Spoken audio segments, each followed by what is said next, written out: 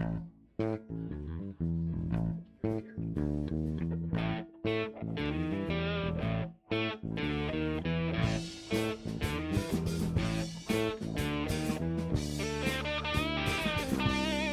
are live in the man cave tonight. We're just talking movies, no politics, nothing else but cool, awesome movie conversation.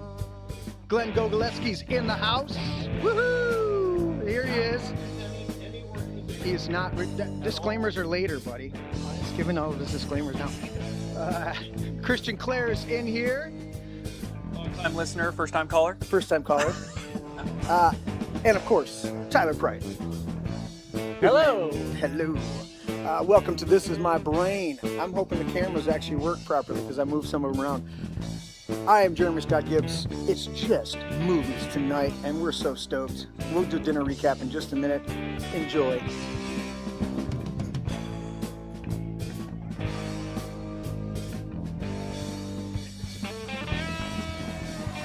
I'm hoping that camera. Oh, it's working. Look at guys. Look at the automation.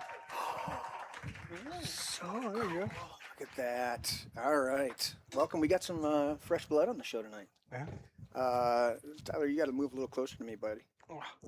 See, frame up. Glenn, you got to frame up a little bit. Okay. Which way? Scoot in. I won't bite.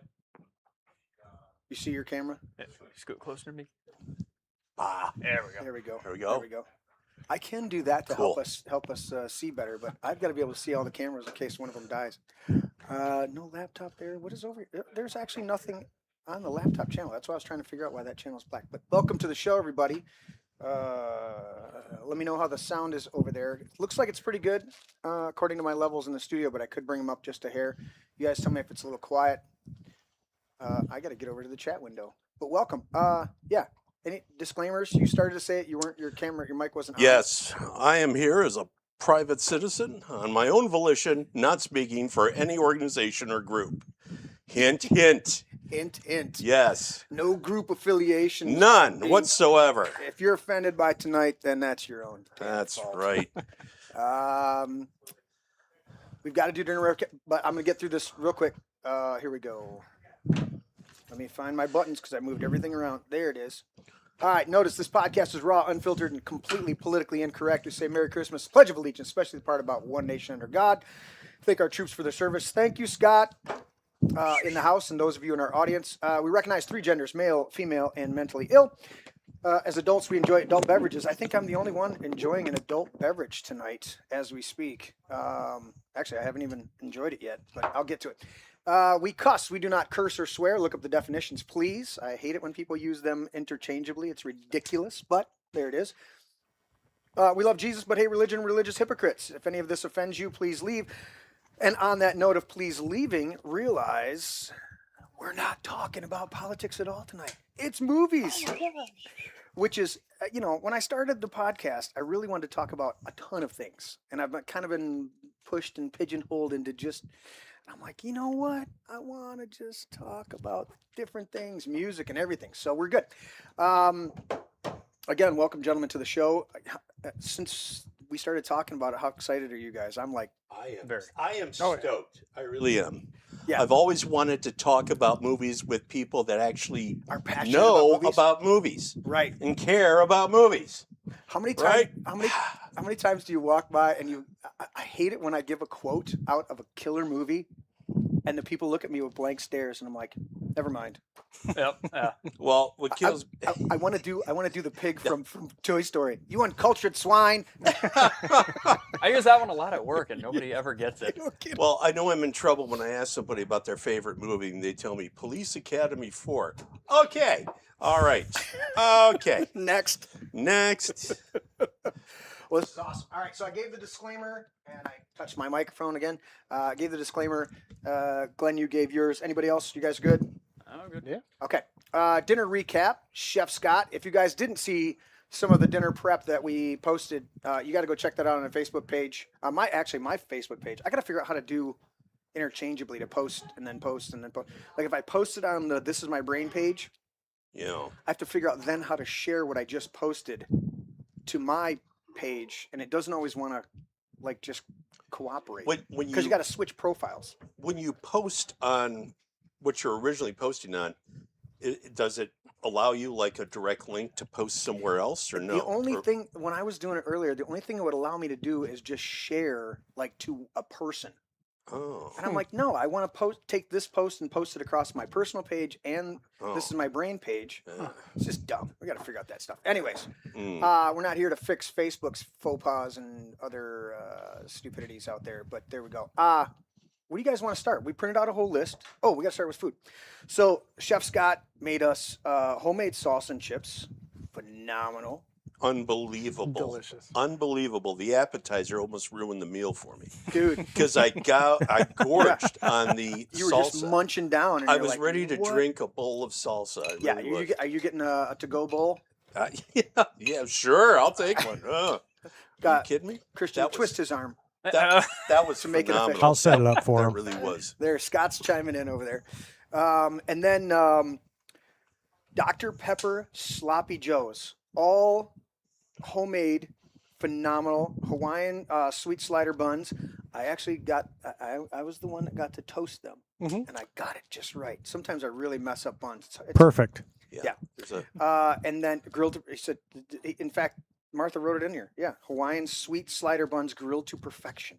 there's a window when you toast Yeah, where it's like, that it's either It's- right or it's wrong. And you it's a gotta- window I will never get. and you got to know your heat too, because sometimes when you throw them on and your heat isn't up enough, Yeah. you get sogginess. Yep. And then other times it's too hot and you're thinking, it's good, it's good, it's good, and you flip it over and they're black. Yep. And you're like, oh man, I put them, too long on here. So yeah. Cajun style, And then yeah. we have a surprise dessert coming up midway through the show. Yep. Midway. Midway through the show, Oh, don't forget about the French fries either. Oh yes, that's not another. Describe the French fries for us, Scott. So twice fried fries. They were in-house steak fries. What we did was sliced them down. Yeah. And then fried them. First, I fried them to cook them enough to get them going, and then I cornstarch. Let them cool a little bit, cornstarch, and finish the frying process in beef tallow. Dude, they were awesome. Awesome fries. Yeah, they're good. I like them. The whole meal, dude. He's spoiling us now, being the resident chef for the podcast. I'm like, dude. I enjoy it. Yeah, it's awesome. Let's see. Back to the overlay. There we go. Okay, I'm figuring out. I reorganized my buttons. I streamlined some stuff, and when you streamline it, and then you have to figure out where your buttons are. You're like, maybe you got too much stuff going on. No, we don't like that. All right, phenomenal dinner. We're looking forward to dessert. What do we got over there, Tyler? Oh, we got some popcorn. Oh, How some about man that? cave popcorn. We got some Yeah. bowls Yes. here. Oh, let's set the mood here. For Yeah, a I mean, movie we're time. talking about popcorn. Look at this suction cup. Yeah. And I am going to take the. You got a bucket down there too. No, on the floor. Oh. You've got your very own bucket. So I'm going to take this one. Sweet. Even though Try it none of us are hungry anymore, we're stuffed to the gills. Yeah. Like we As you eat saw, this. as you saw the gay fish. Cool. When they eat, when I bring home feeder fish for the gay fish, let me give you the. They're all the way at the end of the table. When I bring feeder fish home for them, they go and they grab those little goldfish and munch, and the gill. You'll see the little scales come off the fish out of their gills. So when you hear that phrase "stuffed to the gills," you're like, "What does that mean?" I'm like, I will videotape one time of my Oscars eating fish. Look at, they came out when I started talking about them. They came out from behind the rocks and got in there. Let me hit the fish cam real quick. Cool. Where's my fish cam? There it is, fish cam. Boom. There it is. Look at them big Oscars. Those I are was just great. listening to a podcast the other day, and somebody was talking about fishing for Oscars in Florida. And I'm like, and so I looked it up real quick. Well, they're not native, but they've been released from people's fish tanks, and now they're I guess they're a phenomenal fish to. Some people were saying yes and no about the eating of them. Are they a threat though? To the They're just invasive. I mean, was they're gonna not. say They're not. invasive. They're just. If anything, they would be taking up Yeah. the food supply. Yep. But they said that they're phenomenal fights, like fighting, a bass or something like that. Yeah. They're Well, just fun they're to fight. fighting fish. They I think with the alligators, there's some bigger fish in there that's going to eat the Oscars. Yeah, dude, I'm like, okay, I'm in either way. So, all right, there's the gay fish. I still have not poured my. I'm drinking the water because my ice is melting so Yeah, fast. you're having ice water. It is good. All right, where do we've got the list. We're talking movies. Where do you guys want to start? We got the list. I'm going to give it Just to you start guys. with one. Yeah. Okay, number Start one. with one. What do we love most about movies? And let's go around the table this way. What do you love most about just cinema, cinematography, movies? What there are people that are not big movie people. Oh no. They're dumb and they like to watch stupid sitcoms with laugh tracks because That's they right. don't know where to laugh. They're Yeah. simply wrong. Yeah. Tyler, what do you love about movies and cinema? I think for me, what I love most about movies is a good movie can impact me in a different way that it impacts you or you, and it could tell the same story. It could have the same, story arc as a different film, but something in it will stand out to me and impact me in a different way, and then that just enhances the entire cinema experience. Absolutely. Christian? I gotta think for me, it's got to be the cultural relevance. Like you see movies like Sound of Freedom. Okay, And, like huge. It could bring everybody together and like focusing on one thing or another. Yeah. And it just the way it impacts just everything around us and how we feel, just things like that. Okay, beautiful. Glenn? For me, it's escapism. When I walk into a movie theater, I don't want to think about anything else. Mm-hmm. I don't want to think about my problems. I don't want to think about my taxes. I don't want to think about, this, that, or the other. Yeah. I want 2 hours of mind-numbing mind candy to Right. just get me out of my funk or mood or whatever, Right. or enhance it. But If, you're not a mindless guy, so it's also you're a movie, you're a movie buff. So I understand the escapism absolutely. I love movies. I'm a visual guy. I love visual, but I also love being a musician. I mean, this is my guitar player's bandmate. Of course, Scott. We got half the band here. Actually, over half the band here tonight. But I loved it because I grew up with two incredible grandfathers. My grandpa Soika, that's on my mom's side, and my grandpa Gibbs on my adopted family side. My mom married into the Gibbs family when I was 10. Both of them were incredible storytellers. In fact, they were both commonly called storytellers by the people around them when I was growing up. They're like, "Oh, Grandpa's got a good story to tell," and I have recordings of my Grandpa Soika before he passed away telling stories. I got him, the audio on my phone.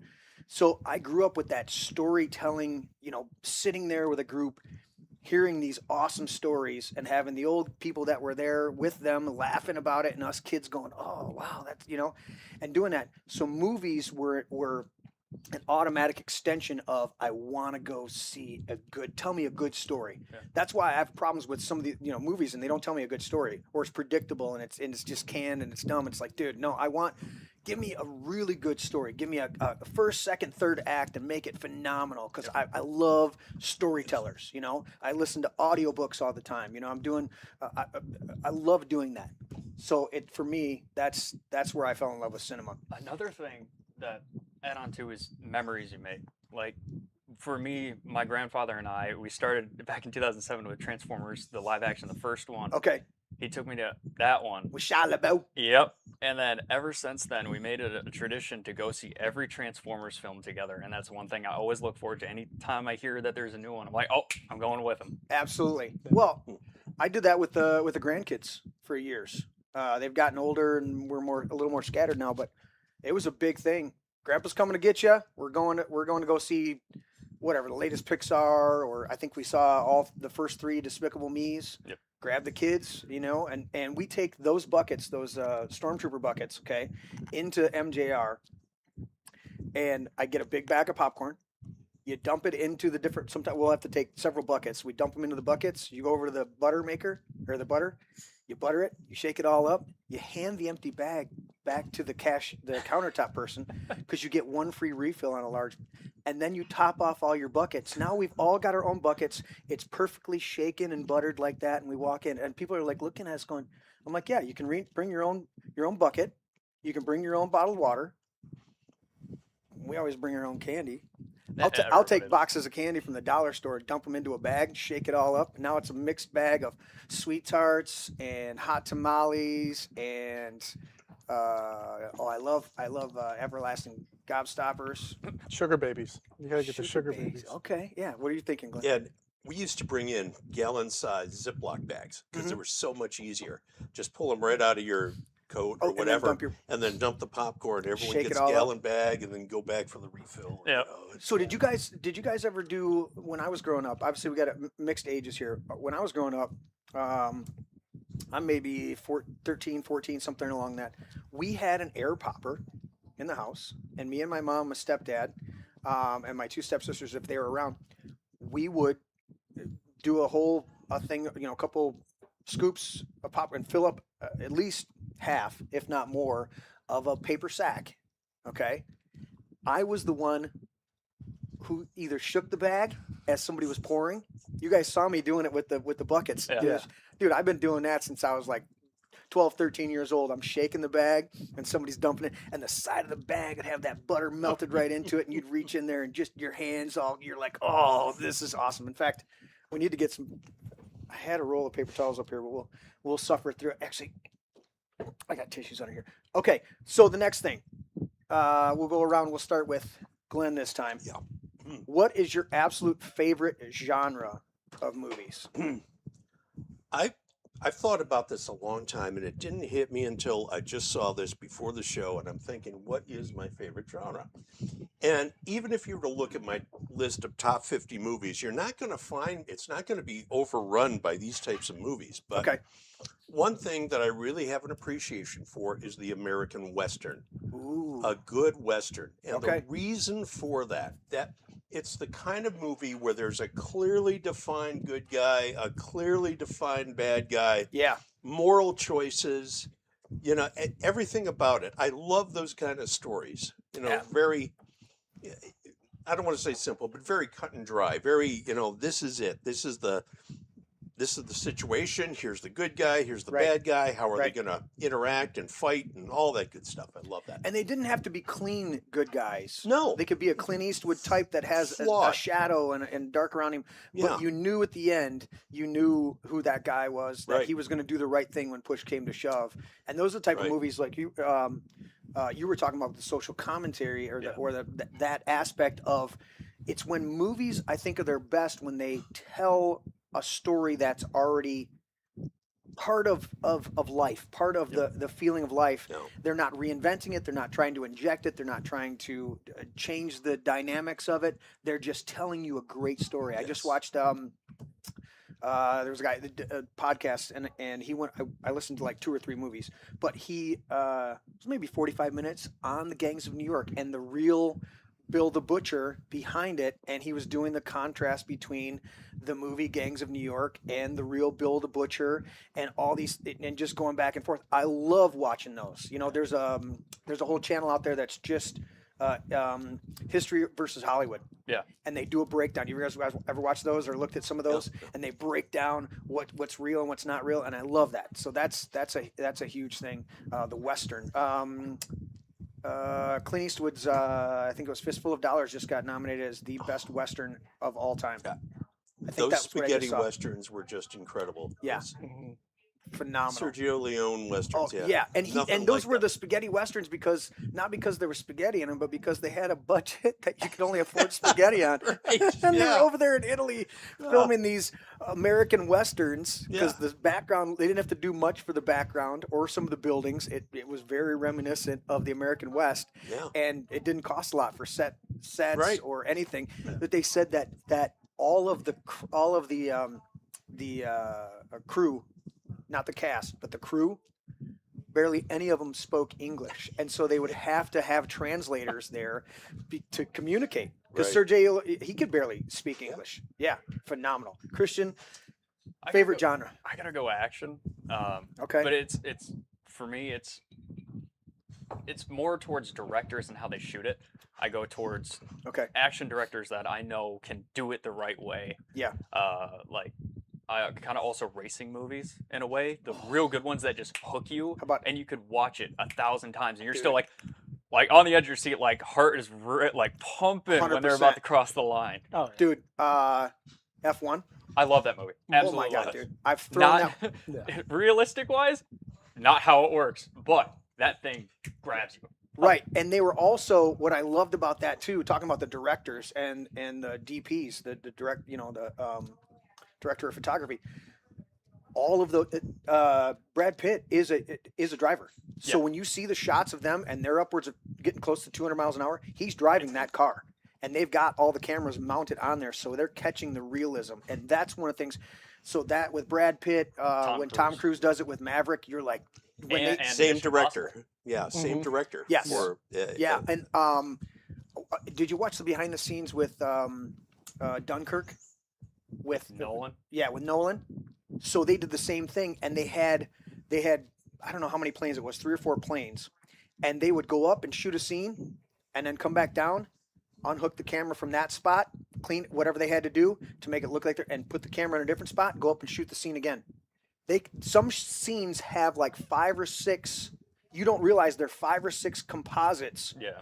where they took the plane back up and shot that, and then came back down, put the camera in a different spot. So they didn't want to have to hide the camera. They just moved the camera around the plane to capture the different angles of it. And I freaking love that. And for Tom Hardy to go just like he did in Bane and be mostly covered his Yeah. face through all of it, incredible. And the way he laced it together one day, 1 hour,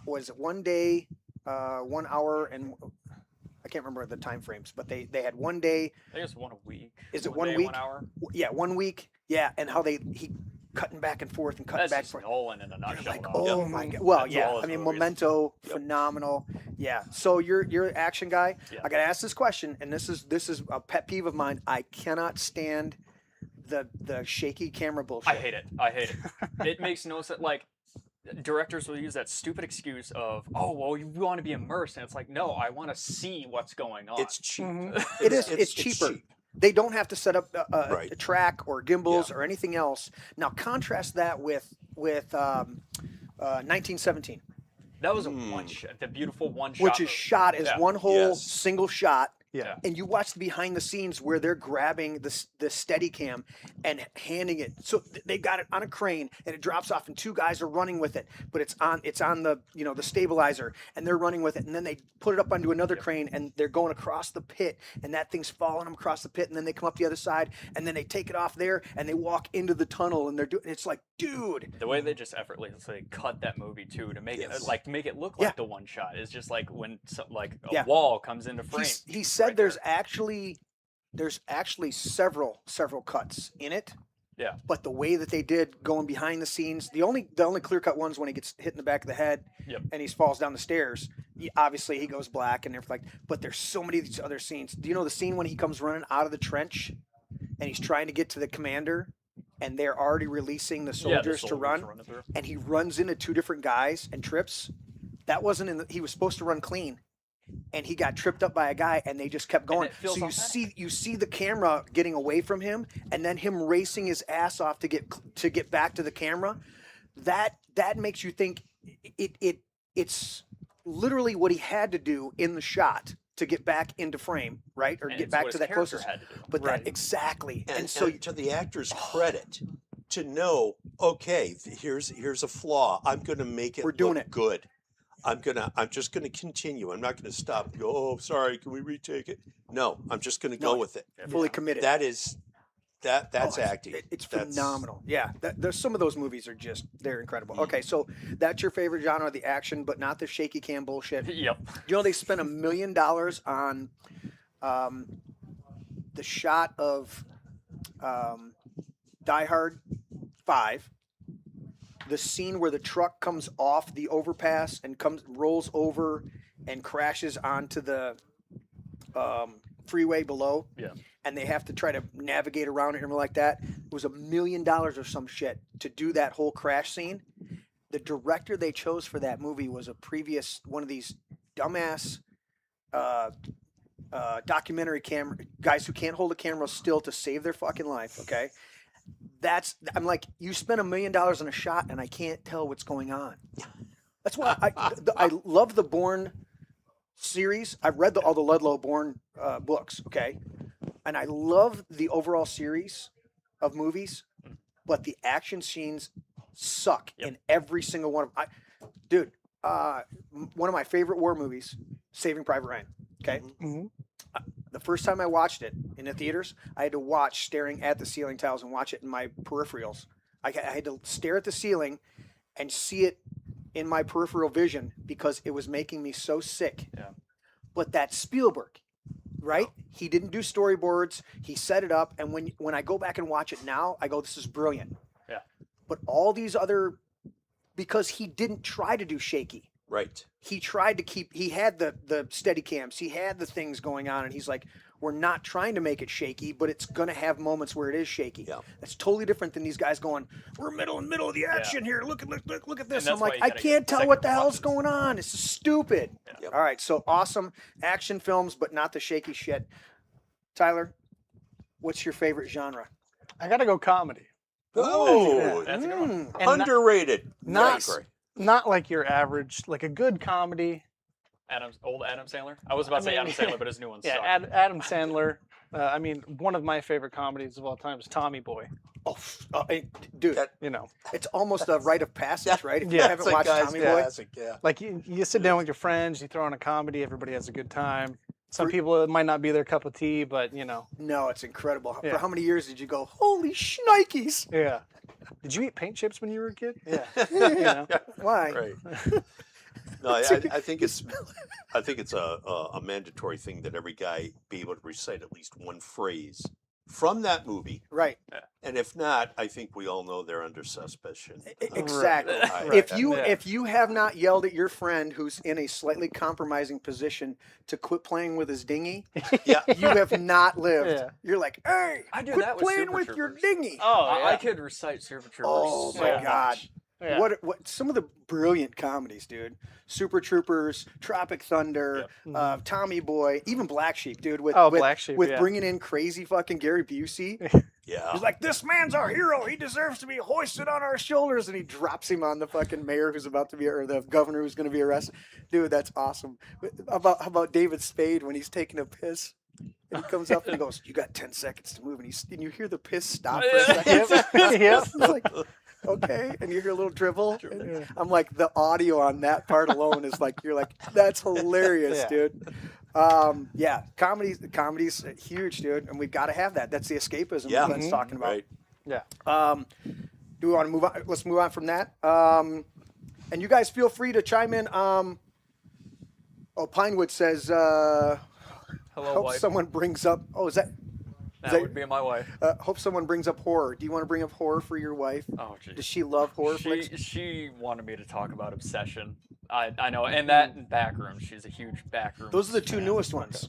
I and hated Backrooms. well, and they're just like Blair Witch, Yeah, right? They're this kind of really low budget, but they've got a feel for they it. got a fan base. Yeah. Yeah. I will. This is the only time I ever quote Chris Rock. There's two jokes that I like by Chris Rock, and everything else he's a racist prick. But Chris Rock did two jokes. One of them is he talks about somebody and something like that, and he's like, "Y'all motherfuckers need to go to church," and it was something hilarious. Like, Yeah. you're like, "Yeah, those are some messed up people." But the other one, he's like, "I saw this Blair Witch Project movie.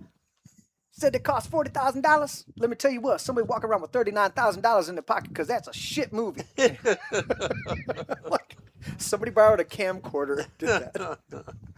Oh. See, but my wife Yeah, Bobby, also, we've got the air on, buddy. Yeah, we need a little noise gate on here. We've got the air on, so I apologize if there's a little wind, guys. We can't turn the air off up here. It's toasty in the studio. my we'll wife see about- also loves horror. Yeah. So the month of October, every year, every night, we watch a different horror movie. Okay. And the first year of our marriage was rough because I wasn't a big fan of horror. But now, I mean, we're watching films that were made in the 50s, 60s that no one's ever watched. Classics, yeah. Oh, That I'm right. finding on Tubi Yeah. or on YouTube for free, and we're just falling in love with Well, them. then again, that's just the woman thing, though. Is women like slashers. Oh, yeah. They like murderous people. So anytime you Right. get stuff like Michael There are- Michael Yeah. Myers. There are chicks who date guys in prison, so I mean, Yeah. why not have a slasher film? Well, I fetish? noticed it's the wives that like horror. Yeah. So Sleep It's- with one eye open It's their, tonight. Right. well, it's also their excuse to get some cuddling in because it's scary and get in there and go, hey, just if you want to cuddle, we can watch an action film Or if they or a get scared, comedy. they just punch you. You know, that would be what my wife does. right? Just- yeah. What are you doing? Jump yeah. scare. Yeah. All right. So let's move on to this one. Favorite score or soundtrack? I'm gonna love this. Now this is favorite. We've got our top 5 lists coming up, and we know you guys' categories now.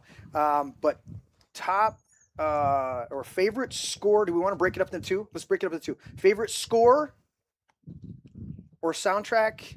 Because there's like Ben Burtt just doing the when he got didn't he win the Oscar for the first Star Wars for audio for sound design? Yes. Yep. So there's a difference between a soundtrack and the music score. Right. There is. And Yeah. it's huge, especially with the Dolby sounds and everything like that. Right. I don't know if that one's as easy for us to pick out the soundtrack Well, to usually point out a person. A good way to like separate it is like score would be the composers and stuff. Like a soundtrack is like, oh, you hear a needle drop in a movie, that's a soundtrack. Yes, That's what I. Yeah. That's Absolutely. The easy way to Absolutely. It's usually a popular tune, like Guardians of the Galaxy. That That all needle soundtrack drops. that- is yeah. all That has no Pop tunes. score. Right, It's yeah. all just yeah. yeah, exactly. but other movies, the soundtrack is the score. So If you guys ever watched, That's I mine. never watched the full movie because the grandkids didn't force me, but it was Cloudy with a Chance of Meatballs. oh yeah, But I watched the behind the scenes and how they created all of the different sounds of a hamburger falling from the sky and hitting the ground, and what they used to make that sound, and what they used to make this sound. And I love that aspect of scoring, doing the soundtrack of a movie. And I'll bring up Ben Burtt again. The stuff that he did, like some of the laser blasts, are him going over and putting a microphone next to a cable line holding up a huge antenna tower, and he took a crescent wrench and went twing, Yep. and he got that, and then he brings it back to the studio and he puts it in a synthesizer and he adds this and he adds that and tweaks it a little bit, and you're like, holy shit.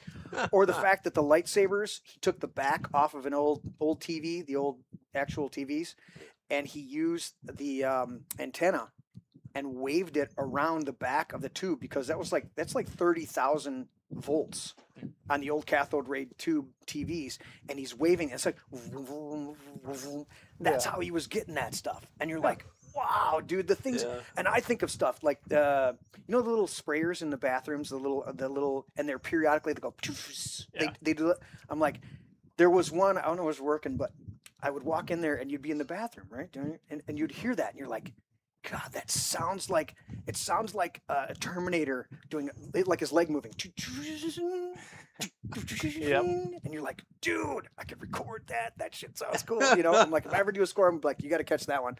Yeah. So let's start with music score, or either one. Either one. What do you think?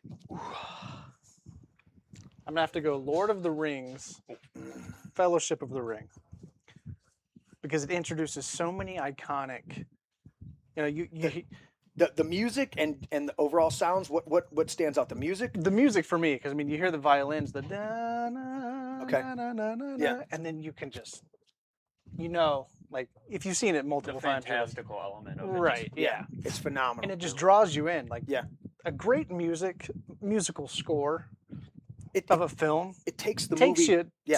to a different level. it'll of- make or break it. yeah. I was gonna say that. Absolutely. Yeah, it'll Yeah. make or break. So many people undervalue that. Yeah. They do. They don't realize it. But how many movies can you think of where you just hear a few notes and it's like, oh yeah, that's it. Yeah. Oh yeah, that's that. Oh yeah. And that just shows the thought behind the writing Okay. of those scores. That's one And of my Yeah. first things I always look for in movies is how does this affect the movie? Right. How does it make you feel? Because there are movies. I mean, I saw Supergirl. That was horrific. But like, It's an We're hour and a half. sorry. that's You won't Two get your hours you'll money never get back. back. Yeah, exactly. But it's like the certain it's so tone deaf at some scenes where there's something serious that happens and it just It's plays nothing. like this Yeah. weird mixture of all these different instruments. Like, oh, it Yeah. sounds cool, so let's just put it in. It's like, Yeah. no. Yeah, this topic I could talk for hours on Okay. because I am. Well, I this am was in one you love noted in our with text film messages. scores, and I wrote well. down Probably my top 6 favorite composers for, and this is in no random order except for number 1, John Williams. Oh, Yes. of course, Yep. of course. Yeah. He Listen, is the master. without question, Glenn, I will confess to you right now, I have John Williams' greatest hits on 2 CDs downstairs in a box. They're all loaded into the computers and on the iPad. It's on my phone. I've got it on my phone. I'm gonna keep talking about you got your top 5. I'm gonna pull this up because I have a whole. What do you make a playlist in YouTube where you can make your own saved playlist? Right. Mhm. I have literally just a movie score playlist on YouTube that I can go and listen to. The introduction to what is it called? It was a HBO series with the robots at the amusement park, Westworld. Yep. Yeah. That score where it's playing the piano and you got the robot guy and you're like, dude, but you listen to it and you're like, oh my God. And then the introduction of this movie and the part of this one and that's your top. That's your John Williams. John Williams. For those of you that have lived under a rock and don't know have a John clue. Williams, don't have a clue, any Steven Spielberg movie ever made is scored by John Williams. We're talking Raiders of the Lost Ark, E.T., Star Wars, Jaws, all of that. Harry Potter, Superman. I was about to say. My favorite one is an obscure one. It was done in 1970. It was one of his first major. Okay, I thought you were movie going to say scores. Sugar. Sugarland Express. Yeah, Not quite. not quite, but Thank you for playing. Number 1, The Cowboys with John Wayne. If you listen to It's that overture Yeah. from the Cowboys, Yeah. you're gonna want to rope cattle.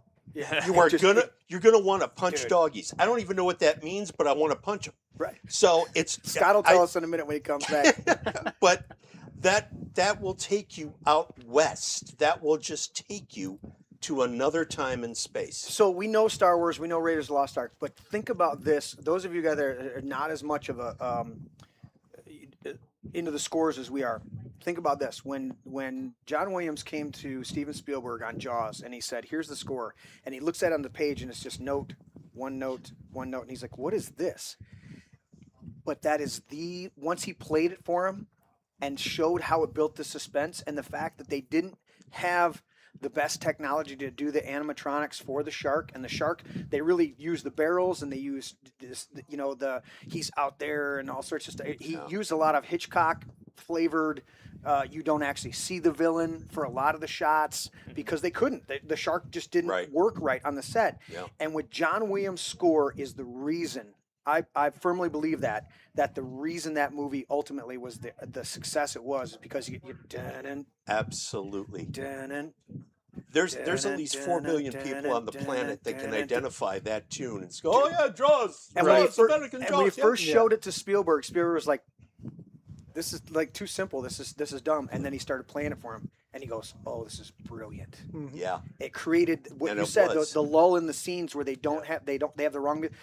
That music. If you would have done anything more in that moment and made it, had any more orchestration in there, you'd have screwed up. That simple.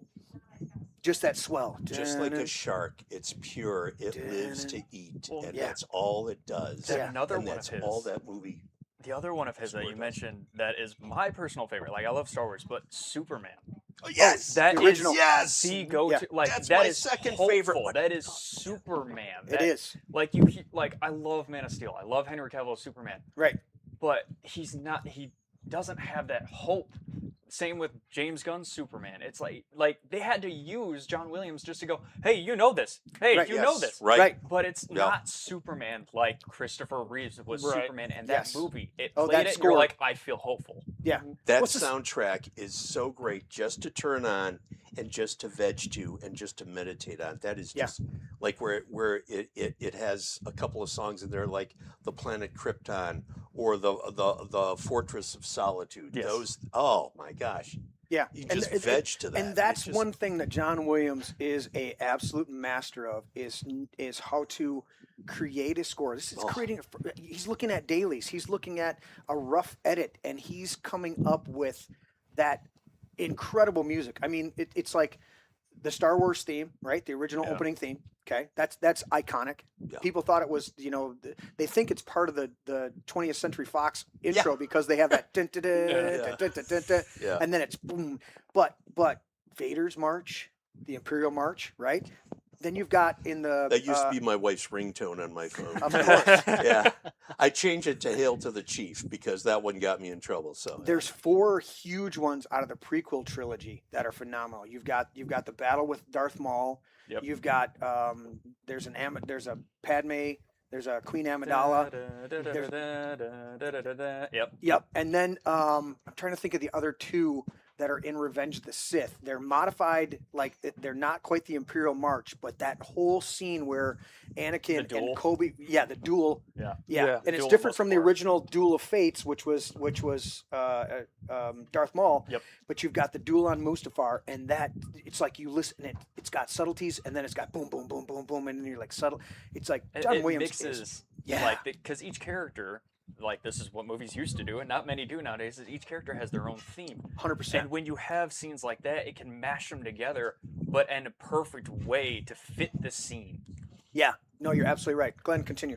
real quick, I just want to give a shout out to the other top 5 on my list. All right, buddy. John Barry, who did Out of Africa, Dances with Wolves, and Midnight Cowboy. Oh, John Barry, wow. unfortunately, he's dead, but Yeah. but Dances with Wolves especially, man, that'll just phenomenal. if you're driving like on a 2-lane highway in the middle of nowhere, you Yeah. want to play that for And your there's so many open scenes within that where he's walking or riding or investigating, doing something where you need that beautiful score Yes. to carry that moment. yes. But he also had the foresight to be like, there are some scenes where I don't have to write anything. Right.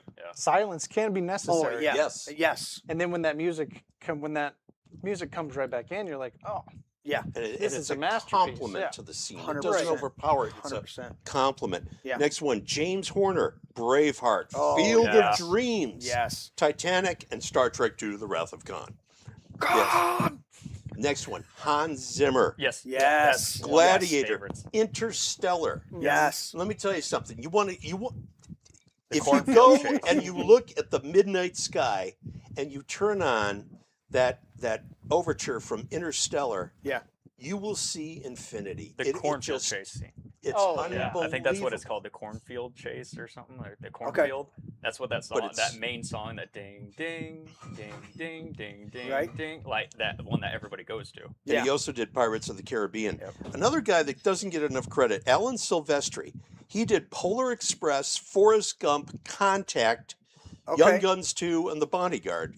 But he's got a lot of modern films there. Okay. And then the last one, the granddaddy, Elmer Bernstein, who Elmer in the Bernstein. 50s was the John Williams of his time. Okay. He did movies like The Magnificent Seven, The Great Escape, Oh, nice. 10 Commandments, To Kill a Mockingbird, many John Wayne films. Okay. And then in the modern age, because I think he died like in 2004, but he did Trading Places, Three Amigos, Ghostbusters, Animal House, and Airplane. Wow. After doing some of these movie most classics. iconic stuff. Yeah. Just, Yeah. So, Wow. anyway, Wow. that's my beautiful. list. That's beautiful. Christian, what did you have on your top score, your favorite score soundtrack? It is Tron Legacies, because that Dude, it Daft fits Punk did everything. Dude, Daft Everything Punk so well. was incredible on that. Yes, and to know that they, like, it just came out that they actually were held back on some things, but when you listen to that, Yeah. every song of theirs, I can name, that's my favorite movie, and the thing is, like, you could hear their songs, and you know what scene it is. Yeah. Mhm. Oh, Like, yeah, straight away. exactly. Like, I know it's this one, but Yeah. then they sometimes, like, mix them, as I said, you mix them together sometimes. Dude, the scene when he goes, "Let's electrify the girls and boys." End of line. That's Yeah, my dude. favorite. That's my favorite It's one. like- I have the limited edition vinyl of that movie. We need to watch Do you it. really? Yes. Oh, wow. That's awesome. Yeah. We need to watch it in here because my surround with the sub in here, because we got the 7.1 with the surround. It's incredible, especially with the speeder bike scenes, but then also the what are The the recognizers.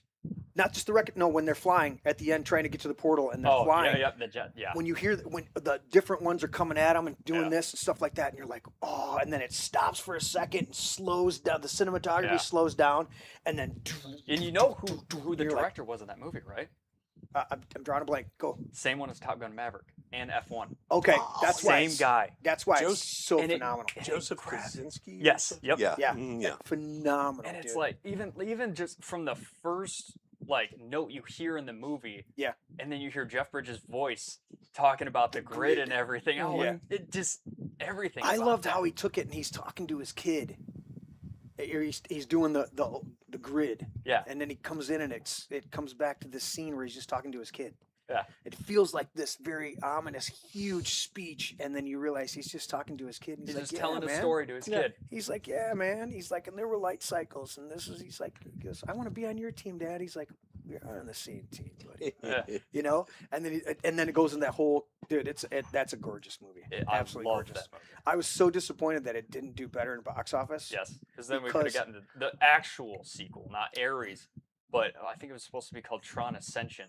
Right. Well, they did the bridge to it. They Yeah. did the 10-part Uprising. Uprising series on wasn't that Disney Plus? Yep, or Disney XD at the time. Yeah, Disney XD, and the cinematography in that alone as an anime was Yeah. phenomenal stuff. And they were telling that story. I'm gonna go. So I got scores and soundtracks. I love the different soundtrack, the scores. I'm always looking at the scores. Soundtracks, I love that too. When I go, oh, this guy came up with this. I mean, Ben Burtt's my absolute hero on that because I've watched so many behind the scenes things on Star Wars and where he came up with this sound and that sound and how he did this. You know, Chewbacca's voice, and he's the voice of R2D2, but he modulated it. And when you listen to actually R2D2 through all the movies, you hear him answer. You hear it in the electronic voice. You know, he's like, oh, we're in deep trouble. You know, and you're like, dude, he does. It's so cool.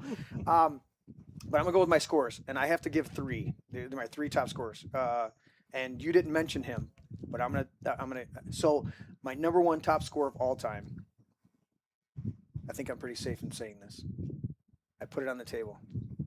Amadeus. And they wrote Yes. the music when they did the movie. They wrote the music as the main character.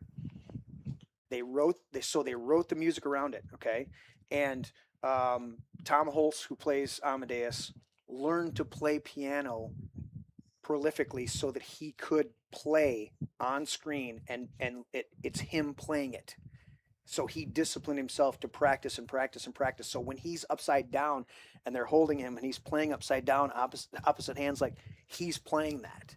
And you realize the whole score and the way that they filmed it and Salieri doing this and all it just, you go, oh my.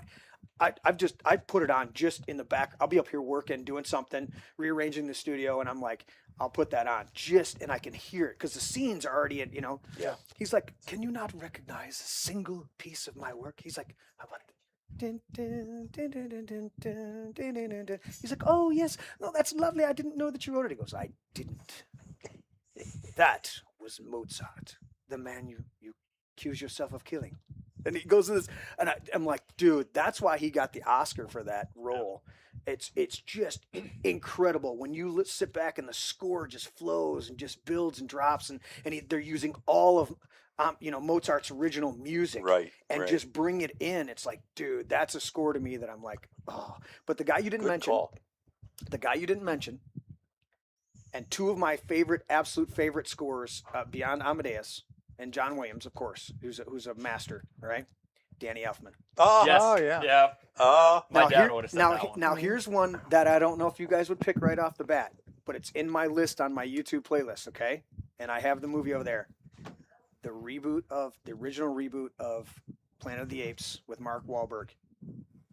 The original introduction during the kind of the credit scenes is you go back and listen to it. It is incredible. Danny Elfman, and it's got these rises, and you're like dun dun dun dun dun dun dun dun dun dun dun, and you're just like, dude, it's like you can hear there's elements from Big Fish and Batman and some of these other scores that he's done, but it's this just incredible. It's my favorite part of the whole movie, and I like the movie. Yeah. I thought it was a really well done movie, especially with Tim Roth as the bad guy and Helen Bonham Carter as the the chick who's conflicted trying to save the humans, but then being it's like you got and even Wahlberg's character. It's like he didn't have to go way outside of himself, but he does a great job of being that kind of the everyday astronaut guy. Yeah, right. But that score threw out of it, and Michael Clark Duncan as the big gorilla. It's phenomenal.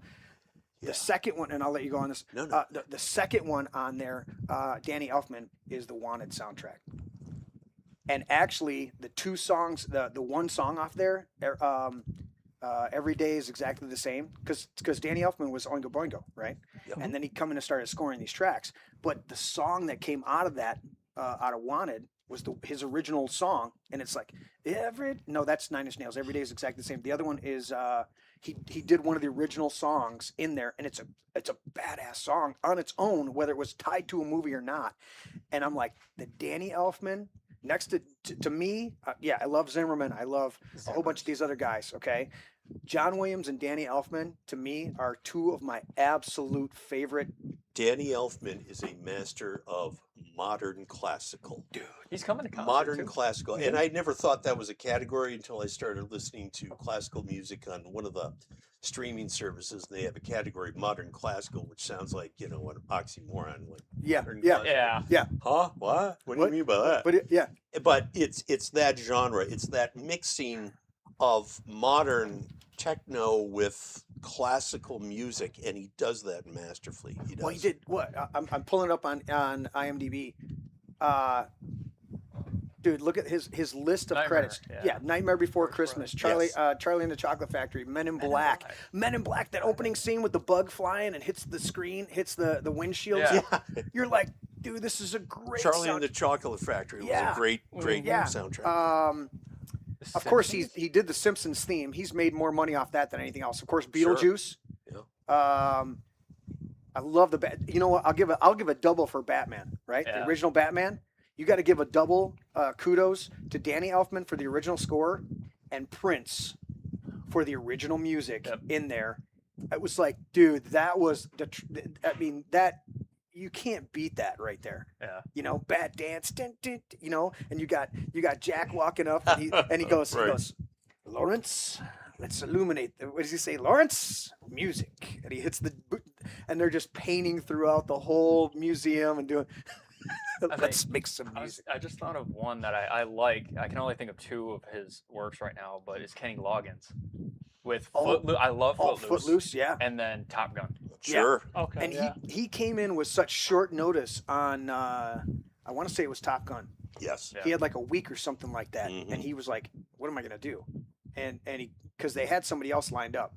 Yeah, I'm scrolling through, dude. He was Spider-Man. Spider-Man 3. Spider-Man 3. wow. Dude, look at that. Fable? The game Fable? I did not know that. That's what I'm saying, dude. Look at his freaking thing. Hulk. We're not even out of the 2000s. I'll let the people in the audience see that. We're not even through that, dude. Look at that. Huh. Like, wow. Well, they just keep seeing Simpsons. Mhm. Yeah. Talk about prolific, just Yeah, the amazing. ability to continually. Yeah. Psycho, a Scream civil action. too. Dude, a civil action. Goodwill Hunting. Yeah. Music, score producer, music. So he was playing keyboards, piano on that because he's phenomenal at that. Mars Attacks, come on. Some of these are just incredible. Dead Presidents. Yeah.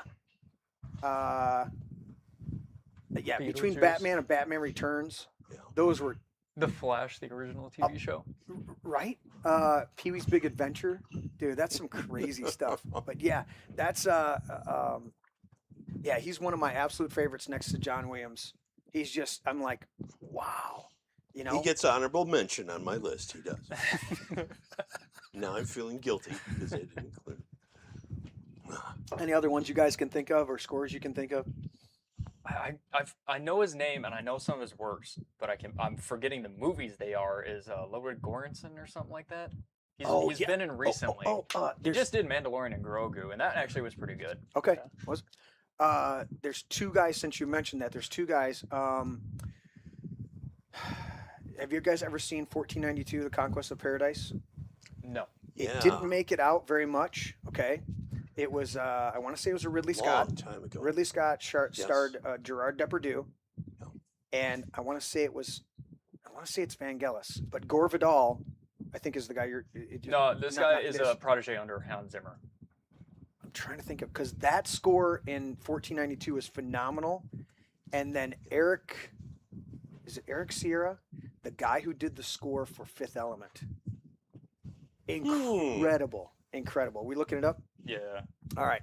So the guy that did the score for Fifth Element, and then the guy that did the score for 1492. Which one are you looking up? Ludwig Göransson. Oh, you're looking up Gorson? Okay. Yeah. I didn't pay attention. I didn't like Fifth Element. I really didn't. But Oh, that's one of my, next to Star Wars and Star Trek, it's one of my all-time favorites, dude. I mean, absolutely favorite. Ludwig is the one that's been doing Nolan's recent movies. He did Odyssey, Sinners, Oppenheimer, Tenet. Oh, then He also- you got to give him huge credit for He that did because Black the scores Panther on those are, movies. yeah. Creed. He did Creed. Okay. So, Venom, Um, Central Intelligence, Death Wish. yeah, 1492, Conquest of Paradise came out in 1992. It was panned by critics, and ultimately it was one of those ones that they didn't really push out there. No. Cinematography-wise, it's phenomenal. Yeah. Historically, it sucks because they used a lot of creative licensing, just like he did with a lot of his movies, like Yeah. the most recent one with Napoleon. Yeah. The Yep. creative licensing on Napoleon, it's like, really, dude. I Yeah. mean, I get it in Gladiator and a few of these other ones. Yeah. But dude, you got to get some of these more recent Yeah. historical biopics. You got to get them a little bit closer. Correct. So I'm trying to find the soundtrack on this one. May have to look at it. Let's see, I'll cast and crew, because it's. I know the guy. As soon as I see it, I'm gonna be like, that's right. Vangelis. Yeah. See. So I was getting it backwards. Vangelis is one of the ones. Let me see if he's. I want to say. Well, I want to say Vangelis was also Blade Runner. The original Blade Vangelis Runner and was Chariots of Fire and is probably Chariots of his Fire. most favorite, Yes. or popular, I should say. Yes. Also Everyone did, knows him from that. also did Alexander, which was another Ridley Scott one. What's the most recent? Aliens. So he's probably been involved in a bunch of the Aliens ones. Hopefully it's not that show, because that show sucked. Alien Earth, that was an Oh, no. abomination. No, Yeah, I would say that because was- he's connected with. Well, he's Vangelis is I want to say in Scandinavian, because if you look at some of the titles there's a bunch of them that are Yeah, and they're very European. I thought he was Greek. I don't know. Maybe I'm wrong. could be. But yeah, he did the Whatever. Blade Runner. I I didn't see know they're there's getting a new show, 2099. It looks Yeah. horrible. Dude, I actually really enjoyed 2049, but that's me. I thought it was the way that they told the story in there. I thought it was really good. But I like Ryan Gosling. He's got a certain Yeah. flair for me. But This new one, no. I don't go into here's a side thing. Let's and I think Christian and I started to talk a little bit about this before the show. I can compartmentalize. All right. The sequel trilogy, 7, 8, and 9 of Star Wars. All right. As a strict Star Wars fans, I think all three of them suck because they didn't follow the original folklore. The original Lucas gave them a treatment and said, here's what 7, 8, and 9 should be. Here's the overall outline of it. You also had the Thrawn trilogy written by Timothy Zahn. You had that phenomenal whole thing going on. That's the template you should have followed. They chose at Disney to screw that all up and deviate from it. You could have done those stories, even though they've been in the lore since the 80s, since the release of really Return of the Jedi. You still could have done those and done a phenomenal I mean, look at Lord of the Rings, right? Do we have to rewrite Lord of the Rings? No, we go with what Lord of the Ring is, but we make it a phenomenal motion picture based off a book that everybody's read for the last 80 years, okay? You can still do it. So you could have taken that. So from that strict Star Wars fan, I wanted to see the Solo twins. I wanted to see Luke Skywalker with Mara Jade. I wanted to see Jorah Saboth as the villain in there, along with Thrawn, Grand Admiral Thrawn. I wanted to see all those things, those elements. They screwed that up. Now, take aside being a purist, watching the films in and of themselves, by themselves, I think they're awesome films. By themselves, if I suspend my purism of my expectations. I can do that with the first two. Episode 9, I can't, just because that stupid Goonies knife with the Death Star. Yes, you have to be in the perfect place on the planet. It's like just ridiculous. To see it. I hate it's that. ridiculous. So, but I can appreciate the cinematography and the film. The whole feel of it from a standpoint of, okay, if I was a purist, all right, And maybe they should have done something like Abrams did with the reboot of Star Trek. Do a Kelvin timeline. Do it, it's something to where you're not screwing with this. They never brought the original cast together in one scene and had that great reunion that everybody wanted. What was with giving Chewbacca a medal after all these years? It's like, when you knew that in the lore of it, Chewbacca got his medal off screen. In the lore of the canon lore, Chewbacca got a medal that day too. He just didn't get it presented to him up on the stage with everybody else. That was in canon lore. I never questioned that he got it. One scene that bothers me in episode 7 is, I think it's episode 7. Yeah, when they all come back. It's at the end of the movie. Mm-hmm. Leia walks straight to Rey, passes Chewbacca right by Chewbacca right after Han's death, and apologizes to Rey I'm so sorry. I'm like, what are we doing? Exactly. Exactly. So again, if you come at it from just a pure movie watcher, normie, normie, I can get around that. So that's the same way I looked at a lot of these other movies. I go, all right, can I set aside my expectation and just enjoy the film? That's what I was talking about earlier with the Odyssey. But when you set that bar so high, I know it. And yeah. You're fucking with my childhood, man. And it's like you tried, good job. You kind of tried. Yeah. Right. The disappointment factor for me is just too much to bear. Yeah. I thought Star Wars Episode 4 and Episode 5, which were the first two Star Wars 100%. movies, were the only ones worth a damn in the entire series. The third one that came out, this is what shot it to hell for me. That third Star Wars movie, Episode 6, or with the Ewoks. Yeah, yeah. The last half hour of that film was a big commercial for Ewoks toys. Yep. It was. That's all it was. It was. And that's when I knew things were going to hell in a handbasket. That's what episode 8 did with the porgs. Oh, yeah. Yeah. Oh, 100%. And the fact that Chewbacca's munching on one, Yeah. the other two are looking at it. They're like, yes. Give me. I'll take that one. Fried. Chicken free? What's that? Free? I can't think of the term. Fried chicken? Yeah, but I was thinking of fried chicken. I can't think of it. It's escaping me now. It's done. I lost the momentum. All right. So, soundtracks, phenomenal. Movie scores.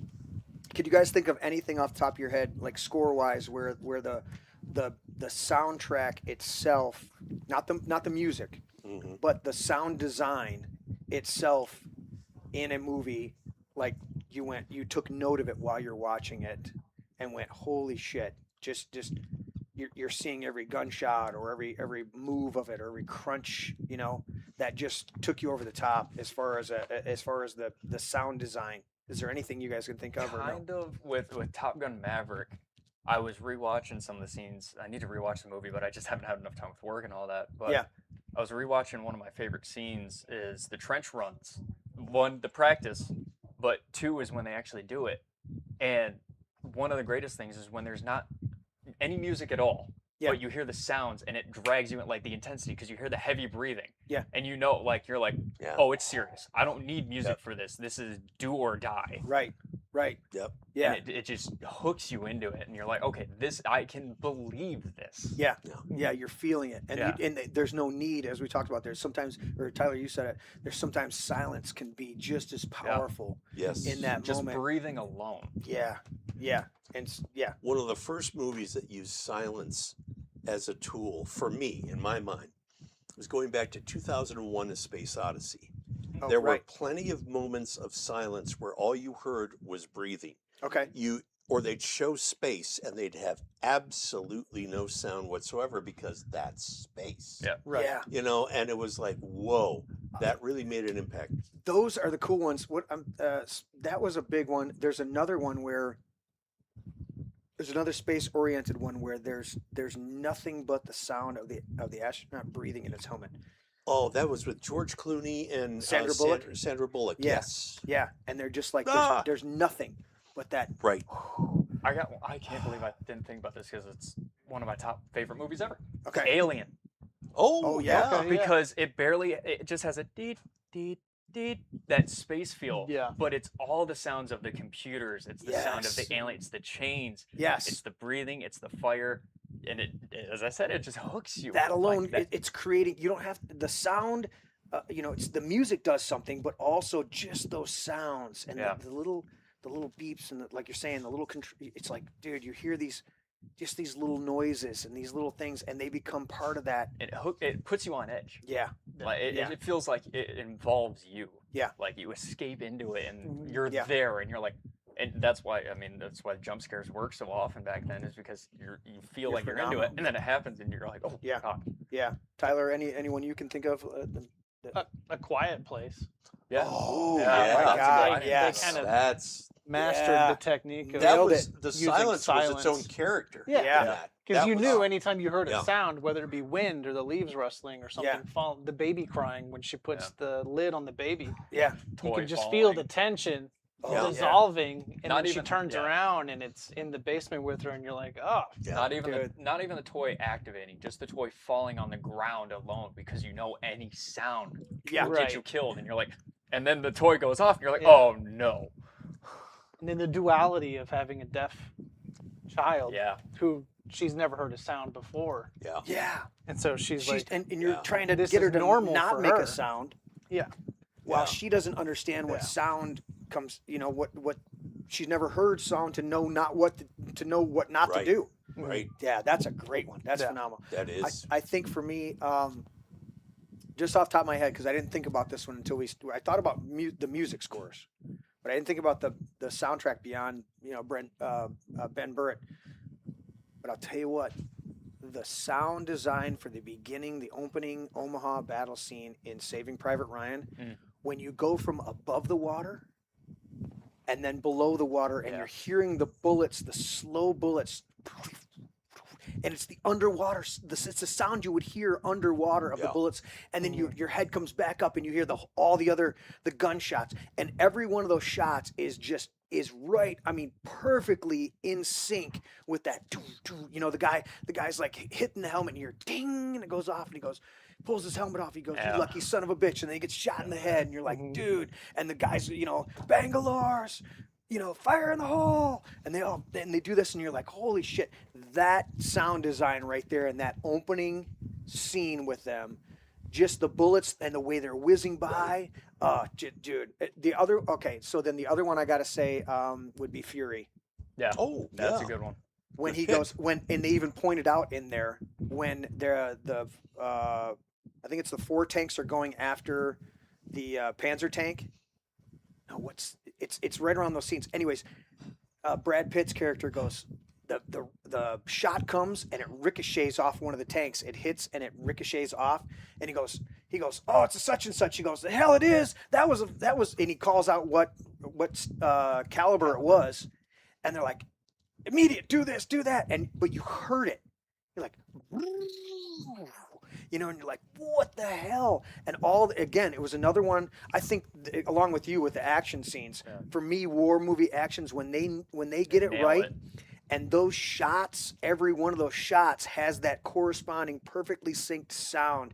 You're like, damn! It's like you're immersed. You're in the action. American Sniper is a Dude, good one too. When the helicopter comes around you and you feel it in Top Gun Maverick, American Sniper, Lone Survivor. Yeah. There's a whole bunch of those. It's like when you get that soundtrack Yeah. dialed in, you're like, oh, dude. Well, it's like with American Sniper, I was thinking about this. It's like, if I remember correctly, it's been a while since I've seen the movie, but there's not really any music in it. It's all just his breathing Yeah. The shots fired and the reloading Yes. and him just taking it like slowing down his heart rate. Yeah. And the only song you hear, I'm pretty sure, because I don't think there's any song in that movie. The only song you hear is taps at the end. When Okay. it's playing for his. Okay. For So his it funeral. relies more on that sound design Yeah. element. A great example from that movie is when he's back home in between deployments and he and his wife are going in the Yeah, car and yeah. you just hear his tinnitus.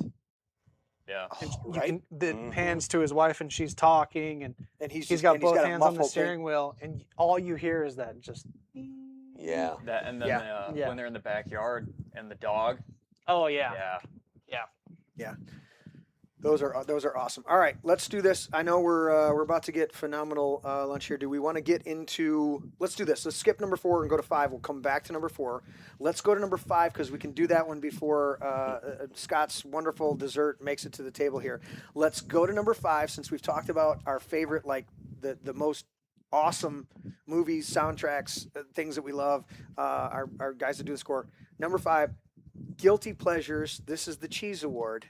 And this was one, I'm going to let you go first, Glenn, because you're like, we got to focus on the cheesiest movie that is you said you called it the guilty pleasure. Yes, It's guilty the pleasure. movie you watch, even though you know it's really ultimately bad. It will never win an award. Never. It will never Well, get. it might any win- kind it of might win a critical acclaim. raspberry It might or- win a raspberry. My guilty pleasure. I got 2 of them, and they're both the same movie, 2 different versions. Red Dawn. Okay. Guilty Yeah. pleasure. You throw this. Okay. I watch either one, and I'm like, yeah. right? I watch them, and I want to invade Canada. Okay. You know? I'm telling you, I do. yeah. All this damn With my smoke. Jeep, Yeah. So with a cigar. I was thinking you were going to go straight B movie, and, Oh. you came in with Red Dot. movies that actually made some money out there. Yeah, they made a little bit, but Yeah. panned. They were Well, panned, and of course, Dude, the you know, second one they fucked up so bad because it was supposed to be the Chinese, and the Yes. Chinese wouldn't let it play Right. in Yeah. China if it was. Yeah. So they changed it to the North that Koreans. was a financial decision. It Yeah. was like, oh, nice guys, Yeah. really yeah, nice. exactly. It's dumb. All right, what do we got here, Scott? Yeah, homemade peach cobbler. Homemade peach Oh cobbler. my. Do I need to get the microphone? Oh my god! Oh, Look at that. oh, Homemade Look at that. peach. Thank you. And French vanilla ice cream. Homemade peach cobbler with French vanilla. I have to do my ice due cream. diligence. There's no nuts in this, right? No, Cool. other than I- French. Do you have a nut allergy? I do. Do you? I did not know that. Yeah. No peanuts for Tyler. well, we'll just No, have I to can- eat his portion. I Look can at have that. Look at peanuts that. and almonds, but I can't have tree If he nuts. starts coughing, we'll So as know. long as there's no pecans, walnuts, hazelnuts, cashews. Listen, we got coffee and an EpiPen somewhere. There we go. You're give me good. a You're give me a covered. Dr Pepper. we and got a- phones out here a for brisk walk. 911. Don't Stand worry by. about it. There you go. Thank you, Chef Scott. Do you want to describe it any more? No, it's just a southern recipe. Okay, peach cobbler with. Peach cobbler and Let's take a bite here. It's a bowl of yum. It's Dude, delicious. if we weren't in a coma from the original dinner, we're going to be in a coma now. see, You know? Christian's used to this. I was about to say, Oh my if God. you don't see a reaction on my face, it's because I grew up with this. Right. It's just amazing. You better have a reaction, otherwise I'm going to call you an ingrate. Ugh. Will you fill me back up? And will you turn the air? I'm trying to adjust for the sound, but will you turn just push the thermometer on the thermostat? Just push it up above whatever temp it says. I've got reason to roasting believe beer. this is outlawed in like 13 states because it's so good. Dude, probably is. Is there any alcohol in it? No. Okay, should be. Stellar. I mean, it tastes like it's like sweet enough to. Oh my God. Yeah. What's that crust? That's delicious. Not coffee. Dude, it's phenomenal. It's phenomenal. I mean, like with your suggestion, you could have done it with chocolate ice cream, but I don't think it would have been as good. Mm-mm. Gotta have the vanilla. No. I have the Yeah. vanilla, right? Yep. What do you guys enjoy? I would like try to- butter pecan with this. I would like to wonder if that would apologize be to good. those of you watching tonight on the show. You do not get any of this. We do. I do not apologize. It is all Yeah. ours. You get Tasty. nothing. It's Yeah. tasty. Scott, You you get did a hell of a nothing. job. Good day, Hell of sir. a job, Chef Scott tonight. Absolutely. Big round of applause for yeah, Chef absolutely. Scott. Big round. Yeah, I do have that one for the guests out there. For everybody watching the show tonight, You get nothing. You lose. Good day, sir. And if anybody has a problem with that, And fuck you if you don't like it. did I push that button on purpose? It pushed itself, really. All right, I'm going to turn the air down for the second half of the show. We'll have to suffer through it. This is I'm evil. from Texas. That's nothing. Well, I was trying to adjust your guys' microphones from the air. So when we redo the system here in the man cave, we're going to put the furnace in a different location, and there's actually going to be other registers that come in, and this is going to be this is going to turn into the cold air return. But until then, I was like, dude, it's so freaking hot. I have to put something because so we go. You're not reading the chat. Your wife says, "Make Christian bring it home for me." So you're on duty to bring it home. You realize that he is your father-in-law too, so you can text him and tell him to do that. You have requests, Scott. Yeah, your daughter-in-law wants them. All right, there we go. You're getting a bowl, hon. All right, let's finish up with this one quick with whoever doesn't have their mouth full while I put more ice in make noisiness while I put my ice in here. So, guilty pleasure for me. Yeah, give me a guilty pleasure. Amazing Spider-Man 2. Okay. I unashamedly love the soundtrack. Hans Zimmer. Yeah. I think it's Pharrell Williams too. I don't care about that. But the fact that when you have Electro on screen, you got his like talking, and the guitar's gearing up, and then just the bass drop, and you just and everything just goes off and chaotic. Okay. And then I love Andrew Garfield as Spider-Man. He's my favorite Spider-Man out of the three because he's not a great Peter Parker, but Right. he's a fantastic Spider-Man. He acts like Okay. Spider-Man. Yeah. Okay. So everything about that like just fits, but the story is garbage. You got the fact that Harry and Peter were not set up at all as friends in the first movie. Like he was never even talked about. Then all of a sudden they reunite in the second movie. Like, oh my God, it's been forever, and it's laugh because we're friends, and then they just go off from there. And then Right. there's like 4 storylines in one. You got the Rhino stuff for Yeah, whatever it's- reason in that It's movie. goofy. The only thing I like really do appreciate is Gwen's death because it hits harder. And then you see in No Way Home, they really pay that off in No Way Home. Okay. Oh yeah, I feel like his storyline ends when Yeah. he saves her Yeah, in No Way Home. because he's the only one that needed it. Because Toby didn't need that ending. His ended just fine. Right. But it was cool to see him and Doc Ock interact. But Andrew, he needed that because one, the writing sucked for those movies. Yeah. But like, as I say, he's my favorite Spider-Man. He needed that closure. What did you think of the Spider-Man with Tobey Maguire, him, and No Way Home, Tom Holland. yeah. What did you think of that one? I loved it. I really did. I think, of course, there's some issues, but That for me is a guilty pleasure. I enjoyed Yeah. that movie immensely. I don't think it was a work of art. I just enjoyed it. That's why I think it's a good movie. I love it. It's a good movie. It's not really a bad movie, and that's why I wouldn't say it's a guilty pleasure. Yeah. Because it was never. It's not panned by anybody as a bad movie. Everybody thinks it's a good movie. So I mean, that's why it's not on my Okay. list. But Okay. everybody hates Amazing Spider-Man 2 for multiple reasons. Yeah. I think IMDb and Rotten Tomatoes and everybody has it as the worst Spider-Man movie ever. So that's why. I just appreciated that they paid ode to the meme, Yeah, the 3 Spider-Man. the 3 Spider-Man. Well, That was- in the trailer for the new Spider-Man movie coming out on Friday, like, it's not just like that movie happened and we're forgetting about it, and like that, and Tom Holland's Peter forgot about all that. Yeah. In the trailer, he's like, "Oh, Peter number 2 did this, so I can do it too." yeah. So he's calling back. Oh, to yeah, I'm like, yeah. I love that. Yeah. They're not forgetting about it. Exactly. Well, they're trying to bring that together, and it was a lot of Singer didn't do a great job of keeping the cohesion, the timelines with X-Men, and the same with the original Spider-Man, and then they tried to reboot it again. It's like, if you let Sam Raimi stay in charge of it, the same way that they screwed up, the original 2 Batmans, if they'd have figured out how to bring Tim Burton back, or kept at least the same feel of the Tim Burtons, not let Schumacher come in there and fuck it up. Yep. They'd have been great. But yeah, to bring it back together Thank you. Sir. and to create the idea of the the multiverses and stuff like that. I'm still slurping while I talk because I talk. Your wife says Tobey Maguire is the best best Spider-Man. No. I love her. I love you, but no. Are you sure? She's asking, are you sure? Because I have a feeling you're going to eat it on the way home. But you're going to eat it. We'll see. Yet to be determined. Tyler, your guilty pleasure, something that you watch and are only confessing now before the mass of people. Any Fast and Furious except Tokyo Drift.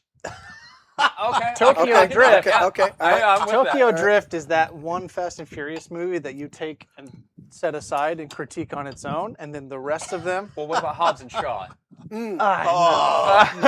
Oh, I'm sorry. Thank you for playing. No. They're taking so long in that 11th movie. Oh yeah. It's ridiculous. Like, it ends on a cliffhanger, like, oh, Alan Richards' character just killed Ludacris and Tyrese Yeah. Gibson, and he's now the Dude, bad everybody's guy. died and come back to life like 4 times. now. We've Went gone to to space. space. So fucking Yeah. stupid. Yeah, we've gone Dude, to that was space. Space so in a Subaru. Yeah. Dude, let's jump a Yeah. canyon in a car. The world's longest runway. Oh Dude, yeah. yeah. It's like 4 minutes of chase on a run. We're like, no. And the plane is bigger than Air Force One too. So Right. Yeah, it's not like it's a small commuter jet that's taking off no. on it. You know, And there's 6 fights to the death going Yeah. on Yeah, in this right. one airplane. Gal Gadot falls off and then comes back later, Yep. like with no scars whatsoever, going dude, they're 200 so miles an hour. ridiculous. But you still like to watch them? Oh, I have them all on Blu-ray. Oh yeah, they're amazing. I love them. I'm trying to think of one of my favorites that I might have on the shelf over there that I'll throw in. But I'll tell you my 2 that are, if I could find them, because I can only find them for like their outrageous prices. All right, 2 of my favorites as a kid: the Godzilla and Mega Godzilla when they had Jaguar. Remember Jaguar? The robot that grows to enormous heights, and he initially fights with Godzilla, but then he becomes buddies with Godzilla, and they fight Mega Godzilla and Mothra. I'm like, that is so cheesy. Godzilla! And you're just like, dude, it's so cheesy. The other one that I can only find like some kind of obscure version. There was this movie called Robot Jocks. And I'm going to pull it up on the IMDb. Robot Jocks. And it's so freaking cheesy. So it's set in the future, and it's still Russia. It's still the the Soviet Union. And instead of fighting battles against each other, they have robots, and it's just, Is that one of the Wayans brothers? Or no, that's a looks white guy. It's a white guy, dude. looks like one of the. No, it's a white guy. So he's riding in there. The fans can't see it out there. Look at this. So Robot Jocks, and it's just as cheesy as you can get, dude. Yeah, Kind of looks it. like Pacific Rim before Pacific Rim. Right. Picture that one, but in a B movie aspect. So this guy right here, Alexander, his character, they're like asking him. He's the Russian robot guy, and Achilles is the American guy. And so instead of fighting these major battles, country to country, they fight with these robots, and it's cheesy as hell. Some of the graphics, you see the stop motion stuff, you can tell what it is. But there's this line in there where he goes, they're interviewing him. They go, "How do you feel about your upcoming fight with Achilles?" He goes, "Achilles, I have already killed him right here." It's just over the top cheesy. And when I think about it, I'm like, dude, it's like, probably the next time I watch it, I'll be like, all right, I'll probably never do I got that again. another But one. that, that's dude, that reminded me so cheesy. the 90s Mortal Kombat movies. Oh yeah. Oh, Yeah. But you would go out of your way to watch them. Yes, But but now you will die. you're like, dude, these are so That's cheesy. so bad. You both brought up some of the ones I'm like, well, these are mainstream. These are made money, but okay. I mean, I could bring up Austin Powers. I don't. Oh, those are dude, good though. Yeah, But, I those think are those are guilty really pleasures. good. Those are Yeah, great those movies. are good Those comedies. Great movies. Dude, Those are. Well, that's your favorite genre. but then is a again, comedy. those made money too. You know. Right. Exactly. And now they're thinking about I was- making another I was one. kind of Yeah. when Glenn sent that, it was like, all right, what's your guilty pleasure? I'm thinking of ones that These bomb. These Yeah, are like these are like straight to video kind of. Yeah. or even worse. Yeah. It's like Straight to Doobie. dude. Exactly. Yeah. Made for television movie, Yeah. Lion King 2. right? What's they had a big joke about that about Steven Seagal. They're like, he does all these movies, then he goes, every one of them's got 3 names, Above the Law. And he goes through all the names of his movie, and he goes, then he comes out with this other one, it's just 2 names, Under Siege. He's like, I got a title for the next one, 3 letters, Straight to Video. I just saw this. Apparently, Steven Seagal just did an interview recently and said he would have been a better choice for what the hell was I'm going to look at my phone, but he would have been a better choice for this movie. And even the interviewer is like, Are you Kidding, right? "Are you kidding me? Yeah. You oh, it was he would have been the better choice for Tom Cruise's part in Last Samurai." Oh, yeah, I saw that. sure. Steven Seagal, and even claimed that I grew up in Japan. No, you went to live in Japan after you were 22, Yeah. and you've never been that good, dude. See, it's I know- you say that because I can hear him saying that. Yeah. Right. I grew up in Yeah. Japan. You can hear the delusion. I'm gonna tie both In your hands mind. behind my back and put a blindfold on, And I'll still kick your and I'll ass. still kick your ass. Dude, he's most- so full of himself. Unaware human being to exist in, So, in Hollywood. On that level, Under Siege was actually a hilarious movie, but that's because Tommy Lee Jones is the bad guy. Yeah. Yeah. Yeah. It's phenomenal. Yeah. The second one, Under Siege 2, when they're on the train, is another one of those. How long is this scene gonna go? We've Right. already hit the avalanche has already taken the train out 4 minutes ago. Why are we still traveling? It's like, why are we doing this, dude? Okay, let's get into our top 5s. So we covered guilty pleasures. These are the ones we throw on when nobody's watching. Top 5s? I want to hear best movie overall, just your absolute best movie, and then let's go to top Okay, 5. are we doing best or favorite? Is it when you say top 5, there is a difference. Yeah. All right, so do we want to go? All right, so here's what we want to do. You said, what was your genre? Was Westerns. westerns, and yours was action. Yours was comedy. Mine was sci-fi. Do we want to go top 5 in those categories first for each one of us, or do we want to give our number one best movie ever?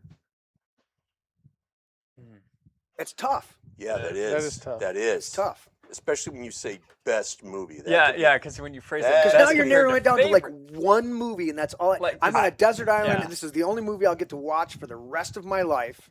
Well, then that's where it comes in as your favorite, because if that's what you want to Yeah. watch, because Okay. the best might not be your favorite. Okay. So that might not But be your number one. I can take my best and say that it was critically acclaimed because it was an Academy Award winner. Yeah. So, yes, Was this before or after they lobbied heavy to get it brought in? 1976. All right, so there was some legitimacy there. Yes. Favorite? Rocky 1. All right. Rocky 1. Rocky 2 through 16 were unnecessary. Rocky versus Godzilla, Rocky conquers the Martians, totally unneeded. Rocky 1. And if they would have stopped there, I'd be happy. Rocky's former opponent, new buddy, his kid becomes a boxer. Yeah, Creed. yeah, Creed, and Creed, it's yeah. like, okay, you're getting a paycheck, we get it. Yeah. Stop. Rocky Rocky 1. Okay. Which, by the way, Did you see it? no, The trailer. The trailer for the Oh, yeah, the yeah, we were trailer talking for about the- it before. the trailer for the making of the movie. I Rocky. play. Yeah. I play Rocky. Yeah, I They're play like, what does that Rocky, mean? yeah. He's like, I Yeah. play Rocky. But that's an absolutely true story Yep. too, Yeah. because Oh yeah, they wanted to buy it from him. He's like, no, I want to star in it. I wrote it. dude. No. He sold his dog in order. Butkus. Yeah, he sold Butkus, and then gets him. They get him his first check, so he starts the movie, and he goes back and immediately gets his dog back, and he's the one in the movie Yeah. for the rest of it. Yep. You're like, what? This guy's crazy, and then you find out how much of a prolific writer Stallone was, Yeah. and that he wrote Saturday Night Fever. You're like, what? Yeah, Dude. yeah, He's phenomenal at that. yeah. So Rocky 1. Rocky 1 is Okay. my favorite movie of all time because when I first saw it, Yeah. I was 14. I was always kind of a I had a very good athletic build, but I wasn't athletic because I had asthma and all that. Okay. I saw that movie, and I immediately, going into the 9th grade, started working out like crazy, and it had an effect on me. Yeah. It just motivated. It was that man versus You himself. You can't hear that kind of soundtrack story. of dun, dun, dun, dun, Yeah. dun, dun, dun, dun, Without dun, lifting dun. something. I have Yeah. to lift something now. Well, Yes. not only that, we talked earlier about the thing. That's the movie that launched the steady cam. But they didn't want any shakiness. They wanted to be something that they could hold and yet not have the camera shaky, but they didn't have the money to set up tracks for all of that running throughout Philadelphia. So they developed the DP made a rig that he could put on that would give the camera as much stability as possible so he could run next to Rocky or run ahead of him and look back and capture as much footage as they could. That's where the Steadicam was developed. The original Steadicam was on Rocky 1. Yeah. That's crazy. And dude. that had a small budget, too. Horribly small budget. Yeah. And then it was a blockbuster. And Oscar, how many Oscars did it? Do we know offhand? I don't know how many, but it did win Best Picture. Yes. Yeah, and they were blown away because they didn't think it was. Yeah.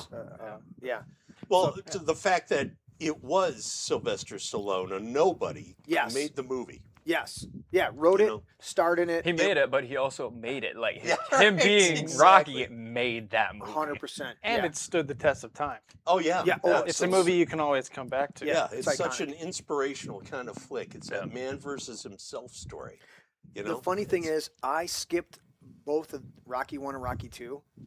My grandmother, my grandma Gibbs, on the adopted side, she won a laser disc player from McDonald's. The McDonald's where you got the Monopoly. Yeah. She won the laser disc player, okay? And it came with 4 movies. The Great Train Robbery, Popeye with Robin Williams and Shelley Duvall, okay? Rocky 3, and one other one that it was so insignificant that we can't remember. But Rocky 3 was the one that we put in. We put in that one so well, and I was in the throes of at that time. I was 12, 13, whenever it came out. I'm into Hulk Hogan and Mr. T and all those wrestlers, right? Yeah. So they're in there.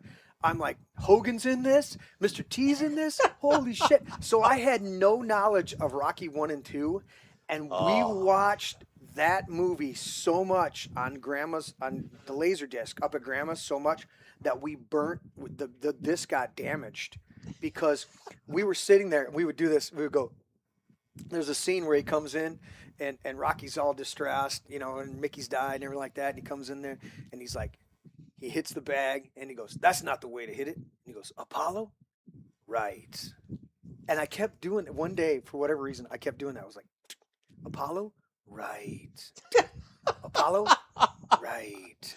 Apollo." And I just kept hitting the back button and rewinding it. The next time we went to watch it, dude, we're like, me and my cousins are like, because it got to that scene and got stuck. And it was going, "Apollo, right. Apollo, right." And they're like, "Is there something wrong with it?" And then somebody had to go up and like hit the fast forward just a hair to get it to go past that spot because we burnt the laser disc right my there, God. rewinding it. I'm like, oops, I didn't know I would do that.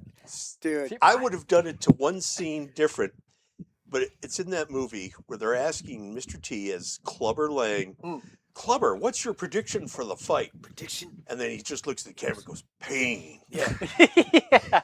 And I thought, oh, that's the greatest. That's Yeah. the best. Oh, but the scenes when he's like, "Oh no, he's not getting mad, or he's not getting beat, he's getting mad." Yeah. He goes, "Come on, champ, whole world's watching. You want to knock me out? You want to knock me out? Come on." He just played himself. That's all. Dude, and he's just like, but it's that same theme of that rising above it, and he's like, Yeah. dude, just But- hammering him. That's what my favorite is actually Rocky 4.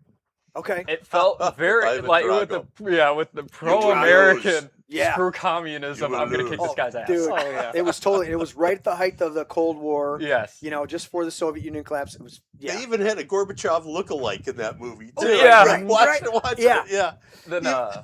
Apollo's death, and like Rocky falling because of it, but then getting back into it Yeah. and doing it for the country and all that. And I'm he's like- this is what I love, man. And one of my favorite songs from a movie, not a score, but "Living in America" by James Brown. I've got that. And that's another one where he wouldn't. So just like the Blues Brothers, right? Most of the songs in Blues Brothers, they had to do them live because they couldn't get James Brown, Aretha Franklin, stuff like that in Blues Brothers. They couldn't lip sync. In sync, they couldn't lip sync and get it right. So they're like, just sing it. So they just set it up and sang it there on during the take, right? Yeah. Same thing with Rocky IV. They're like, James, we got, you've already recorded the song. We need to do this. He's like, man, I got to get up there and sing. I got to do it myself. And they're like, can you just slip? He's like, man, I can't, And so he's literally, he sings, the way he sings it in the movie is the footage that they were able to capture of him singing. Yeah. So there's no lip sync. It's just like him. And you're like, dude, living in America. He's like, I'm coming after you, chump. Dude, that's awesome. Station to station. Dude. I mean, Eye of the Tiger from Rocky III was extremely iconic, dude. Come on. What are we doing? We're doing favorite, or we're doing Well, he said how favorite with that. favorite, right? Favorite and best. Favorite I did and favorite best. and best. Okay. Favorite or best or both? My favorite is Tron Legacy, as I said before. Okay, yeah, you did. Yep. Because one, the memory of my grandfather and I together, but that movie is what really got me into soundtracks and OSTs and stuff like that. Okay. It really got me into how movies are made with the soundtracks, because you can't have a movie without a good soundtrack. Right.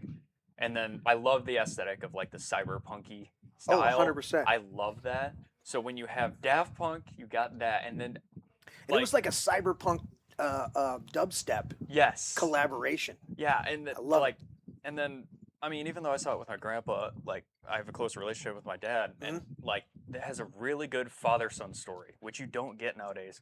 Oh, but yeah. the son wanting to spend time with his dad, he gets him, and then the dad realizing for his son to live on, he has to sacrifice himself. And just like, and with Daft Punk creating the OSTs and everything, that sacrifice scene still hits me. Yeah. Like no matter how many times I watch it, I know it's coming.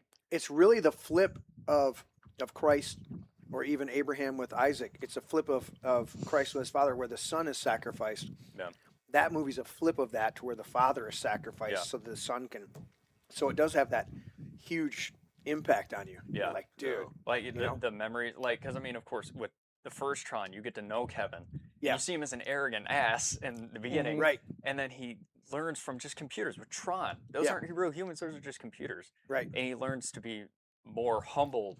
And then at the end, like he's with Alan. Yeah. And Alan's wife. And then to see the progression into Tron 2. Yeah. It's just so amazing to see stuff like that. Somehow I lost my copy. I of was Legacy. looking for. I saw Tron areas. I'm like, dude. Yeah. Come Somehow on. my copy's missing. And I I'm told like, you I could have dude, brought my where's steelbooks. Where's my Legacy? Well, you saw I have the steelbook of Aries. Is that the steelbook? I saw a slip cover. I didn't see a steelbook. It's the slipcover on the steelbook. Oh, okay. Yeah. Yeah, because I got the I'm pretty sure. limited edition of. You see, all I get three most of the. You got the steelbook for this. I got the same steelbooks. one. Yeah. I like Okay. the F1 steelbook. So that's your favorite, your best, and your favorite Tron Legacy. Tyler, I wouldn't say best, Alright. but that's your favorite. yeah. What's your best then? Best is hard because it could be my number 2 is Alien, because that just nails everything it does perfectly. It was the first of its kind when it comes to like sci-fi horror-ish and getting you involved into it. Mm-hmm. So I'd say honestly that probably is my best right there. Like if you want a good original horror sci-fi, that's the way It to elevated sci-fi. Yes. It really did. And then you had the not only that, but then the sequel of it wasn't horror, it went into action. So you Yes. have a perfect horror, and then you know what these things can do, and then straight into action. Yep. Yeah. And it nails that one too. Oh, and Sigourney Weaver is phenomenal in that. Yes. What did she say? Come and get me, you bitch. No, it's like What did she say? get away from her, Get you away Yeah, bitch. get away Yeah. from you, And bitch. who is it? Bill Paxton. Yep. Yeah. And he's, dude, that's his line. Yeah. He's like, game over, man. Game Game over, over. dude. Game over. There's some of the best iconic lines in movies, like "We're gonna need a bigger boat." That was Roy Scheider's line. That wasn't in this. He goes, "You're gonna need a bigger boat." Spielberg's like, "Say that again." You're gonna need a bigger boat. He's like, kept getting it back. The same with that one. Ridley Scott heard him. He's like, "Game over, man. It's game over." He's like, "All right, we're gonna work that in again." That was hilarious, you know. All right, Tyler. Favorite or best or both? Yeah, I'll do both. Give me both. So my favorite is The Dark Knight. Okay. Ooh. That's a good one. I 'Cause love it- it. Yeah. For me, it's a movie that checks all the boxes. Yeah. You've got action. You've got Terrible Batman. terrible Batman. Yeah. What are you But then saying? You've got you got comedy. You've got drama. You've got thriller. You've got psychological. For me, it checks all the boxes. And Do I it's, really look like a guy with a plan? and it's Heath Ledger's. Oh, The swan song. Yeah. Yeah, his. I mean, you know. yeah. He's one of the only actors who can try to convince the audience that Maggie Gyllenhaal is attractive.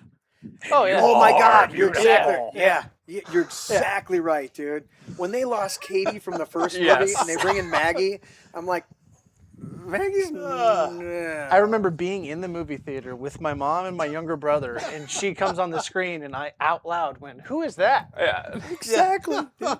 And my But- mom's like, "I don't But know." but guys, remember they did kill her off. Yep. If it would have stayed with Tom Cruise's ex, I think they'd have kept her alive. Yeah, they would. Yeah, But because it was Maggie, yeah. they took her out. So is that your favorite or your best? That's Your my favorite. That's my if Favorite I had and go to a best desert checks- island. That's checks my all the movie. boxes. My in my opinion, the best movie of all time, Citizen Kane. Oh, yes. Yeah, okay. All right. Oh, Wow. Yeah. That's a good one. that movie was crafted scene for scene for scene. Everything's Yeah. intentional. The symbolism with props Yes. Yeah. Yeah. that you don't see again for another 3 hour and 15 minutes. Right. And then it And comes you back might full only see it circle. once, but it play. Yeah. You know, Yeah.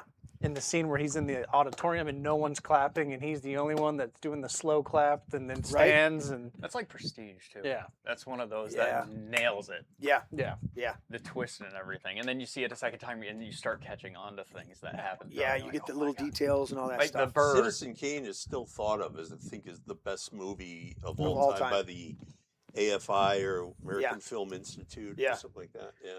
I think for me, I would probably my default absolute is still Empire Strikes Back. Yeah. I think even more than A New Hope, because A New Hope directed by Lucas, and Lucas is horrible at dialogue. He even brought in a couple script doctors to help him improve the dialogue. And as the actors famously have said, Harrison Ford in particular said, you can write this shit, George, but you can't say it. Because it was clunky, and you see that in the prequels where he should have had another director Yeah. take his vision and stay on as producer and on the set every day and doing that, and let somebody else direct it, because his directing style is faster, more intense.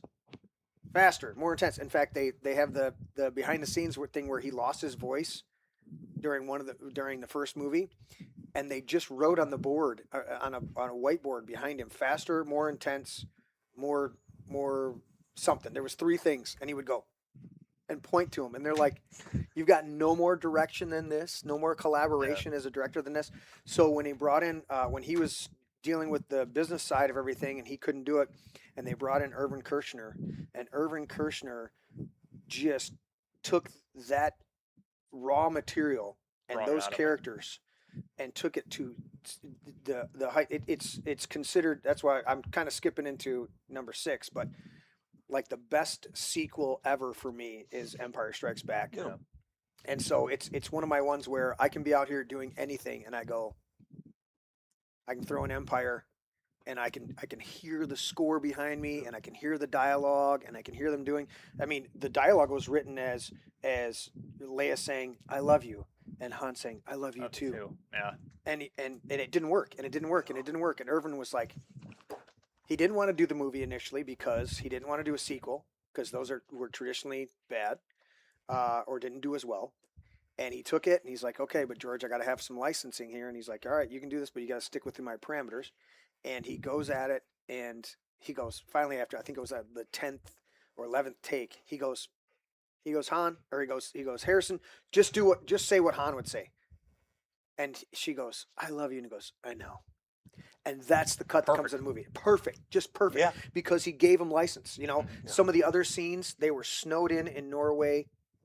They couldn't get out into the area to the shots. They set up a camera, opened the back door of the hotel, and they sent Mark Hamill. They send him out into the snow, and they're like, all right. And they shot like 2 different scenes of him through the back door of the freaking hotel because they couldn't get out there. And you're like, that's, to me, filmmaking that's brilliant. Yes. And then the movie itself, the whole story comes through, and it's one of the rare sequels that did better than the original and left you on a down note. I mean, there's a slight glimmer of hope, but it leaves it's a true. Most of these sequels, you know, your second sequel, they take you through another 3 acts of you know, introduction, protagonist or the antagonist, and then the protagonist prevails. This took you through those, but left you with the Empire striking back. The Empire won. You know, you got Luke's got his hand cut off. Han's frozen in carbonite. They're retreating. They don't even know where they're going to go. And you're like, and it's brilliant. It's this brilliant movie that doesn't end on a positive note, other than and they shot that scene after they did screen tests of Luke and Leia and R2 standing there together on the bridge. They actually shot the scene of Lando and Chewbacca leaving in the Millennium Falcon. They added that after they did some test screening because they needed. It was on such a down note at the very end that they shot those additional couple scenes of when we find Han, we'll contact. When we find Han and that bounty hunter, we'll contact you. That wasn't originally in there. It was just that closing scene of them standing on the bridge and it cutting. Yeah. And so they added that footage of Lando and Chewbacca and the Millennium Falcon flying away to give you hope for the next one. Yeah. That they were going to figure it out. And that's what I like, because that movie kind of started something with other movies too. And so my brain went to Avengers: Infinity War. Mm-hmm. Like it almost like kind of what do you call it? Not stage, not phase. Act for act follows that. Yes. Yeah. Like you get the characters together, and then this thing happens, and then that happens, and you get to it, and in the end they lose. Yeah. Mm-hmm. And you're like, and the heroes are left like to figure out what's going to happen next. Yeah. Totally scattered to the wind. And then the other movies suck.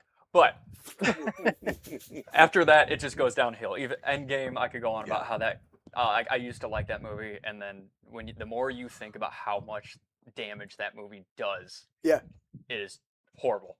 But Infinity War actually is where I classify as MCU done right there. That's I think the pinnacle. Thanos wins. That's it. That's the pinnacle. Nothing else has been better since. The writing hasn't. The battles haven't. The CGI hasn't either. You know what? I agree with you in most part, but I will say I absolutely loved Iron Man 3, which was that was before it. No, that was before it. When they say when he went, the wormholes. Oh, that's right. That was bad. That was the original Avengers. Mm-hmm. You're right. It was afterwards. Yeah. Okay, then you're totally right, dude. The only things I like that have come after Guardians. I hate Guardians 3 so much. Guardians 3 was horrible. So many fake deaths and deaths that should have happened. But it was like the Spider-Man movies are really the only ones I say continue to happen. Yeah. Because that kind of like it's his own little world. It's the friendly neighborhood Spider-Man. He's dealing with this stuff. Doctor Strange is in No Way Home, but it doesn't do anything else. Right. But then you got Doctor Strange Multiverse of Madness, which goes off into this whole bull crap with multiverses that has. Like, I had high hopes for that with Sam Raimi doing it as a horror flick, right? And at the end of that movie, Doctor Strange disappears, and we still don't know where he's at. Yeah. And in Doomsday, apparently in Doomsday with the leaks, he's not even in the movie. Really? No. Like the last we see Doctor Strange is the end of the movie where he goes off with Clea to fix the incursion. Yes. And then we don't know what happens ever since. And this movie is going to reboot our Secret Wars after Doomsday. We'll reboot the MCU. So we're not going to see Doctor Strange unless he's in Secret Wars when Doom revives But how hard is it? I mean, you're looking at how difficult are these huge multi-movie universes to develop? I mean, what studio is it that's been trying? It's not it's MGM, but they've been trying to do the MonsterVerse for years. Oh yeah, and they just can't get a cohesion. And they've been trying that since the 40s for Creature from the Black Lagoon and a whole bunch of them. They just can't, the werewolf, and they can't keep them the continuity. That's one thing that Marvel, I mean, they've stumbled, of course, in the last, 8 years or so. Yeah.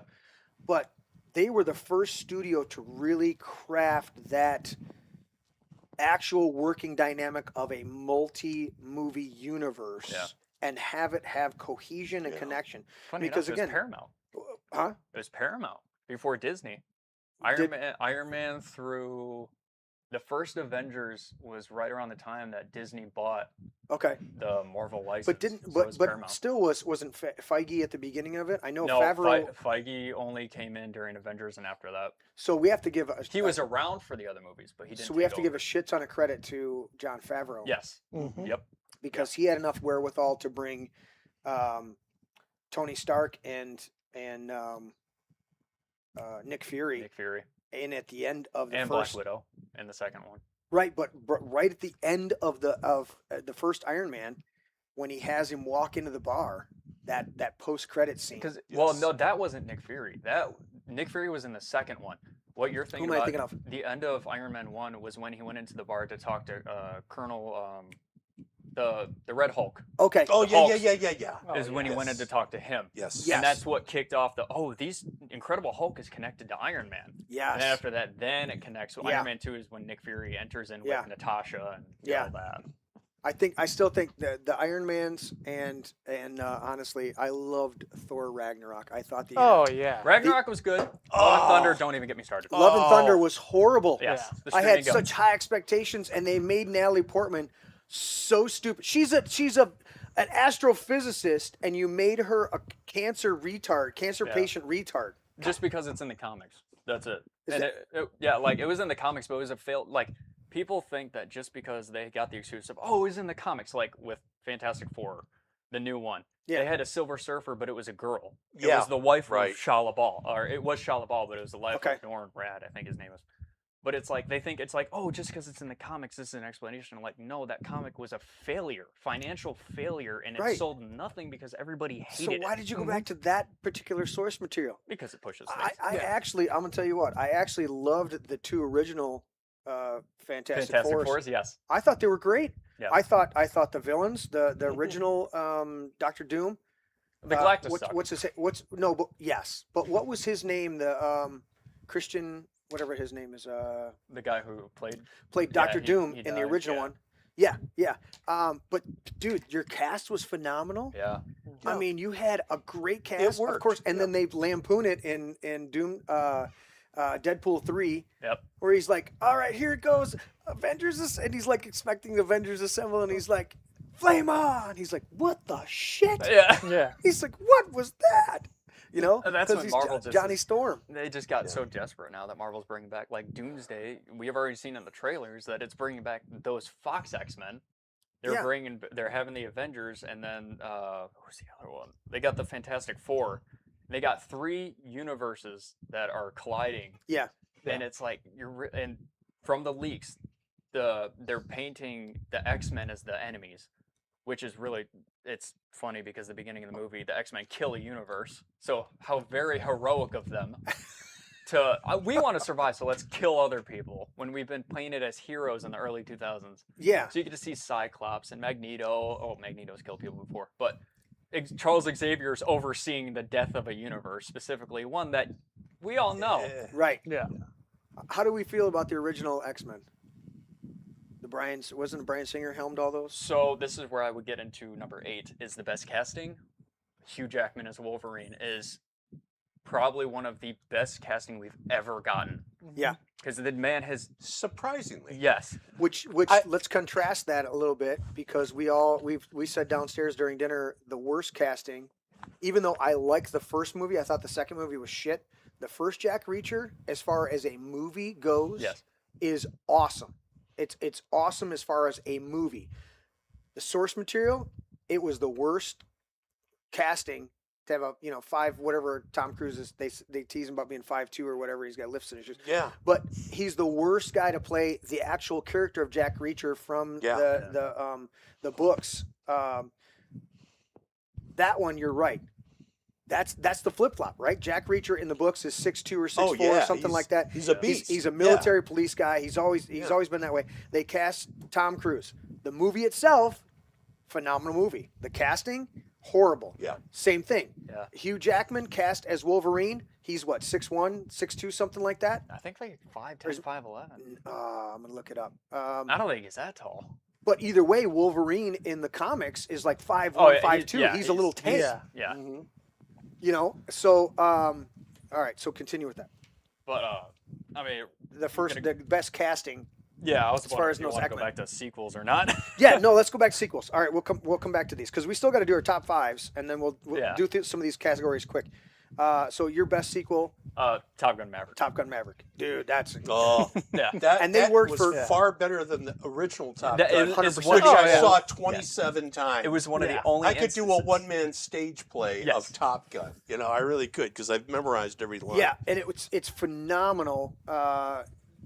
It's one of the only instances where the sequel was better than the original. Like Absolutely. that rarely happens, but this Yeah. is And be- undoubtedly better. And Without because a of the doubt. lockdowns and delays, they had an extra like year and a half or something like Yeah. that to work on some of the details. Oh yeah. But Tom Cruise was like, we're not doing this unless we are going to get it right. Yeah. And so all of the scenes where they're flying planes and they're doing all this stuff was phenomenal. The fact that they left out Kelly McGillis and they brought in Penny, who was actually mentioned in the original as the She girl he was. lost. Yes. And so you bring back, and it's so, Admiral's and to redeem that whole Goose storyline with the son, you know, and why, and this whole inner conflict with him and all you this can stuff. see that the character of Tom Cruise of Maverick evolved. Yes. He grew up. Right. His He relationship became- with Iceman. Yeah. Yeah. That was was- heart-wrenching, dude, man. That right. was like To have Val Kilmer in there, and they Oh, tried to keep that- it under wraps. And they kept it under wraps even for the cast. They didn't say that it was. They didn't let the cast know, other than Tom Cruise and a couple other people, that it was Val's funeral in the movie, Mhm. Iceman's funeral, until after they'd shot the whole scene. They just thought it was another. Like somebody like they played it Like off one as of like the one of the pilots. pilots Yeah. went down, and they played it off, and so and Val was gonna do the voice, they were supposed to do the voice, and he said no, I need to do just the typing Yeah, to it- show it's how bad it harder is. that way too. Because he was at the point where with his cancer where he couldn't could do it. talk. Yeah. No, he could talk, and he said, "No, I think it's better if we just do the keyboard and I do this." And so the subtlety in that Yeah, whole scene, you know, and then you do hear him right. later, you know, voice a few Yeah, when words. he- It lent when he talks. credibility to his disability. It lent 100%. credibility to his disease. It really did. 100%. Yeah. I'm looking up Hugh Jackman's height. Oh, well, you got to tell me. Oh, my yes, phone's 6'2". Okay. Oh wow, I did not think 6'2". See, that's what I thought. 6'2". you go. So 6'2", and again, Wolverine traditionally in the comics, I think was like 5'1". Yeah, he's like a stubby little guy. Yeah, but he's a fucking tank. Yeah. You know, it's like They play on that in Deadpool 3. yes, Yeah, where they find him at the 100%. bar. Look Yeah. at Leo. Yeah. Yeah, dude, and I'll tell you what, Logan with Patrick Stewart. I love that movie. It's one of those movies you don't really watch a lot because of how somber it is. Yeah, Yeah. But when you do watch it, it's just a it's fantastic. incredible, Oh, dude. yeah. It's so dark and tragic. Now, have you watched I think isn't there two versions, or is it just so turned down? I thought there was a whole version where it's not quite black and white, but it's got the tone turned way Yeah, down on yep, it. yeah. There's Yep. two versions, right? Yep. Yeah. Dude, watching either one of those, it's an incredible movie. You're just like immersed. You're like, it's awesome. All right, top five. We're gonna stick with your category. Top five westerns, or you just want to? You want no? You want to go to a different category? Shoot. I want to. Well, I'd probably go to war. All right, top five. War. Oh wow. Top five, not in order. One of them is a German film, Das Boot. That's incredible. That's a really good Dude, way that the was, whole perspective of the way that The movie hell's was that shot. director? Jürgen, I can't. But anyway, the way that movie was shot, it was designed to give you claustrophobia of Yeah. being Yeah. in a tube, you know. Oh, it's Okay. phenomenal, dude. And it gave a really unique perspective about. I don't want to say they were trying to sympathize with people that were fighting for the Nazis, but they gave you a perspective humanized them. that It's Wolfgang Yeah. Peter. I knew it was Wolfgang Peterson was the Wolf- director, yes, which did yes. 2012, did a ton of other movies. Yeah, yeah. but that was a good one. I of course save. You can't Saving get Private rid of Ryan. Saving the Private Ryan. category of war movies without Yes. mentioning Yeah. Saving Private Ryan. It set a benchmark. It definitely Yeah. did. Yeah. Oh, without a It, doubt. it took war movies from the Dirty Dozen and Yes. the Big Red One and some of those ones that were sanitized and clean for war movies. Yes. And it took it into the gritty realism. I mean, a few of them, Enemy at the Gates, and a few of these other ones touched on it. But Saving Private Ryan it really does touch on that whole camaraderie Yes. and the realism of losing your buddy right there and all of the emotions in it. You're exactly right. Yes. All right, number 3. Stanley Kubrick's Full Metal Jacket.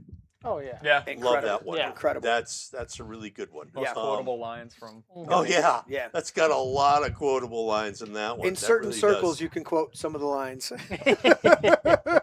I'm going to double dip here in this category too. It's a war movie, but it's also my favorite comedy of all time, Dr. Strangelove. Oh, How I Learned to Love the Bomb. Or How I Learned to Stop Worrying and Love the Love Bomb. the Bomb, That's dude. the actual subtitle yes, that comes yes, up. yes. I love that. Dude, based on who the hell is it based on? I'm trying to think of Kissinger. Yes. It's based on Kissinger, and Peter Sellers delivers. Three roles. He Three pulls. roles in that. Yeah, and he comes out of this so incredible, dude.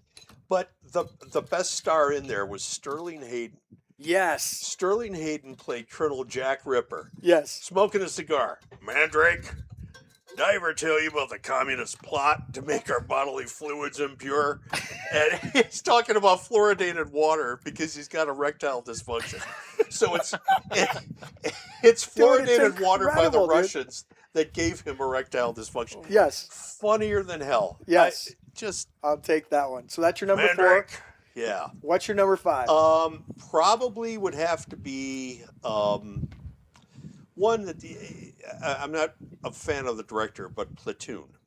Okay. I do enjoy that one. Okay. I do. You're not a fan. You're not a fan of. He takes a lot of license with everything, Okay. and he puts a little bit too much of his own political spin in there. I can see that. I don't like But that. one of But that But movie, JFK though, is one of my absolute favorites, and he did as much research as he could find in '91. I'll give him credit for Yeah, that. Oliver Stone, yeah. But in Platoon, he made that a true moral Mhm. dilemma. He turned one of the guys into He pulled on this a lot of his experience. in theoretical Vietnam. angel, and the other Yeah. one into everything that is absolutely wrong with war. Yeah. And you had those two central characters there. Yeah. And that I enjoyed. Have you seen Phenomenal. Warfare? Yes. Yeah, Yes. I think that one is That's, super which one? underrated. Warfare. Warfare. yeah. Okay. It came out Good movie. last year. Yeah. It's just a lot of glimpse in the stars. day. Yeah. Yeah. A lot of stars. A In it. glimpse I in haven't the day seen of a that one. I'll soldier. have to watch it. Yeah. So, okay, that's your top 5. Yes. All right, give me your top 5 war, and we'll go around a war, and then we'll pick the next category and go through them real quick. And if it's something that another he category. said, Okay. if it's something he said, then just note it as whatever number, and then explain. Go into detail on the one that we haven't heard yet. I'd say one is that we talked about earlier was 1917. Oh my God. Because a lot of people, like my dad included, Yeah, he is huge into World War II, and most people are. yeah, For me, Yes. I'm actually more interested in the World War I side of things. right. And so getting More of a movie straight like European theater. that, yeah, Very little American. American intervention. Yeah, And seeing how that worked out. But like Yeah. 1917, just the way it was shot and like the aspects of it, like when he goes into the house of that one lady and then just leaves. Like Yeah. it's just a hey, thanks for helping me. right. Bye. Gives her some milk, Yeah. and then he's out. Like just seeing just a glimpse, like that guy had to do that job and that was it. Yeah. And that's all we follow. It's almost to me when I watch it, and it was Vince and I went to the theater to watch it, and we're literally watching, and he should be sitting here with us too because he's my movie buddy, but we're like sitting there, and we're watching, like Glenn, you go into a movie, there's nothing else. I like Right, going yeah. into it. Yes. I got a 23-foot screen here in the man cave, okay, and it's so hard to sit and just literally focus and watch because there's so much going on. Yes. Whereas you walk into a theater, your focus is that movie. I gotta have Yes. some popcorn for my fidgeting and some candy and something to drink and everything like that. But I'm sitting there focused on Yeah. what I'm here for. You're immersed. This and is then my a jackass I'm turns his phone on. right. Right. So you zone in, but we're, I don't know, 10 minutes in, and I lean over to Vince and I go, have you seen a cut yet? He goes, no, I was just thinking that. Yeah. You know, we're both going, because we're in the movies. I Yeah. mean, this kid's been raised by me, and I got, you know, and I'm like, I haven't seen a camera cut yet. Yeah. And we keep watching, and I reach in and I grab my phone real quick, and we're sitting in the top row, so we're good. And I'm like, it's shot in one continuous shot. He's like, dude, this is incredible. And then we just zone in on it. We're like, yeah. So yeah, that's awesome. All right, that's number one. American Sniper. Okay. Oh, I saw yeah. that with my dad in theaters, and it was so good that we had to see it twice, and we brought my Yes. grandpa. Oh when we wow. went to go Despite see the it. fake baby, it was Yeah, great. despite the fake, but like just the story, and I mean, Why he grew up did you telling skimp at that part? Why? me. Out of all the parts? Yes. I All the remember things you reading a could've done. headline when that movie first Yeah. came out, and that's what people were pointing huge out the controversy, most. yeah. Right. Fake the fake baby. Yeah. Clint, Yeah. what were Him you moving the thinking? baby arm with his hand like this. We'll note that your wife's asking about anime movies. Somebody write that down. Oh, boy. We'll do. What's your favorite Oh. or favorite anime style? Animation movie. Yeah. All right, that was number 2. Number 3, Number 3. war movies. Number Saving 3. Private Ryan. Okay. Oh, yeah. Yeah. And Yeah. so would you classify Boy in the Striped Pajamas as a war movie? Born in striped pajamas. Because it's it takes concentration place- camp. Yeah. It could be a war period piece. I think Yeah. it's classifies. Yeah. I do. Yeah, I- What That was one. what was the one you said, Scott? Click it so you're. Did you guys hear it? Uncommon Valor. Uncommon Valor. Is that Are you- war or is that aren't? No, is it's that, Active Valor. You're thinking of Active Valor, aren't Active you? Valor. The one with Active the Valor. real. That's a good one. The one Okay. with the real Navy SEAls. Yeah. Yeah. Yeah. okay. Yeah. Keith All right. Urban played a song in that too. Okay. So that was your number 4. Number 5 to finish out your top 5 war. Actually, I'd probably say Active Valor. That one was a good one. Okay. All right. Tyler, I didn't even remember that. war category. We're in the war category. You got to 4 top. out of 5 of mine have already been spoken Well, about, so Larry, I'll, so that's I'll cool. just I'll just finish off with Black Hawk Down. Oh. Ooh, okay. Hey, One of so- the most depressing movies. Right. Nice, nice. So I got to give you guys a little backstory on Black Hawk Down. All right, Scott. I'm clicking on you over there, buddy. Christian's grandfather Yeah. was drafted during Vietnam. He's a retired command sergeant major in the U.S. Army. He actually did the training for the tankers in that movie. Wow. Really? Ooh. I Yeah. didn't even know that. That's very cool. incredible, dude. That's cool. That's awesome. All right, that's my number 5. Your wife's pointing out Lone Survivor. Lone She Survivor's cried. Yeah, a good that's one. a good one. Yeah. Yeah. It's takes some liberties. to It the true does. Story. It does. So I but- wouldn't classify it as at the top, but it is a good one. Very Okay. well acted. All right, you ready? Here's my top 5, guys. You ready? Saving Private Ryan. Mhm. Of course, we've discussed that. All right. Fury. Yeah, that's a good one. Fury's an honorable mention from my list. Yeah. I wasn't a big fan of the middle section in that movie. The other ending two- hits With the where they stopped. It with was the all girls. about in that apartment stuff. I didn't. I was kind of weird. The rest of the movie was stellar.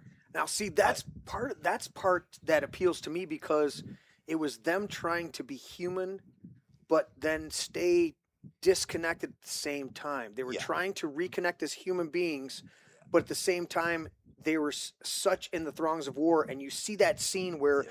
after they come downstairs, the apartment gets blown up. She's lying there in the rubble, and the one guy, the last guy that he wants anywhere near him, is the guy that comes up and grabs him and says, "She's fucking dead. Get in the tank. She's fucking dead. You can't. Were you Jesus? You're gonna raise her from the dead?" And he goes off on him, and you're like, dude, that's and it to me it harkens back to the tanks going down when they goes, "She'll fuck you for a candy bar," and he goes, "It's not true. It's not true. Okay, it's not true.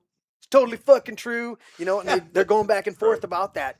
And Yeah. to me, it harkens back to that is in the moments of micro levity in war, they're trying to connect human, and some guys can't do it Yeah. to any degree to really be truly human. They're banging the one girl Yeah. down there on the tank, Right. right? But they come up to the apartment and they're total assholes because if they let their guard down in that moment, it can cost them their lives. And then immediately you have the attack on the scene. So that's the reason I connect with that. I understand the motive behind it. I just wish it was done differently. Yeah. Mhm. That's That's all. And that's all. As we said earlier, that's one person sees the movie. You said it. One person sees the movie and they enjoy it this way. Another person sees it, they enjoy it that way. But it's that shared experience and what we take out of it. Yeah. You know. That ending is the thing that sticks to me. Oh, my God, Yeah, just the way that like the whole movie with him, like that's why I like the middle section, is because all like you could see them getting closer together despite their differences. Yeah. But in the end, they're all dying. Yes. And like it just hits you because you're like you grew to know them just as they knew each other. And Dom, Brad Pitt's character, he's like, "Go guys, Go. just go." right. And they're like, "Well, we're not abandoned." It's like they all want to leave and preserve their lives, but then they realize they're willing to die for each other, and there's such a depth of camaraderie. And you know that they trained for like 2 weeks or something like that, like exclusively, like they were in barracks and being trained. The four main characters. And they excluded the kid out of it. They had him trained separately so that there was that bond of camaraderie. They not only did they rehearse for however many weeks they rehearsed their lines, but they literally sent them with nothing to a boot camp for like 2 weeks straight, where all they could do was rely on each other and be trained. And you see that camaraderie in there. Yeah. Even Shia LaBeouf said that he became a Christian during that movie because of the intensity of his character and how much he's like, I gotta embrace this thing 1000%, and he dove into it. So I absolutely love that one. Devotion. Oh, let's see. Pinewood. Yeah, my dad made me watch it in the theaters when I was 11, and it was the movie that I cried at. Oh yeah, she's talking about Lone Survivor. Lone Survivor. Oh, yeah. Okay, yeah. See, for me, Lone Survivor, if you separate Mark Wahlberg and you just disassociate, then it's a great movie. How you doing? How's your mother? I focus way too hard on Marky Mark. Well, then, like, I see Taylor Kitsch, and I think of, like, Gambit from X-Men Origins Wolverine. Out of all movies, I think of him in. Right? But I just see him, and I'm like, you know what? He's a good actor, but still, it kind of... Yes. And they did a phenomenal job. It's a great movie. Oh, yeah. But every time I watch it, I'm like, that's Marky Mark. Yeah. I want to say that the director of Fury is the same director as Lone Survivor. I want to say it's Peter... Strager? No, Peter. He does act. He acts. He used to be. Yeah, he used to be an actor. He comes in there. Peter. I want to say it. We'll look it up in a second. All right. So number 3. Did I do it? So I did Saving Private Ryan, Fury. Was I coming to my number 3? Yeah, you're coming to your number 3. Peter Berg. Peter Berg's the director of my number 3. I'm gonna have to go with. I love 1917, but I'm gonna have to go with Hacksaw. Hacksaw Ridge. Yes. That Spider-Man. Because there's a number of factors. It's a great movie standalone. It was Mel Gibson post his meltdown and ousting from Hollywood and all that stuff, and he just came in and quietly directed it without the fanfare of new movie by director Mel Gibson. Right. He wanted the movie to be on its own. And then when you realize, well, look, if you guys look over there above the light switches, I have the book that came with the movie, the box set, okay?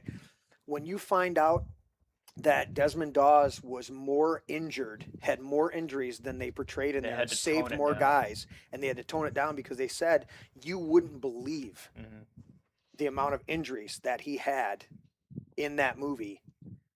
And you wouldn't believe it. You wouldn't believe that he was still doing what he was doing with all those injuries, and he's up there saving all these guys. But then the vast majority of the rest of the movie, them having to wait for him to finish prayers before they went on their next attack, and him being up there, and everybody else is down there except the wounded, and you just kept seeing guys come down the cliff being lowered down by this one dude that's up there, and him dragging, and Vince Vaughn's just a little bit of comic relief in there when he's fucking with the guys. He's like, "How long have you been dead? Yeah. I'm going to call you Private Ghoul," and he just fucking with it's.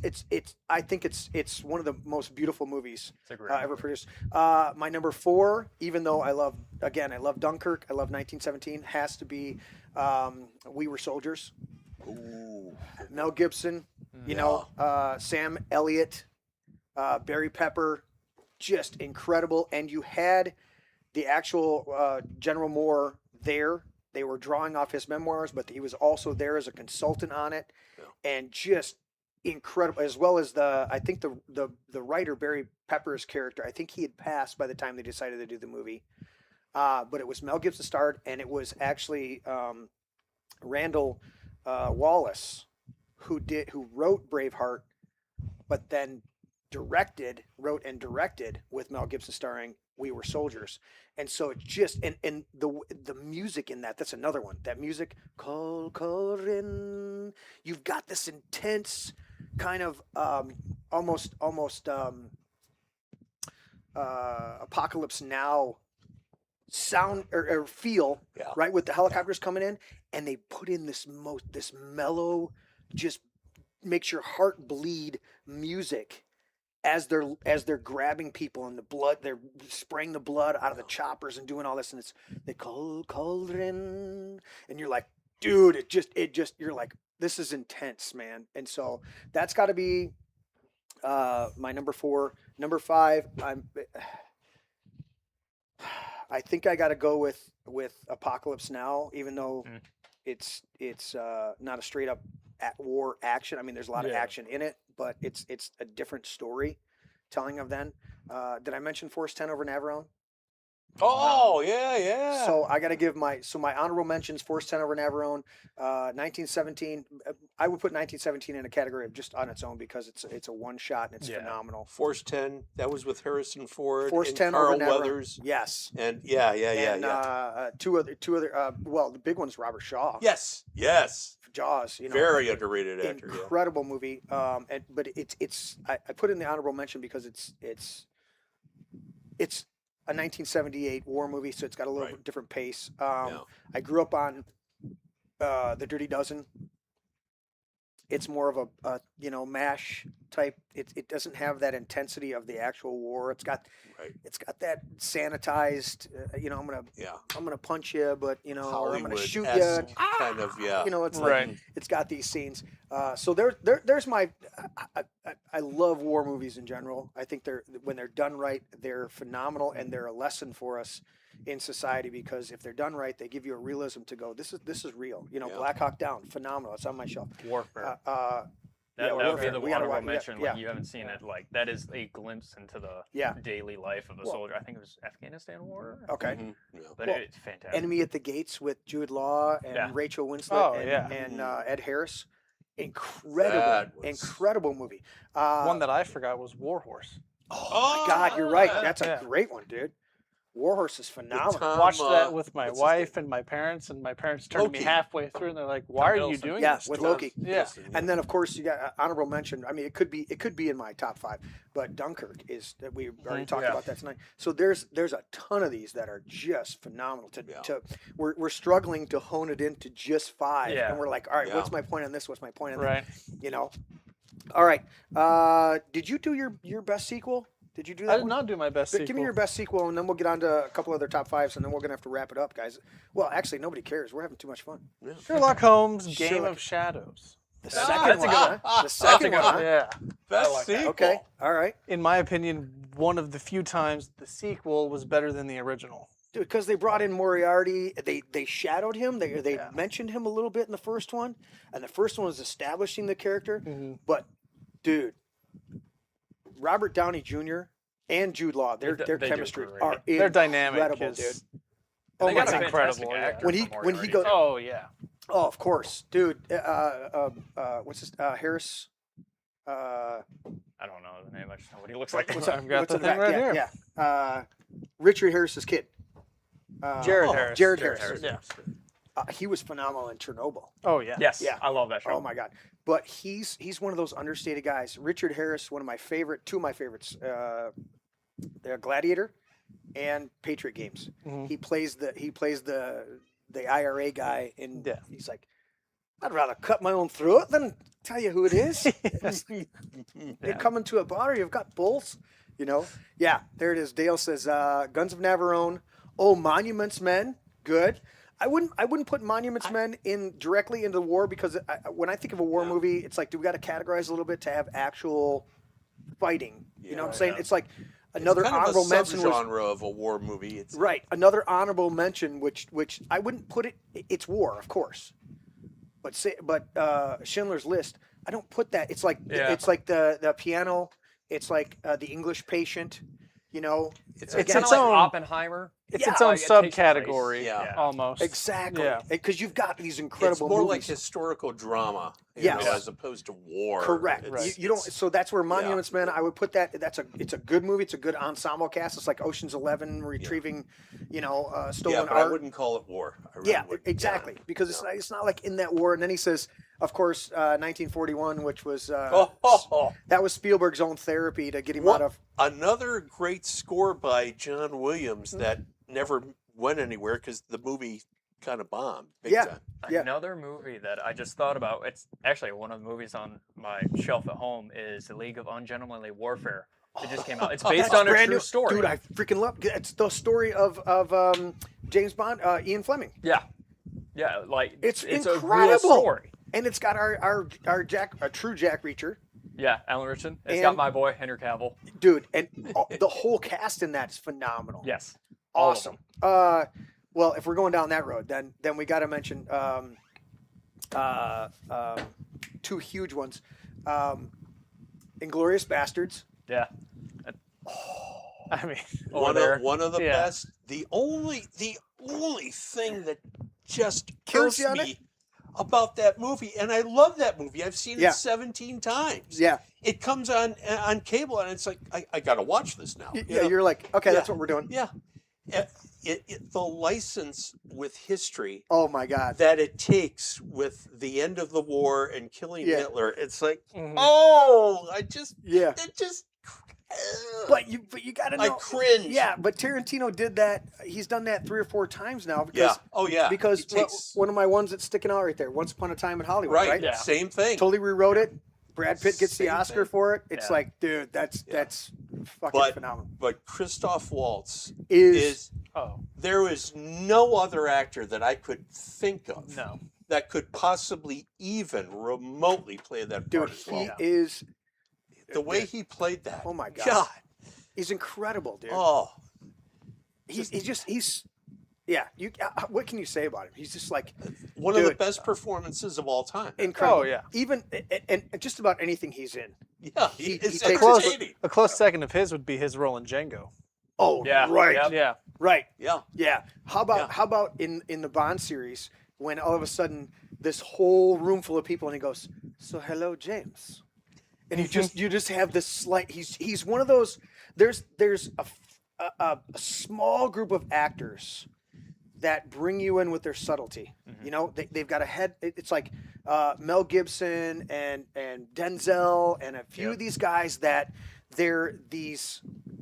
They just got, Duvall could do it and Costner can do it periodically. It's like they don't have to have the dialogue. They can get you with a look Yeah. and Yeah. a movement. Yeah. They can get you with, and if you're not paying attention, it's like Mel Gibson. Pick all of his other movies. Then go watch fucking Man Without a Face, his first directorial debut, and it's all about the expression of the character hidden under this makeup, and you're like, holy shit! It's just, And what's Bruce Willis before he got sick? Mhm. Just he could wink at you or nod at you. Yeah. There's this famous thing with Jay and Silent Bob. Silent Bob is directing. They wanted to call it Cop Out, but they ended up calling it, what the hell did they call it? It's the one where he's with Jamie Foxx and they're the two partners. Yes. And Bruce gets no, that was Wahlberg and Yeah. Denzel. No, this is you know what I'm talking about. Yeah. And he's struggling because he's directed all these indie movies and he gets pulled in by the studio to direct Bruce Willis, and it wasn't Jamie Foxx, it was Bruce Willis and the guy who was in an accident from SNL. Anyways, he's directing them this buddy cop movie, and they wanted to call it Cop Out because the studio was pulling shit like that. Anyways, or they did call it Cop Out. They wanted to call it a couple of dicks is what they wanted to call it. They wanted to call it a couple of dicks, and the studio didn't want to go with a couple of dicks, so they called it Cop Out because the studio copped out on the name. Anyways, he's trying to direct Bruce Willis, and at a certain point, he's like, "All right, Bruce, we want to bring this, and we want to do the close up, whatever the camera is." He goes, "You don't know this fucking camera? you don't know what lens you're using to do my close up right now. And he berated him like to where, and he's just like, and Kevin Smith is just like, dude. And so he was like intimidated, and Bruce calmed down. But there's this one point where he goes, Bruce, I just need you to do that one thing that you do, like you did in Die Hard and Moonlighting. I need you to do that thing. And he just gives him this stare like, fuck you, motherfucker. I'm not recycling some fucking look. And he just kind of swallows hard. And he goes, all right, action. And he does it. And Bruce turns and he does the camera thing. And he just goes, just does the little look, the little nod, right? All right, cut. And he looks over at Kevin Smith. He goes, will that work for you, buddy? Like, totally redeemed. It's like he's wounded as fuck as a director. And he redeems it. He goes, all right, I'm going to do it. He goes, did that work for you, buddy? But those guys had that subtlety. They had those little nuances, those little, I think of Robert Duvall and Falling Down. Ooh. Oh my yeah. God. And you're just like, Yeah. he's just like, he's got these little, these little quirks and these little things. And you're like, hey, Mr. Lee, and you're just like, dude, that's the true acting. Yeah. You're not just repeating the lines. Yeah. Yeah. You brought up Robert Duvall, and he was one of those actors, just like Gene Hackman. No matter what movie they're in, they make it better. Dude. They make it better because of their presence. They Robert do. Redfield. Redford? Yeah, I think Redford. Yeah. Yeah. Yeah. Dude. Favorite Redford, still to this day, Jeremiah Johnson. Oh yeah. Yeah. Oh my God. And Good the movie. guy that's got scalped and comes running at him near the end, and he's talking a mile a minute and gets up to him and goes, how you doing, Jeremiah? He's like, I'm doing good, Del. How are you? Just in the subtlety of that country soundtrack on it, and just this mountain men surviving, phenomenal stuff. Yeah. All right, do we want to do any more top fives, or we want to jump to? Yeah, did you let's say jump. your sequel? Yeah. Yeah. Okay. What was Trying to remember. Oh yeah, that was your sequel. that? Yeah, that was. Okay, my bad. Ah, All right. We've bounced around so We much. have. We Yeah. have. We talked a little bit about best worst casting. Let's do best trilogy. And it could be beyond a trilogy, but the best multiple movie series. Is that a better way to say it? Yeah, you could do that too. Trilogy or All right. anything past 3. Tyler, best I have a feeling him and I are going to be series, the same. 3 or more. Lord of the Rings. Okay. All right. He stole mine. Yeah. Christian, that's yours. Lord of the Rings. Glenn's thinking. He's thinking hard over there. There's a little smoke. Man. I'm glad the air's still on because it's blowing up. I can think of several trilogies where one of them was a dud, It was a shit. and I can't call it a trilogy. And that's Yeah. why Lord of the Rings is That's- just yeah. a perfect trilogy because all, I all would 3 have of to them. agree. Yeah. Yeah. yeah. I mean, you take it a step further with the extended. Is there anyone you can editions. stretch Oh, and do a it's go? You know what? Okay, you've got on here best sequel and best trilogy. Yeah. I got a little bit of a twofer here. Okay. Best sequel and something that made the worst trilogy. Godfather 2 to Godfather 1 is the best sequel. Yeah. The thing that made it a horrible trilogy was Godfather 3. Did you see the re-release, the Coda version? No, Francis Ford Coppola went in and redid number 3 he should have and tried to redeem salvage it. Yeah. But 'Cause it was was shit. it salvageable? I haven't watched it. I just know that it's out there. I haven't set aside 3.5, 4 hours to sit down and watch it and really study it. But I remember Robert Duvall being interviewed. Why weren't you in Godfather 3? Well, they Because the didn't wanna script pay was me. shit. Script was shit. They didn't want to pay me, and Yeah. it was done for a paycheck. Exactly. And everybody knows it. It's probably when it's like, when ah. when Zoetrope was collapsing completely, Yeah. and Francis Ford Coppola didn't have the money and just took the job to do it. And cast his daughter, Sophia Coppola, in there, Yeah, which had all the acting talent of a dish rag. a Yeah. robot. and Nepo she's baby. going to Yeah. this. Yeah, Yeah. yeah. So that's Godfather, but with the huge caveat asterisk. I can't call it a Yeah. trilogy. It's like, this is the mark. I mean, isn't I'm pretty sure Don Corleone is the only Brando and Robert Duvall, or he's a dickhead now. Al Pacino. No, No. young Corleone. Yes. He's Robert De Niro. De Niro. De Niro. Oh. They're the only two to win Oscars for two separate movies for the same character. Yeah. If I'm correct. Yep. Right. I believe so. And he did do a good job in that. Now he's in that same boat where he just takes a paycheck. Yeah. Wherever the paycheck. De Niro, Well, right, same yeah. thing with Cage. I mean, Cage, he got into so much debt, and Yeah, that of he's just like bankruptcy, just like they throw him a script, and he looks at the cover and goes, "Yep, I'll do it." Yeah, It's right. It's like Exactly. what the fuck. All right, so that's your best trilogy. My favorite trilogy, I still think, has to be the original Star Wars. That's kind of thought you were going. But but I grew up on that, so Yeah. I mean, it's like, even with, again, I take it with, it's like the Ewoks. Yeah, they were cheesy, The but Vietnam it was Bears. well, the Care Bears beating the Empire, but at the same time, the whole thing is written for. That was one of the criticisms Lucas came out with when he released the prequel series. And they're like, you've got all these 30-somethings that are like, what the hell is this? He goes, I wrote the original for 12-year-olds, and I'm writing the new ones for 12-year-olds. And if you can't enjoy it as a kid, then it's not for you. And on that level, he should have improved the dialogue. But on that level, I go, That explained Jar Jar Binks. 100%. Well, Jar Jar was supposed to be the drunken master. So when you go back and watch, and there's plenty of people that have done, little videos on it, right, on YouTube.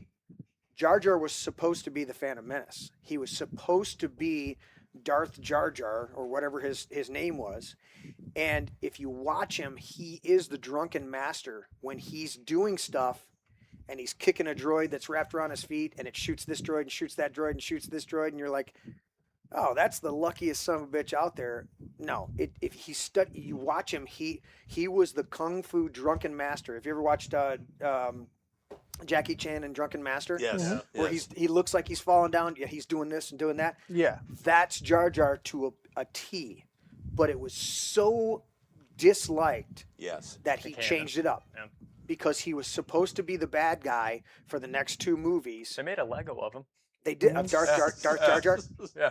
Yeah, and he was supposed to be, and fucked it up. So I don't think he should have pivoted. Personally, I think he should have stayed with it, because then you have the original trilogy. You have consistency, right? Yeah. You didn't know who the Emperor was by face, but you knew the Emperor. I mean, he's in the second scene. The Emperor has dissolved the council.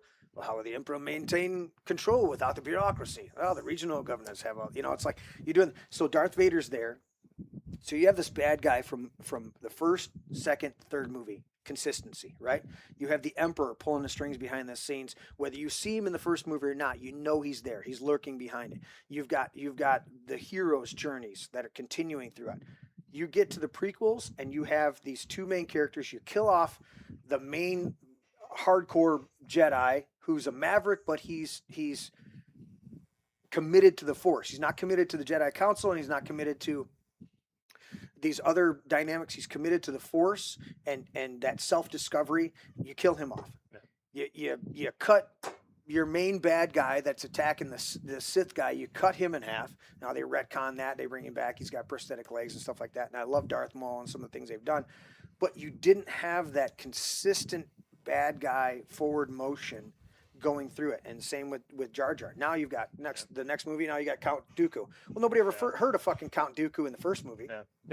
Yeah. And it's like that's where they kind of started going back to the Emperor was in 2. It's like, okay, we saw that he didn't work. Well, let's go to Count Dooku. But who, just in case for the backup, who's controlling Count Dooku? Who's he answering to? And that's when it goes back to the Emperor. Yeah. So I'd say that's still my favorite trilogy. There's some other ones that I go, they're kind of like you, Glenn, where I go, this one's good, this one's good. I that think one's kind of falls Captain off. America is a good trilogy. Okay. 1, Oh, 2, yeah. and 3. Winter Okay. Soldier's a good spy thriller. Yeah. Civil War is like an Avengers It's movie, but Avengers, not an Avengers It's like movie. a prequel. 2.1. Yeah. Yeah. Mhm. Yeah. I would on can that agree case, with I would that. say I love Iron Man 1, 2, and 3. Yeah. There's a lot of consistency. You didn't like number 3 of the Guardians. I liked all 3 of the Guardians, but again, it's appreciating things within their just the scope of that movie, Yeah. not the totality of things. Yeah, I just couldn't do with the fake out deaths in that movie. Like, Yeah. especially at the end when he's in space for a good 5 minutes without a helmet, Yeah. and he's not dead. He puffs up and freezes over, but then he gets revived Right. somehow. It's like, okay, come Yeah. on. Yeah. You had Yondu in 0.2 seconds and Guardians 2 at the end die. I'm Mary Poppins, y'all. Yeah, he died, but Yeah. Peter can't. Yeah, exactly. Can you think of any? Let's do a Strange trilogy, and then we'll do best and worst, and a couple others. We'll finish up. Any three by a particular director that you would put in your own trilogy that may not be connected to each other in any way, but are three movies by a single director that you would put into a category? Stumped you guys. Yeah, Boy, that's a tough one, man. You're going deep. I mean, Shit. could you go Nolan with Oppenheimer, Dunkirk? I'm trying to think of another one. I would go Oppenheimer, Dunkirk, and Memento. Yeah, I'm trying to think of that third one. I'm like, because those two can go together. Yeah. But I was trying to think of the other one. Yeah, third one that would go in there. Yeah. How about this one? I'll give you this one. I threw this one on the table. One of my absolute favorite movies. Snatch. Snatch. All right. Oh. Okay. So I would go with Tyler over here, and I would go my three favorites, or my trilogy with fuck it, I can't think of his off the top of my head. Guy Ritchie. Guy Ritchie. yeah. Right. Snatch, Sherlock Holmes, and Sherlock Holmes Game of Thrones. But then you could also throw in there one of his first ones, which was Lock, Stock, and Two Smoking Barrels. Smoking Barrels, yeah. And so there's a few with Guy Ritchie that you're like, dude, these are fucking incredible. You know, he kind of hit or miss with King Arthur. It was King Arthur. Good casting. Good casting. Yeah. Oh, yeah. Charlie Hunnam's Dude, great. Right at the peak of him coming off of Sons of Anarchy. Anarchy. So you've got some cool stuff, but it's like, dude, some of these. So can you think of any ones that where you're looking up? Wes Anderson. Oh, dude. So he's all right. So what's Where your you top, could do like what's your Grand top, Budapest Hotel, and then you Fucking could do incredible. Fantastic Mr. Fox, and then What's your third one? I mean you could pick or choose. I want you to pick or choose, dude. Because Grand Budapest is phenomenal. Oh, it's such a great movie. Dude, it's Yeah. awesome. And Isle of Dogs. Did you get a chance to Fantastic see Mr. Fox. Asteroid City? Of course. Yeah. Yeah, I don't know if I would put that one in my top, like my three with Wes. I think I would lean towards either Life Aquatic or what's the other one? The one with Gene Hackman. That's not Life Aquatic, right? No. The one with Gene Hackman What you're is talking about. Royal Tenenbaums? yes. Mhm. Yes. Yeah. Yeah. And Wes is so eclectic. He's crazy. Did he do adaptation, I don't think so. or did he do Punch Drunk Love with Sandler? I don't think trying to Sandler think. was ever in one Okay. of those movies. All right. Did Isle of Dogs? Yeah, I remember Isle of that. Dogs is incredible. I could go M. Night Shyamalan Oh, give me with three. with Signs, The Six. Village, which no one liked. I loved Okay. The Village, and then Sixth Sense. The Sixth Sense. Which was his breakout movie. Mhm. That was huge. Yeah, That was huge. I would go. I could. Another one for me would be if it's going like off of director and my favorite movies from him. Yeah. Would be Top Gun, Tron Legacy, and then F1. Okay. Yeah. Like Yeah. those three incident, I could watch all three of those all Yeah. day. Oh, yeah. Just the way they just hook you. 100%. Yeah. No. Beautiful. All right. Best and worst casting. We've already mentioned a few of those, but I'm gonna let you guys start with that one. Best and worst casting. Could be 1, 2. Where's casting? How long do we want to go? Yeah. You guys tell me. We're coming I up. could go for a while. We're coming up on 3 hours. If nobody's in a hurry, we got Yeah. popcorn. I got Might have to use the libations. Yeah, I might need to use the restroom if we keep We can do going, that. But I'm gonna stand up and stretch my leg out because I'm yeah. Go. Best and worst casting. Give me Worst casting, I'd have to say, of all time in cinema, Edward G. Robinson and the Ten Commandments. Okay. So, where's your Moses now, see? Yeah, what was Pharaoh going to say about me, see? It's like, why do you have this 30s gangster actor acting like a slave Jew? I don't get it. Right. Talk about Ridiculousness. Talk about out there. But he was friends with Cecil B. DeMille, so he Yeah, gets right. the role. Oh my Yeah, God. that's Yeah. why I got the role. See? That's why I got the role. Yeah. See? Yeah, you copper. Sure. You're coming in here. You're going to arrest me, you Sure, fucking sure. Israelite. I'll be in good graces with Pharaoh, see? Yeah. How do you Egyptians think you're going to get away with this, see? Worst casting of all time. Yeah. All right, best casting. Oh, best casting?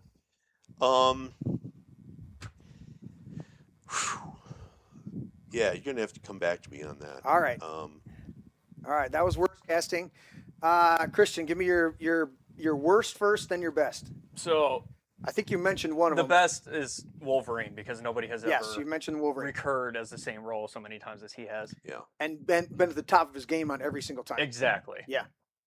Worst, Yeah. you could go so many different ways. Oh, As for me, I'm a huge comic book nerd. I'm a huge Flash fan. Ezra Miller as the Flash is an Ooh. abomination as Barry Allen. Yes. He doesn't even play really good Wally West. He's more closer to Wally West, but as a Barry Allen, he is horrible. Okay. He doesn't look like him. He doesn't act like him. He runs like a retard. Like he's doing this goofy like this, like an ice skater, and it's everything about that was not the Flash. Right. I mean, the script didn't help either. Yeah. But like he did not embody anything about the heroism of Barry. Like at the beginning of the Flash movie, he's going to save people, and Batman's telling him what to do. And speaking of a good casting, which this might be heresy to y'all, Ben Affleck is my favorite Batman. I think he's the best. He's more comic accurate than any of them. wow. Okay. More comic accurate. Wow. All right. Um, All I right. do like Ben But- Affleck's Batman. So he's telling Barry what to do when he's helping these people, and Barry's going, "Oh, I don't want to do this. Do I have to? Come on, Bruce. I just want to go eat." And it's like that's not Barry Allen. He slows down. There's a specific comic where Barry breaks all time, and he saves everybody from a nuke in the city in 0.00001 seconds. He saves everybody in the city. Right. Right. And he does it without a thought. Like he knows he has to do it, and he does it. Yeah. And then there's just Ezra Miller as the Flash going, "Oh, I don't want to do this, Dad." I'm a teenager. and I Yeah, don't wanna it's do it. horrible. And then he Yeah. puts a baby in a microwave and puts fire right next to it at super speed with lightning, so that'll I kill mean, the that's baby. isn't that what we do to save babies? Throw them in a microwave Yeah. when they're falling off a building. But All yeah, right. So that's your best and worst. yeah. All right. I think I almost got this cramp worked out of my leg. We'll see. Come back to it happens periodically. Best and worst casting. Best is Robert Downey Jr. as Iron Man. Okay, I will second that. Oh, good call. Yeah, And he then- saved that Good franchise. call. Yeah. My worst would be Jared Leto as the Joker. Ooh. Why? He I made don't like he that. he made that movie unwatchable. Yeah. 9 out of 10 fans agree with that one. Yeah. Yeah.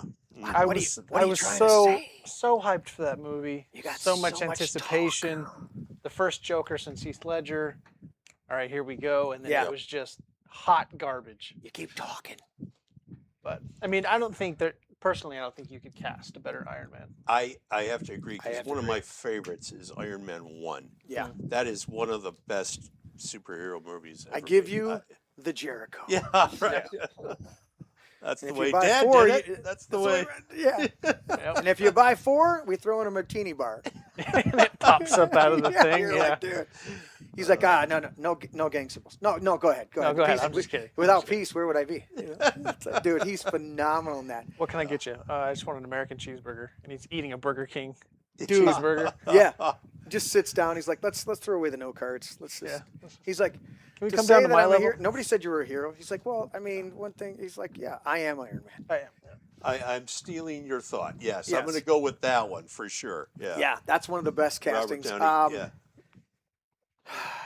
And your worst was Jared Leto's yeah, Joker. Jared Leto's. I'm gonna go with my. I'm gonna deviate huge on this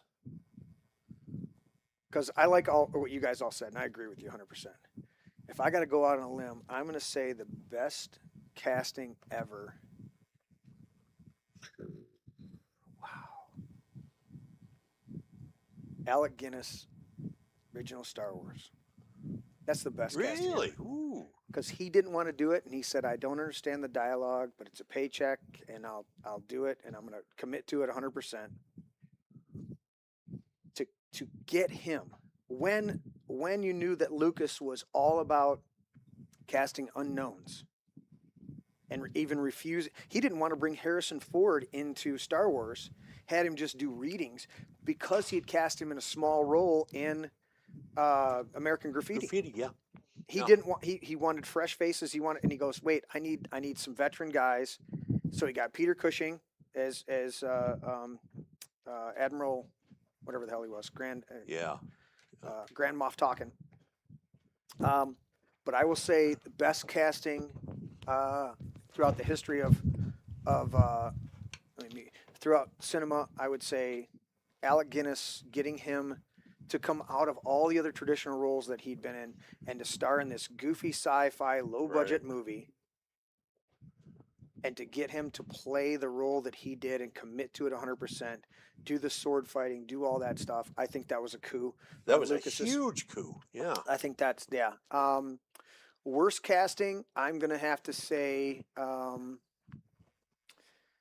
that's tough. There's a lot of shitty movies out there. Yeah. That could have been, My wife's given good recommendations about what to talk about. what about the best Superman? That one's easy. That's Christopher Reeves. I love The Cavill. first Superman yeah. movie is Phenomenal. just hits on all cylinders. I love Cavill. He could have done great if he was more hopeful. Yeah. But I mean, it makes sense. Zack Snyder wanted to do grounded Superman, but like Christopher Reeves is Superman. Yeah. The way he changed from Clark Kent to Superman, like taking Yes. off his glasses and Yeah. Getting, His like, posture just changed. that. Everything changed about him. No, Yeah. I agree with that. I'm trying to think of my worst casting where I'm like, God, what do you, I'm probably going to have to go with Tom Cruise. And it's not because of the first movie. It's because of the second movie. The first movie, the writing was great. The Reachers. Oh yeah. The first movie was, if you didn't read the books and just watch the movie, you're like, holy shit. There's lines I think of right now off of it. I'm like, he goes, well, what was the date on the quarter? You know, it's like, what are you talking? He's like, the date on the quarter. Yeah. The quarter with the thumbprint. He's like, we didn't even, it was just, and then to have Duvall as a small role in that, and to have the Eternal Gangster, what's his face? He was just in Dutton, the Dutton Ranch. He was the dumbass son in Dutton Ranch. You know what I'm talking about? Yeah. He was Bruce Willis's kid in Die Hard 5, which was a total shit show movie. He was in the one of the two different DC versions of Suicide Squad as one of the Suicide Squad members. Anyways, that guy. Okay. But you go to 2 and you realize how badly cast Cruise was as that character, Yeah. because he didn't maintain the height, and then you try to introduce the other characters or the other scenarios, and it just doesn't work. It doesn't Right. work. The first one worked, and you'd have been better off not using Lee Child's source material and just doing, have Shane Black write some other movie, Yeah. and do that. Right. But I think that was, just off the top of my head, I think that was a horrible. Yeah, I thought casting you were decision. going like Tom Cruise and Valkyrie, because that's what kept that movie from being really good. Which one? No. I'm thinking of Jay.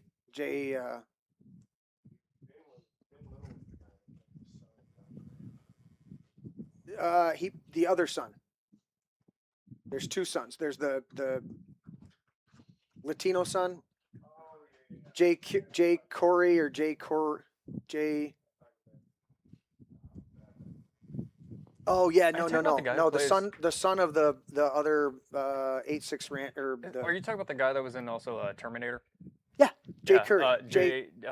Crap. I know who you're talking about because he played Captain Boomerang. Yeah, he sucks. Yes, he does. Okay. Jai Courtney. Jay Jay Courtney. Yeah, Jay Courtney. All right, best and worst dialogue. Best dialogue for me, Yeah. and you have to rewatch the movie and listen to it. the best dialogue is in Fight Club.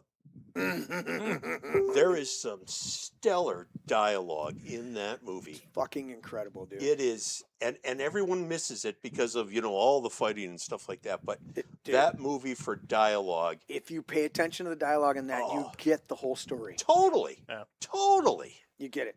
absolutely. You Is this a bet. test, sir? No, it's not a test. Was I here last week? You stood right there. Yeah. You gave me this. You're just like, holy shit, dude. Yeah. Yeah. But and all of these narrations by Oh, Ed Norton about his yeah. life, Yes. you know, Did you ever I read am the book? no. Okay. No, I never So did. in the book, there are 4 personalities. The narrator, Brad Pitt's character, Helen Bonham Carter's character, she's another personality. Oh wow. He's got multiple Yeah, personality disorder.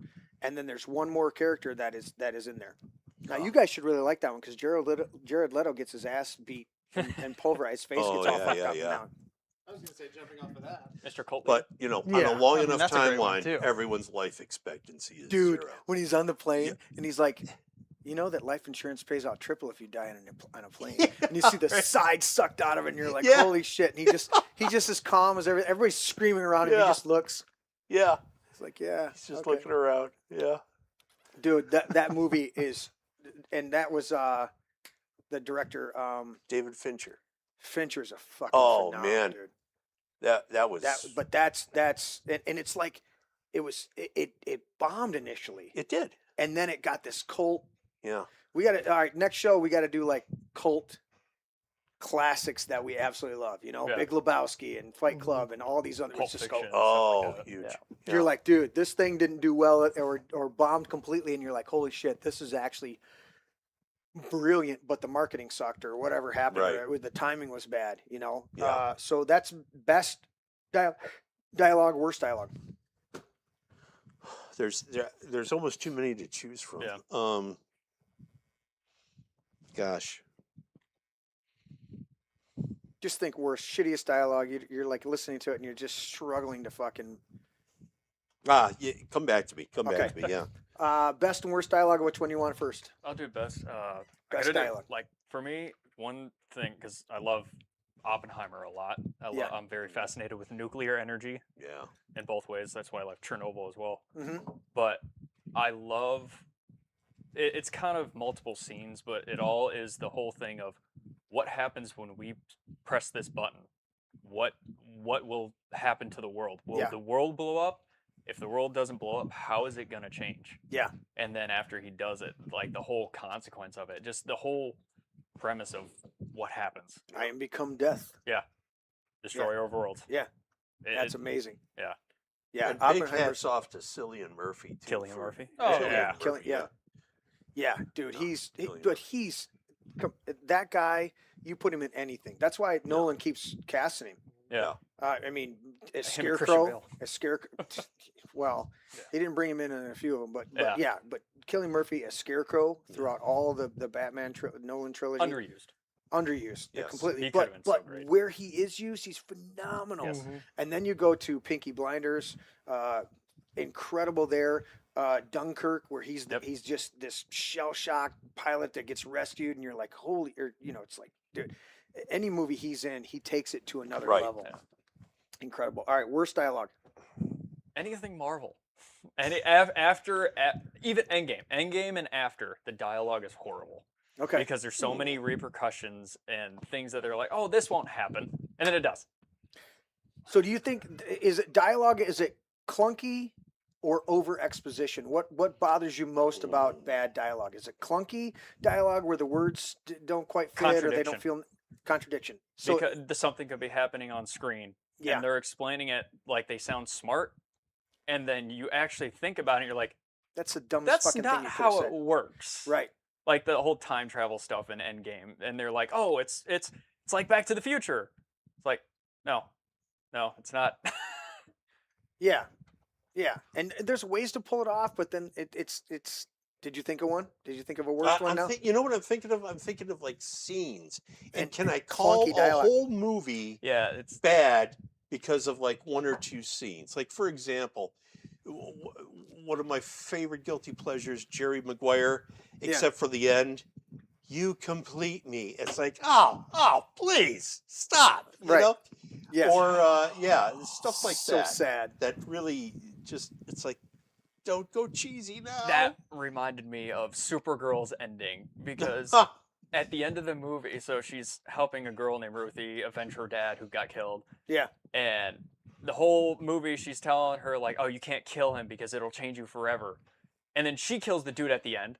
Yeah. In front of her, so it makes no difference if she did or not. Right. And then at the end, they're saying goodbye, and it's the most, like, because they want to go action with it, right? Because they Right. want to get the male audience, because that's what Right. superhero movies are. Right. But then it goes into full-on girl cliche with, Right. oh, I guess this is goodbye. And then I said it out loud in the theater, and it's like, well, it doesn't have to be goodbye. And then she's like, well, your birthday is still today. I'm like, you've got to be kidding me with this crap. And then it just goes on. It's like, let's spend one more day together. But there's That- so many individual lines in movies that just suck. Like, for example, one of my guilty pleasures, Top Gun. Yeah. You know, son, your ego's right and, Checks your ass body can't can't cash. Yeah. Who has ever said that to anyone? Somebody Ever. who also does dad jokes on the side for Yeah. money. So, Hey, is Laffy Taffy hiring? I got some dad jokes for you. Write it on a popsicle stick. There you go. just a lot of scenes Oh, that I can all right. think of. Best and worst dialogue. I'm gonna start with worst dialogue. Okay. Star Wars. Yeah, it's horrible. I'm gonna have to go with specifically Revenge of the Sith. I could see it depending on where you're going. Yeah. There are specific scenes where actors have to intentionally cover their face because they can't stand dialogue. Yes. And it's just accepted into the Yeah. the film as a dramatic moment of covering the mouth or looking away. He's killed younglings. And that's not to take away because Revenge of the Sith is also my favorite Star That Wars is my movie. favorite Yeah. too. Right. There, it's that movie where it's like I love this so much. Dude, he's got no. and I hate this 5-minute time He frame. can't reach anywhere. Yeah. The bucket is completely fucking empty, and he's scratching at the bottom of it, Yeah. cutting his nails, and he's going. There's no emotion that I can subscribe. He killed younglings. Yeah. I hate sand. It's rough. And it's coarse and it gets everywhere. That's what. Yeah. Yeah. Number two for me. Yeah. Yeah. Attack of the Clones. You're like. The I acting wish- of that was so I bad. wish I could just wish away my feelings, but I can't. Yeah. If you're in such pain like I am, please tell me. You're like, dude, I've called him for that whole prequel trilogy, and I love all watching the movies because the Yeah. visuals and the storytelling, but the dialogue sucks. But I've called him Mannequin Skywalker because he's just as stiff as a fucking Anything, mannequin. Oh, yeah. anything involving Padme, like in 3, Mannequins. Eddie, you're breaking my heart. You've taken her from me. You've done that yourself. I love the Yeah. parody that they did for the Turn her MTV against Music me. Awards. Oh yeah. When he's like, yeah, I had Obi-Wan come over and help me with the stereo. Bing, bing, bing, bing. Look at that. Look how that turned out. You know, it's like we don't need his help. She said you killed younglings. No, I killed at younglings. It's a new club. It's hot. Why are you getting all spazzy on me? What the hell? All right. So that was your worst. What's your best dialogue? American Psycho. Oh, that's right there with Fight Club in terms of Yeah. narration and dialogue. Oh, Okay. yeah. I All have right. to go. Where are you going? I have some cassettes I have to take back. That's his excuse every single time. And you're like, what are these cassettes? What are these tapes that he has to return? Right. One of the best scenes in that movie is where he's with his coworkers and they're discussing business cards. Oh yeah. And it's like, that's the most beautiful business card I ever saw. The lettering is perfect. Eggshell And you can white. see him Yeah. just like wanting to kill Yeah. his coworker for his business card because Yeah. it's better than his. Dude. That was great. Oh, Worst dialogue. I don't even want to put. I'm gonna have to go with probably episode 2. Star Wars. It's just It's so so bad. It's so bad. I killed them. But- I killed them all. Not just the men, But the women and the and children, the too. children too. Yeah, I'm not the Jedi I should be. But even 1 and poor little Jake Lloyd, the actor, you know, You never acted again, I don't think. I dude, don't he know. did. He's he a did- voice actor in video games. He did. Jingle All the Way, I love that movie. and then episode 1, and then fucking had to go to rehab for the next 20 years of his life. I Well, mean, it's like the voice actor that voiced Aang in The Last Airbender. Yeah. He did Last He's all fucked Airbender, up. and then he grew up and went to college, and now he does Yeah. production and sound Right. engineering. how about the comeback of the Goonies, the little Chinese kid that played in Indiana Jones 2 Yeah. as Short Round. Yeah, Short Round. Yeah. And then he was yeah, in yeah. Goonies. Is he in and Oh, then yeah. he disappeared for years, and now he's back. I bought the movie. What is it called? Love. Didn't he win Love an Hurts. Oscar? Yeah, Love Hurts. Was he Yeah. in Always Everything Always or something like that? He was like in that, Loki yeah. season 2. Yeah, as the time guy, Borealis. yeah. Ouroboros. Ouroboros. Yeah, dude, he's come back. He's made this surge like Yeah. 30 years later, and you're like, everything I'm seeing him in, I'm like, dude, he's doing a phenomenal job with the lisp. You're Did like, they bring him back to the new Indiana Jones? I didn't watch that train wreck, but I'm pretty sure they you brought him didn't back. watch the Dial of Destiny? No. If you refuse. suspend all the criticism, I really enjoyed it.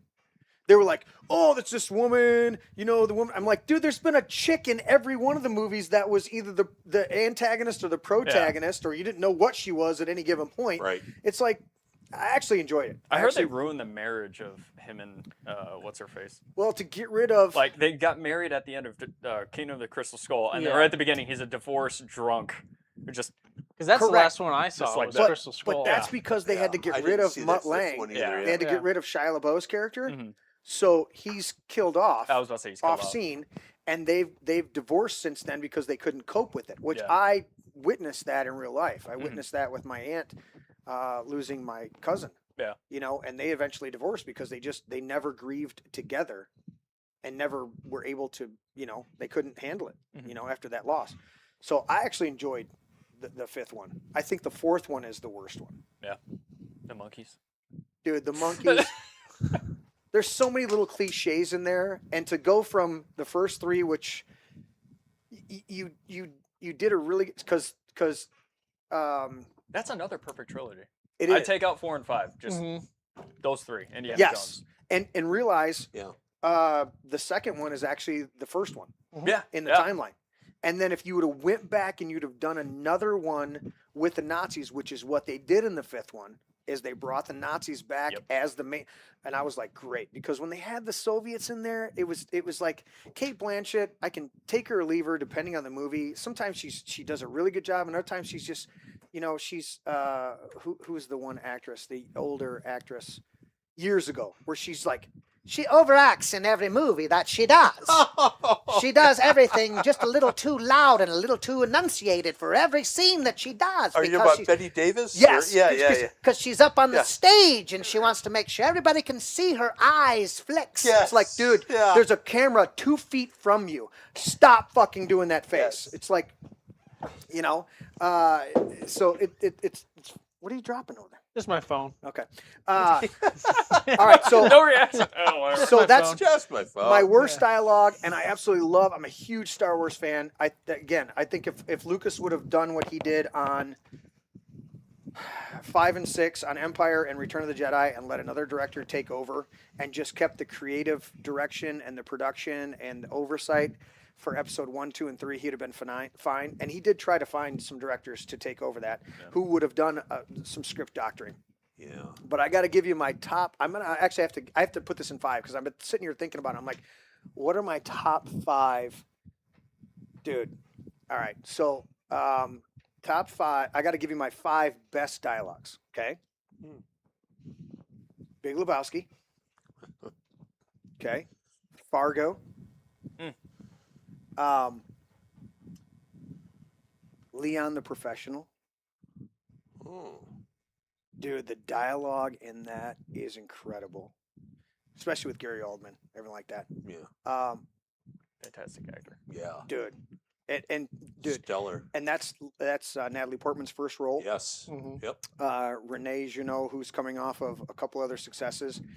The only reason that movie got made was because Bruce Willis wasn't available to start production on Fifth Element. I will say my fourth one has to be. Well, it probably would have been in my number ones, but Fight Club is incredible. Yeah. And then I'm thinking of my fifth one. It's right on the tip of my brain. I kept looking over there. I'm looking over there. I'm like, God, I know I'm gonna miss this one, and I'm gonna like tomorrow morning or tonight at 2 a.m. I'm gonna wake up going, oh shit, that was the. Gonna that get us was- all in a group text. I found it. Yeah, I'm like, that's my number one. Fuck. But the dialogue where it's like, I almost want to go with Amadeus again. Because I mean, Salieri's character, what's his name? F. Murray Abraham. Yeah. He won the Oscar Best Yeah. Supporting, and he's incredible. But the other actors in there play off of him, and it's so incredible. So I'll leave it at that. I'll go. Amadeus is my fifth one. Got a good honorable mention. I'm not sure if you got it. It's a recent movie. Yeah. Project Hail Mary. Oh, incredible! That movie. Oh, it's made me think of it. It's one of those movies where you get the dialogue and it's kind of told by Ryan Gosling, and he's just a school teacher. Yeah. And he does things and you realize it before he does. Yes, you're like, And then dude, it's right there. What the hell are you doing? You say it out loud, and then in the next second he says it, and it's one of the movies where it makes the audience feel smart. It doesn't berate them Right. and treat them like idiots. It says, no, you're actually common sense like this guy. Yeah, but they set that character up from the beginning because he writes this paper. That's how he gets attention. Yeah. But then he's downplaying himself the entire time. Yep. And you realize he actually is brilliant, but he's not embracing it, and he's letting us Yeah. embrace the moment. I love when he opens up the argon, the little canister. He goes, xenon. It's a gas. It's lefty loosey, righty tight, or Yes. the opposite. And he opens it. He's like, oh god. and you see that throughout the whole thing when he's building the box. He's like, oh, we gotta, but they're in complete darkness. They're attracted. All right, we got to go shopping. Yeah. And they're just playing the aisles, shooting duct tape at each other, Yeah. and bowling for tubes of glue. I got into the hugest fight with my son and my wife over that movie. Okay, They love it. They love that movie. you didn't. That like- movie pissed me off. Really? Oh, really? Do Pissed tell. me off. You either want to be a serious sci-fi movie or you want to be E.T., a boy and his alien, and you're trying to make them both. Pick one. They didn't. They I didn't was give you a so character direction? frustrated with that freaking movie. You know why? A thing is, the book was being written when that film was being made. Okay. So they were kind of taking scenes from the movie and putting them in the book. But if you read the book, I haven't read it, but I have heard that Synopsis. the book goes more serious. It goes more mathematical. Goes more Okay. science. It could have been Lot a more details great filled in? sci-fi Yes. movie. It could So have you're been great. expecting Interstellar, and you. I'm get- expecting Interstellar. And you I'm got- getting and you get fucking Mickey ET. 17. You get Mickey 17. It's like, oh, My wife cute. loves Rocky. I love Rocky too, but Dude, my Rocky's wife loves so cool. Rocky. He's like. I'm trying to think of the lines that he says in there. I've watched it twice now, and I'm like, who Grace talking to? who Nobody. Grace talking to? But I hear Grace talking. No, I'm not talking. See, this is what I'm saying. I can't even. I hear you. It's like, dude, he's just. I love it because he's in this. Both of them are intelligent beings, but have these huge deficiencies in their But- personalities but- that. Quit trying to make it a boy and his alien. That's what you did. You made it into E.T. I It mean, is- I thought they were going to share Reese's Pieces together. It is, but it annoyed isn't. It got that me. close. Oh It is, but it isn't. It's about two species trying to save their worlds. no, it's a wrong movie. And everyone here is incorrect. We got our first controversy on the show. Yeah, look at your wife. Your wife's going, amaze. Yeah. dirty. Movie sucked. I wanted my money back. Oh, shit. I saw it for free. I want to I'm steal suing the myself. studio for time lost. All right, oh. all right. To save you from any further meltdown over there, Glenn, I remembered what movie I was trying to think of, and there's actually two I have to mention. All right, Castaway has some of the best dialogue Ooh, Oh, because yeah. he's all by himself and he has to interact with himself. yes. And, And it gets back to Didn't what he we get were the best saying. on-scene buddies? Oh, He won an MTV award for best on-screen buddies or something like that because of him and Wilson. yeah. And you Yeah, realize I think- yep. it's all just It's just him. Tom In his Hanks? head, Yeah. yeah. What were you gonna say? But that's another movie where silence, although not really completely silence, the sound of loneliness, Mhm. where maybe you're just hearing the ocean, you're just hearing, and you realize that there's nobody around you. They did a real good job with that. Oh, I yeah. thought that was Does anybody need a water or anything like that? water. Please. Can we get Good. three waters and just ice me up there, please, honey? I like how Thank my you. wife said Rocky gives encouragement, and he's like, "That's not helping." Rocky gives great encouragement. Yeah, he's like, that's still not helping. Another mention, and I don't know if you guys have seen this. You guys have to tell me. Up Close and Extremely Loud. That was a great movie.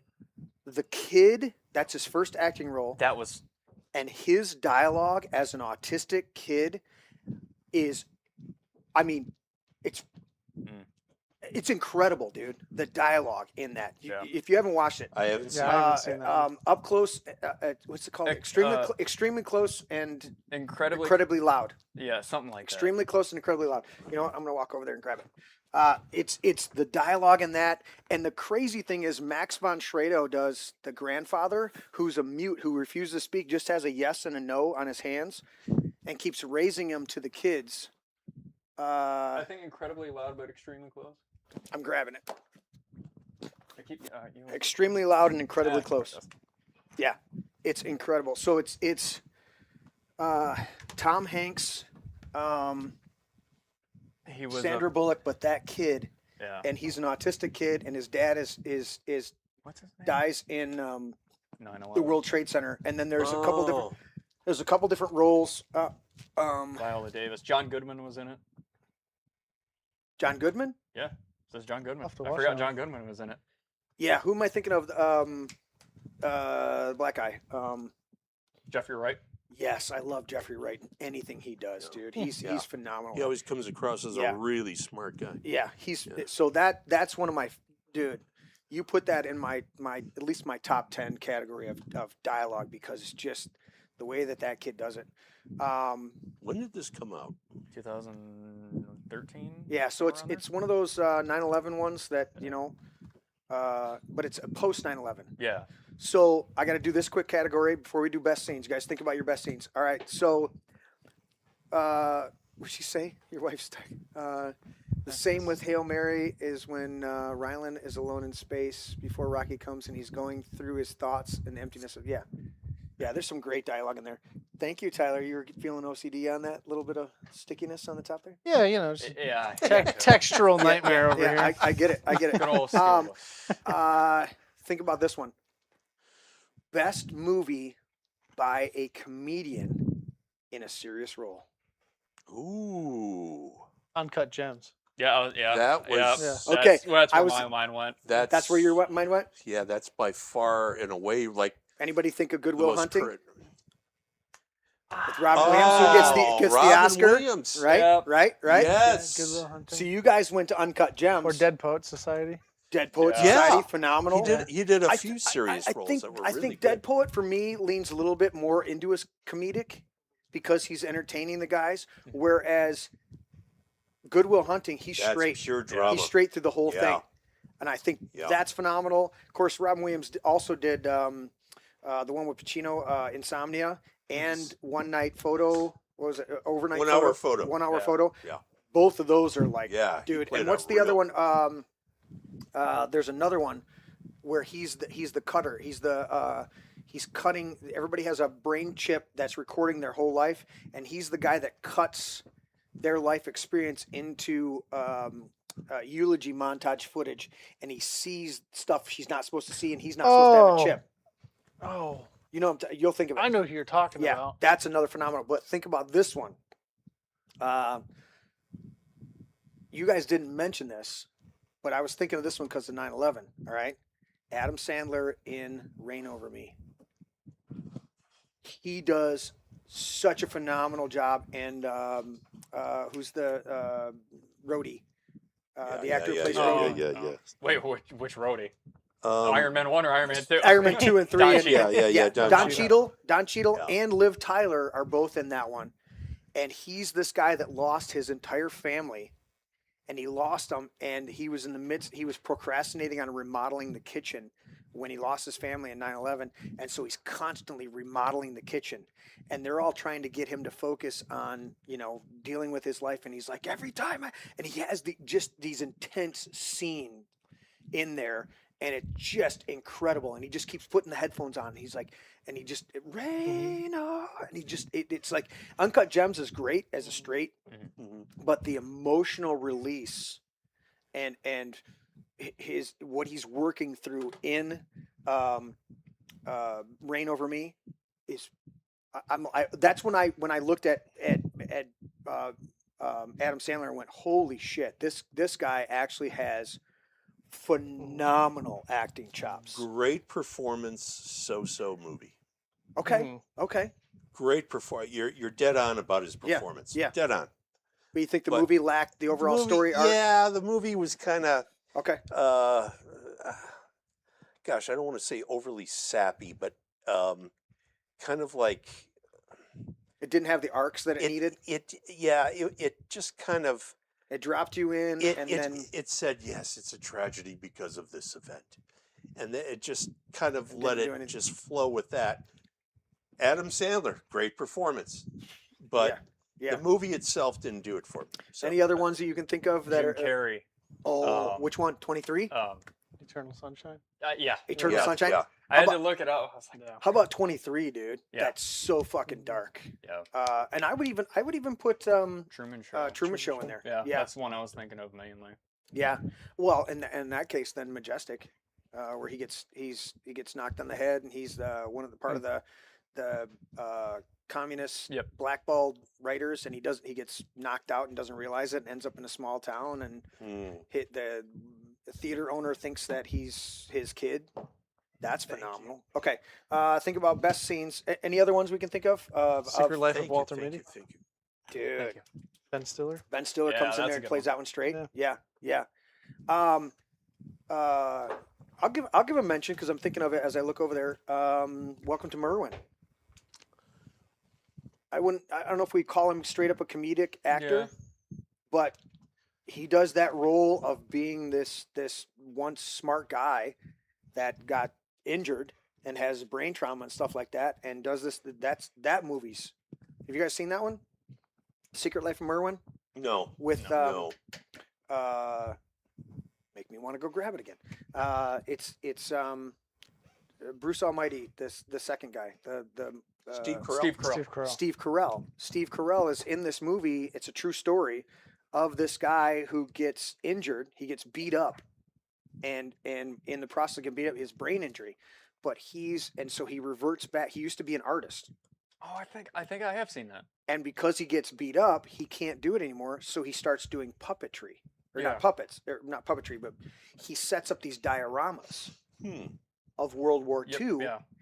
And he photographs these, and he's published all over the world doing these dioramas. Well, And it it kinda, also it cuts into his mind, imagination yeah.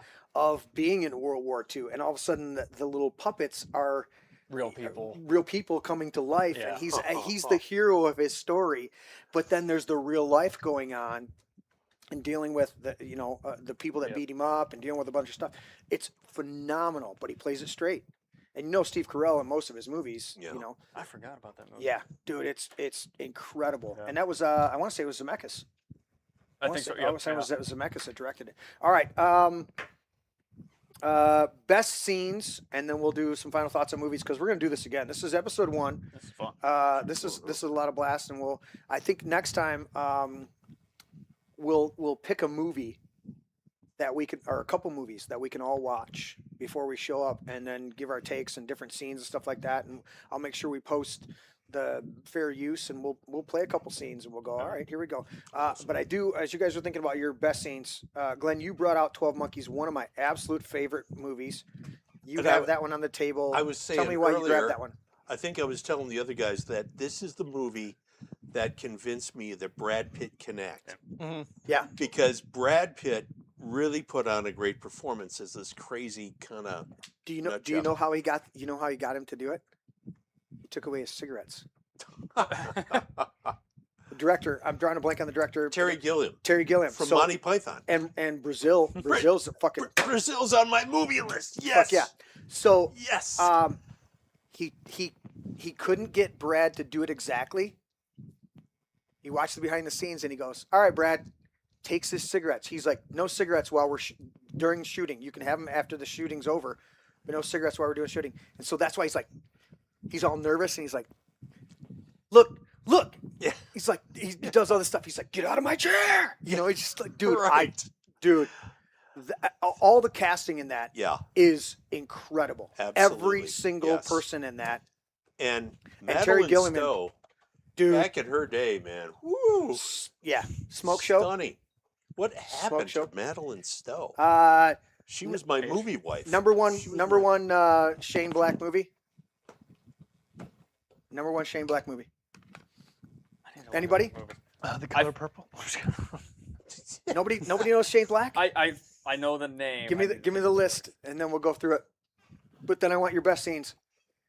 I gotta tell you, my favorite's still The Nice Guys, The Predator. The Predator, Ugh. right? But he wrote the Kiss Kiss original Bang Bang. Predator. Yeah. He wrote the original Yep. Predator. Okay, Iron Man 3. I know, and wrote and directed That's it. why I know him. Yes. Predator, Lethal Weapon. Okay. Kiss Kiss Bang Bang. Yep. Last Boys. I mean, all of the Last Lethal Weapons.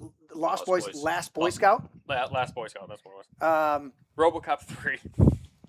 Lame. Well, Yeah. That's a paycheck. That's a paycheck. Yeah. That's a movie. paycheck. I'll write that at the All right, beach. before you get to it, Yeah. my absolute favorite, The Long Kiss Goodnight. Oh. One of Yeah. my absolute favorite Shane Blacks. But Shane Black, he's that guy that writes, you know, what did I say? Die Hard is a Christmas movie. It changed my mind, you know. Shane Black did those types of movies. So I'm like, dude, when you look back at his catalog of actually what he's written, not what he necessarily directed, Mhm. but what he's written, I'm like, holy shit, these are really good. What would you say it was? What was the one? Didn't he write the Dirty Play, Predator, Lethal Weapon, Last Boy Scout. Is it in order? This is just random. Okay, because Last Boy Scout was supposed to be another Lethal Weapon, and they didn't like the way it was going, so they cast Bruce in that, and they took it to a different direction with Damon Williams and. Last Action Hero. Now, Oh. I walked out of the theater. I walked out of the theater and said, "Fuck that movie! It's so stupid." You watch it the second time, you watch it the third time, and you go, "Holy shit! This is Arnold mocking his own genre that made him." And saying this is all bullshit, and you guys should realize it's bullshit. So if you can't suspend your ideas and walk in and watch one of my action movies, then you're not going to enjoy this Last Action Hero, and I will. And then you go back and you watch it fourth or fifth time, and you're like, holy shit, this is actually brilliant. Mhm. It's mockingly brilliant of the whole genre, and this was at the height of his, True Lies and fucking all these coming out of that 80s. Yeah. And even 90s stuff going in, and I'm like, because I walked out, dude.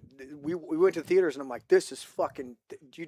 But I did the same thing with Waterworld, and then because I'm like, no, I didn't just sit here for 3 fucking hours for this guy to Yeah. walk over and get on another boat and leave. You found fucking dry land and a hot chick, and your fucking adopted little kid, and you can do whatever you want, and you're like, it doesn't move right, I'm gonna leave, and you go, what the fuck is wrong with you? Get steak, just dude.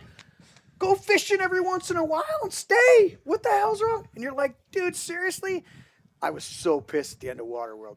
But now Vince will come over and we throw Waterworld just on the background. I go, this is actually a pretty fucking dude. All the characters in it, you're like, yeah, okay, this is actually. And we got the whatever the direct the But see, director's once it taints me, I can't go back to it. You could put on Waterworld, but I'd be like, why? Well, sometimes I got to go back and go, all right, why didn't I like this movie? This is Yeah, like, see, come on.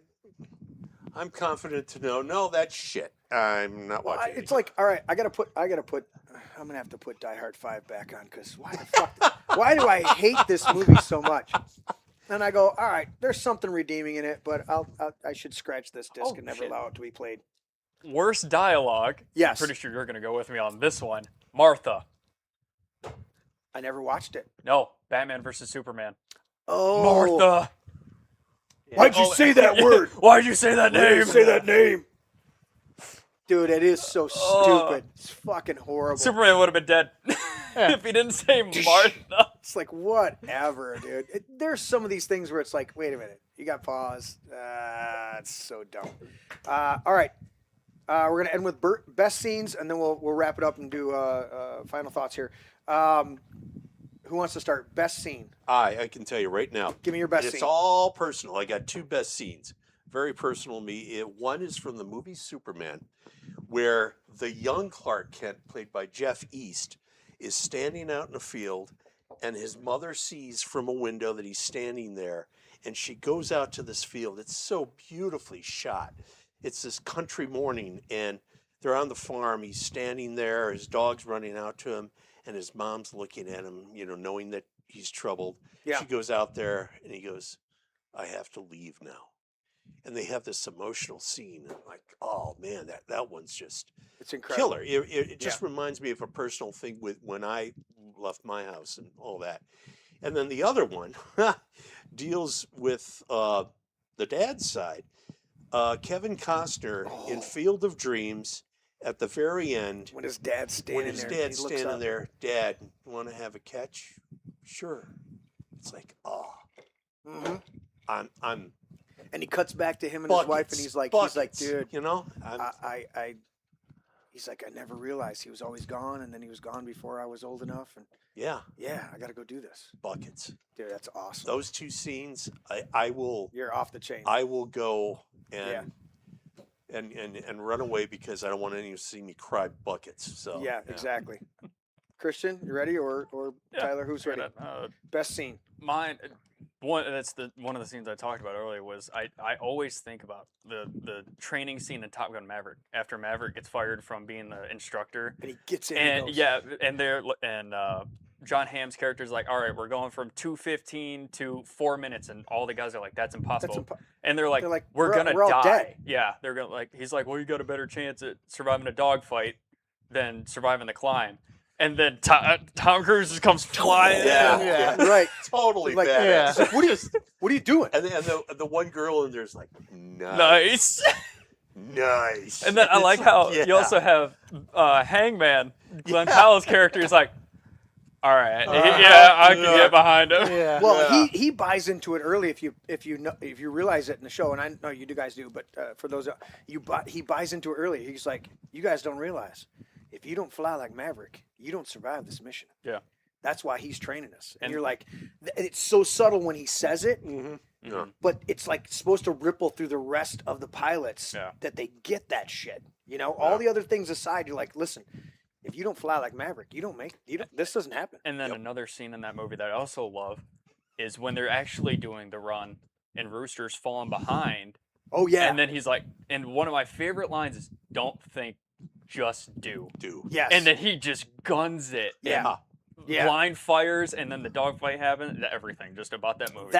That scene, I agree with you. It's very, to me, I have a little twinge of this feels like the original Top Gun, where it's engage Maverick, get back in it, you know, after Goose died, and you're like, but you're right, on its own, it's fucking incredible. But it's done so much better. It is. than the first movie. It is. Yeah. It is. It's incredible.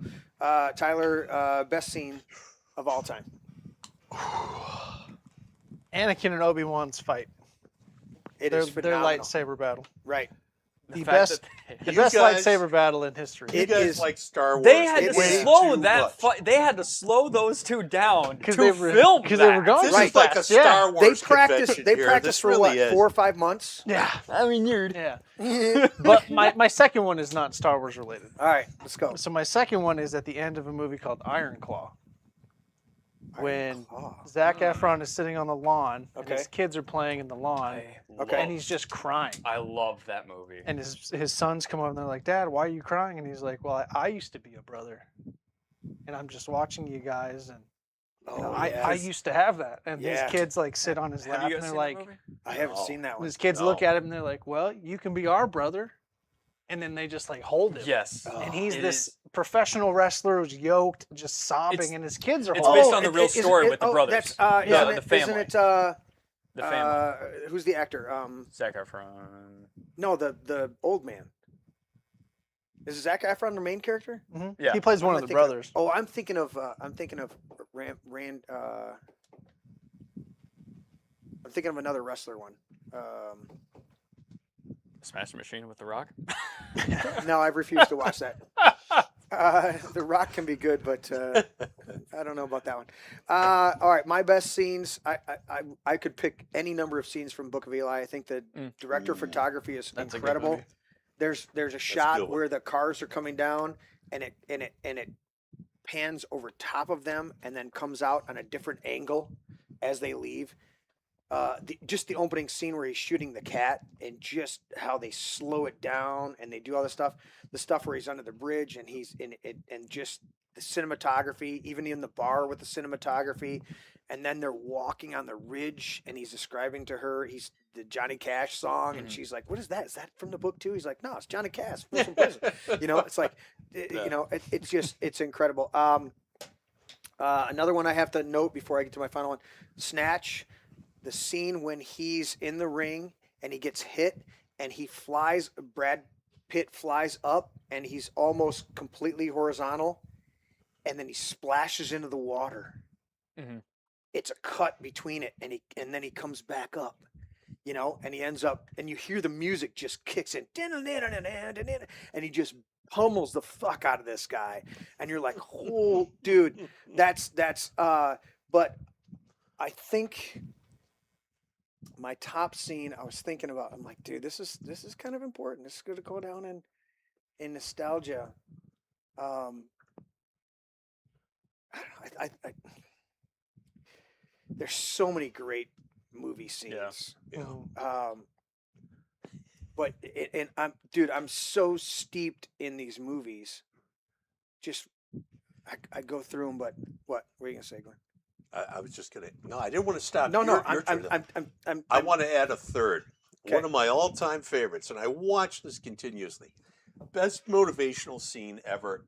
The very opening scene of the movie Patton, where George C. Scott gives a speech to the troops. Okay.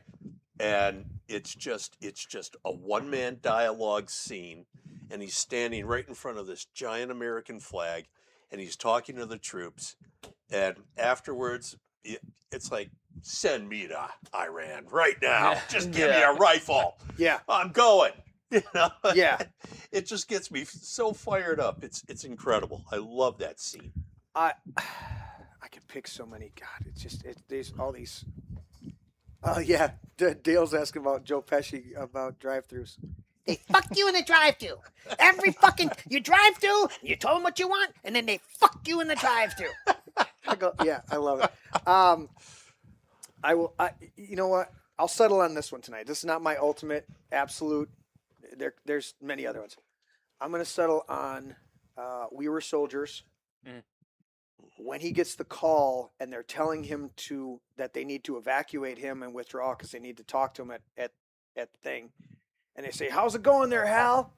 And he goes, and he's got a fucking handgun. He's shooting like this, and they're surrounded. And he goes, "That's a little bit sporty." And he fucking shooting like this. And the whole scene, they're doing this pull around of him, and Barry Pepper's there, and he's like, "I'm a non-combatant." He goes, "Ain't no such thing today, Sonny." And he throws a fucking M16 at him, and he ends up, because they're completely surrounded. And I'm like, that scene where he goes, "It's a little bit sporty, sir." And it's like that scene right there where the Charlie, his radio operator, the fucking bomb, the planes are dropping the missiles, right? And he goes, and they drop it on top of him, and he's like, "You forget about that one now. You're keeping us alive. Keep those bombs coming in here." And he just took out several of his own guys with this fucking napalm bomb coming in there, and you're like, holy shit.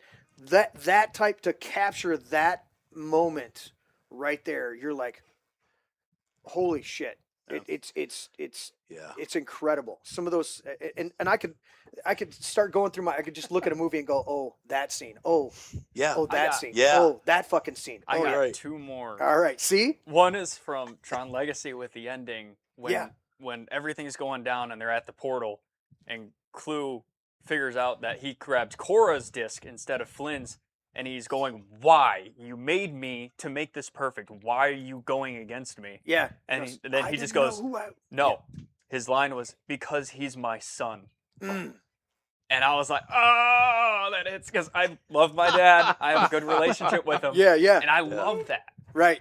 And I just love that scene because it just gets me every single time I see it. Because it's just that. I mean, Jeff Bridges, when you can actually understand him talk now, because you can't understand him anymore. Yeah. It's like just that line alone is just because he's my son. You got to use so many cuss words. What the fuck are you talking about, man? Have it your way, dude. And then from a movie you mentioned earlier, Hacksaw Ridge was Lord, one more. Just give me one more. Yeah, when he does that dial, you're just give me one more, Lord. Yeah. Just give me and one after every single one, just one more, Lord. Yeah, One more. Yeah, dude, there's so much killing. Maybe I can come in here and do something good. You're like, holy shit, dude. How about this one? The I don't know how well they cut it or how quickly they cut it as far as what we see on screen, but if you go with the timeline on the screen, when Tom Hanks, he goes, I'd rather do anything to be here on an island by myself with a goddamn volleyball, and he boots him out there and he goes, Wilson, and fucking runs. It's like the anger and the rage and punting the ball, and then it's split second. I don't know how much time they had between cuts, but split second he goes, Wilson, and you're just like, holy shit, dude, your emotions are way the fuck off the chart, dude. Because he goes from that anger to then I gotta go save him. He goes, never again, and he cuts himself. He's like, there you. I remember you. I remember you. You're just like, dude, and think about that being on a fucking desert island. And you're like, holy that's your mental state. shit, Yeah. dude. Yeah. Yeah, that's crazy. All right, we've had a great show tonight, guys. This has been incredible. This is just episode 1 of Just Movies. We're going to do this again. I fucking love this. And, of course, dinner and dessert were phenomenal. Thank you, Scott. Final thoughts on movies. Let's go this way, and I'll end up. But, Tyler, we had a great time just talking about movies, just enjoying ourselves. It is what Glenn said right at the beginning. It's an escape. It's something that allows you to get outside of your problems and life and everything like that, and just have a moment of relaxation from the hustle and bustle. And when they put the woke bullshit in it, it makes us. That's why we get angry about it, because it's not that we don't. You got your agenda, you got thing, but don't fucking soil that. Don't spoil my sports, and don't spoil my movies. Just tell me a really good story that's a reflection of life, or if you're going to go beyond this life like another movie, then don't make it a fucking comedy interstellar space, because Glenn will be pissed off at that. Damn right. So Amaze. Tyler, final thoughts on the first episode of Just Movies here on This Is My Brain podcast. It's amazing how much we have in common. We like different movies, but we also like the same movies. Right? And then the only other thing I can think of is let's keep going to the cinema a real thing. Right. Yes. Because watching a movie Right. at home and being in the comfort of your home is one thing. Unless you got a 23-foot screen. You don't count. Yeah. Are you gonna say all the high yeah, yeah. But going and experiencing the movie and enjoying the experience, not just the movie. It's supposed to be. Here, It's here. supposed to be an It experience. adds. Yeah, It adds. 100%. So do that when you can. I know it's not always easy. All right, sign my paper. This is one of the things I do on always on the regular show is the signing of the paper. That's the stack of all the episodes we've done up to this point. Now, granted, it is cardstock, so it's a little thicker, but that's at least 2 full reams of cardstock over there. So that tells you. But this is the episode 1 of Just Movies. All right, Christian, give me your final thought. You're supposed to use a different color, is what we're supposed to do, but that's cool. We're both pink. It's all cool. It's pink. I'll make sure that Glenn uses a different color. He can pick whatever color. No, you got to pick a color. I think Give me your final thought. talking like this is one thing I've always wanted to do is get with a group of people who love movies as Yeah. much as I do. And knowing that we all don't have the same opinions, Rocky. But I fucking But- love it. Hey man, what you saying? What you saying, man? We thought But- Rocky was cute. Don't you ever say that shit again? Wait, how can you not like Rocky? You like Rocky, and Rocky was they referenced the movie Rocky in that whole movie. How can you not like it? You're like, you didn't take Rocky serious. Rocky was fighting for his life. like knowing that you like a movie, I don't like a movie. You like a movie, it's okay to disagree. Mm-hmm. The whole point is talking about it. Right. And then, as you said, going out and seeing the like one thing I hate is when people talk about movies and they make opinion. You can talk about a movie you haven't seen, but when you make an opinion on a movie you haven't seen, that annoys me. Like I talked about the Odyssey before I went to go see it, and then I went to go see it, and it changed a little bit, Yeah. but it's still not that great. But like things like that. But you always see the movie before you like have an opinion on it. Well, and that's what I was saying about Dial of Destiny and a couple of the other ones. I'm like, Yeah. I'm not gonna say it's horrible. I've just heard it's horrible. yeah. I had negatives about this, not quite Glenn negatives on Project Hail Mary. Yeah. I'm like, I'm curious about this. I'm gonna go see it. I enjoyed it thoroughly. I thought loved it was great. yeah. But I go, okay. So, but it's like, I think some of the cult classics that have emerged that we go, this is fucking. They had that. I remember when Fight Club came out, there was huge negative press about it, and it's a phenomenal fucking movie. It is. Yeah. I mean, it's incredible. So yeah. And to end off, one thing, as you said, go to the movies. My thing, keep physical media alive. Yeah. I am sick and tired of, with PlayStation now getting rid of 600 games. plus titles Yeah. that you bought that Yes. you paid for. Like, it Delete all it. is now licensed through them. So even if you think you buy it on digital after they do this this transition, Yeah. you don't actually own it.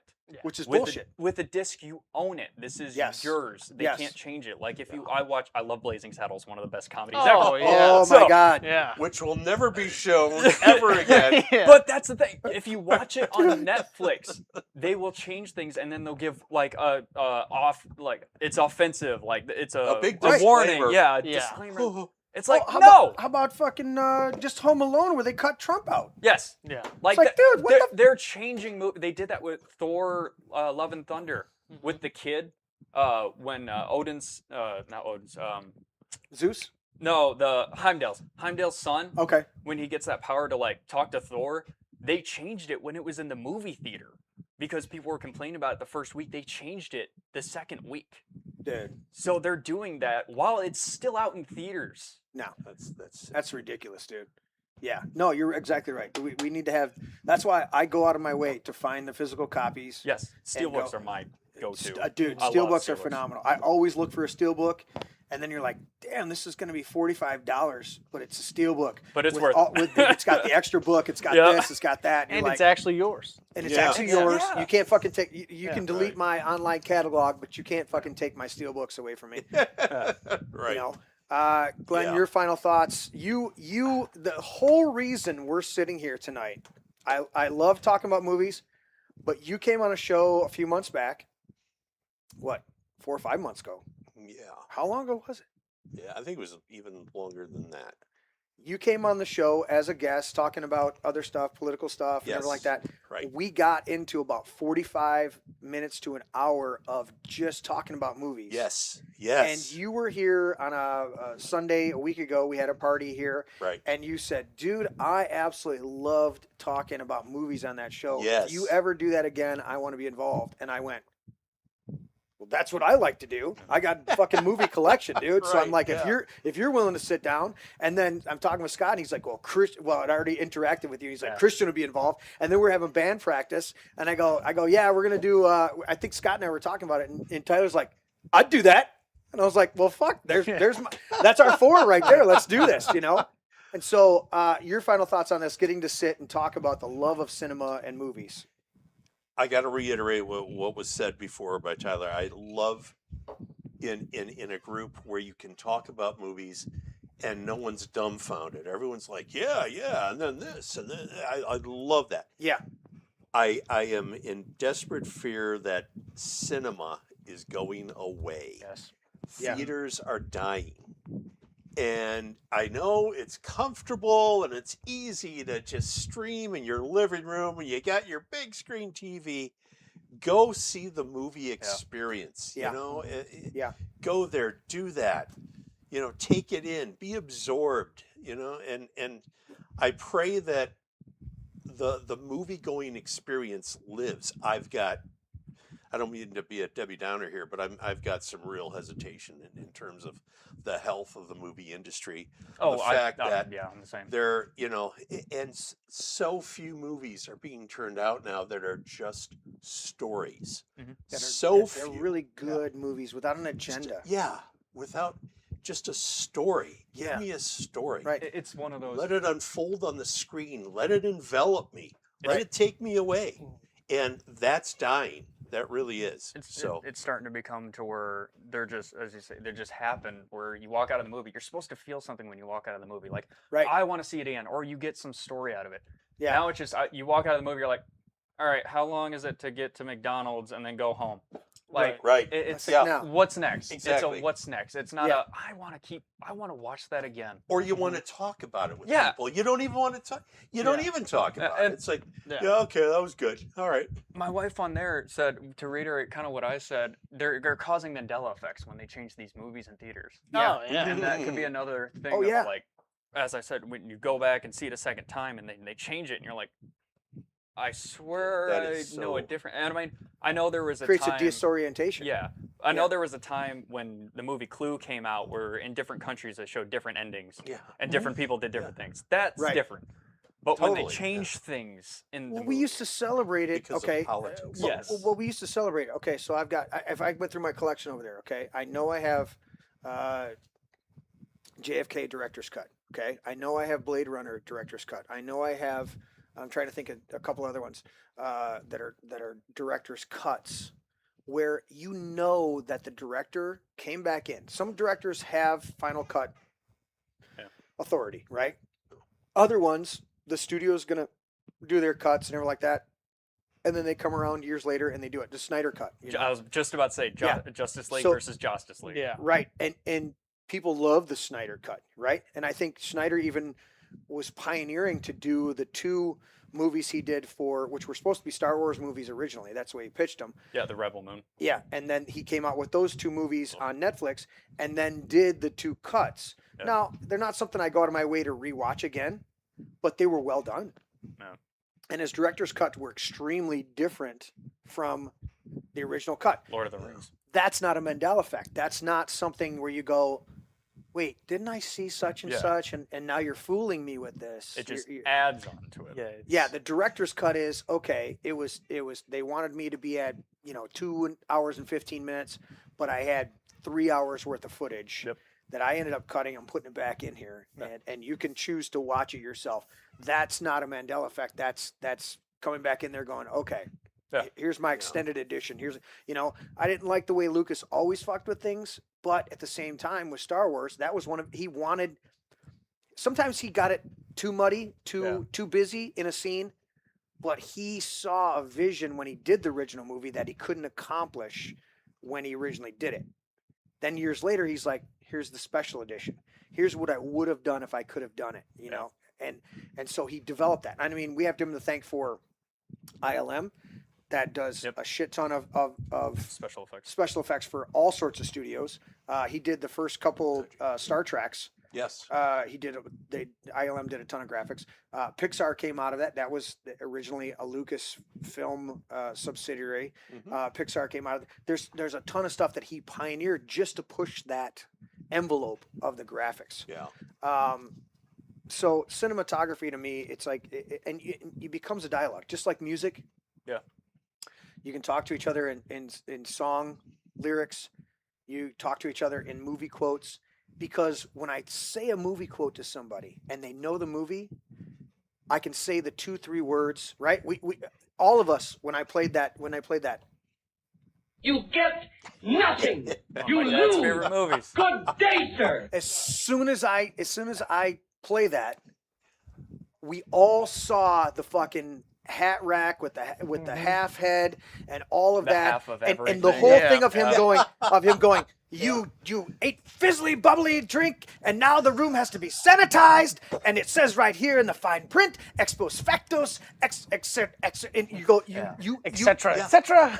yeah, exactly, etc., and you lose, you get nothing, and then you see him go, I'm sorry, and he goes, and it's a complete flip, and he goes, Puts the gobstopper back. Yeah, he puts the Best gobstopper and he goes, movie ever. yeah, and he goes, "That's it, Charlie. You win." And he's like, the kid's like combobulated and everything. So we play that clip, and for half the people out there, they're like, "Yeah, okay, well, this is a cool clip."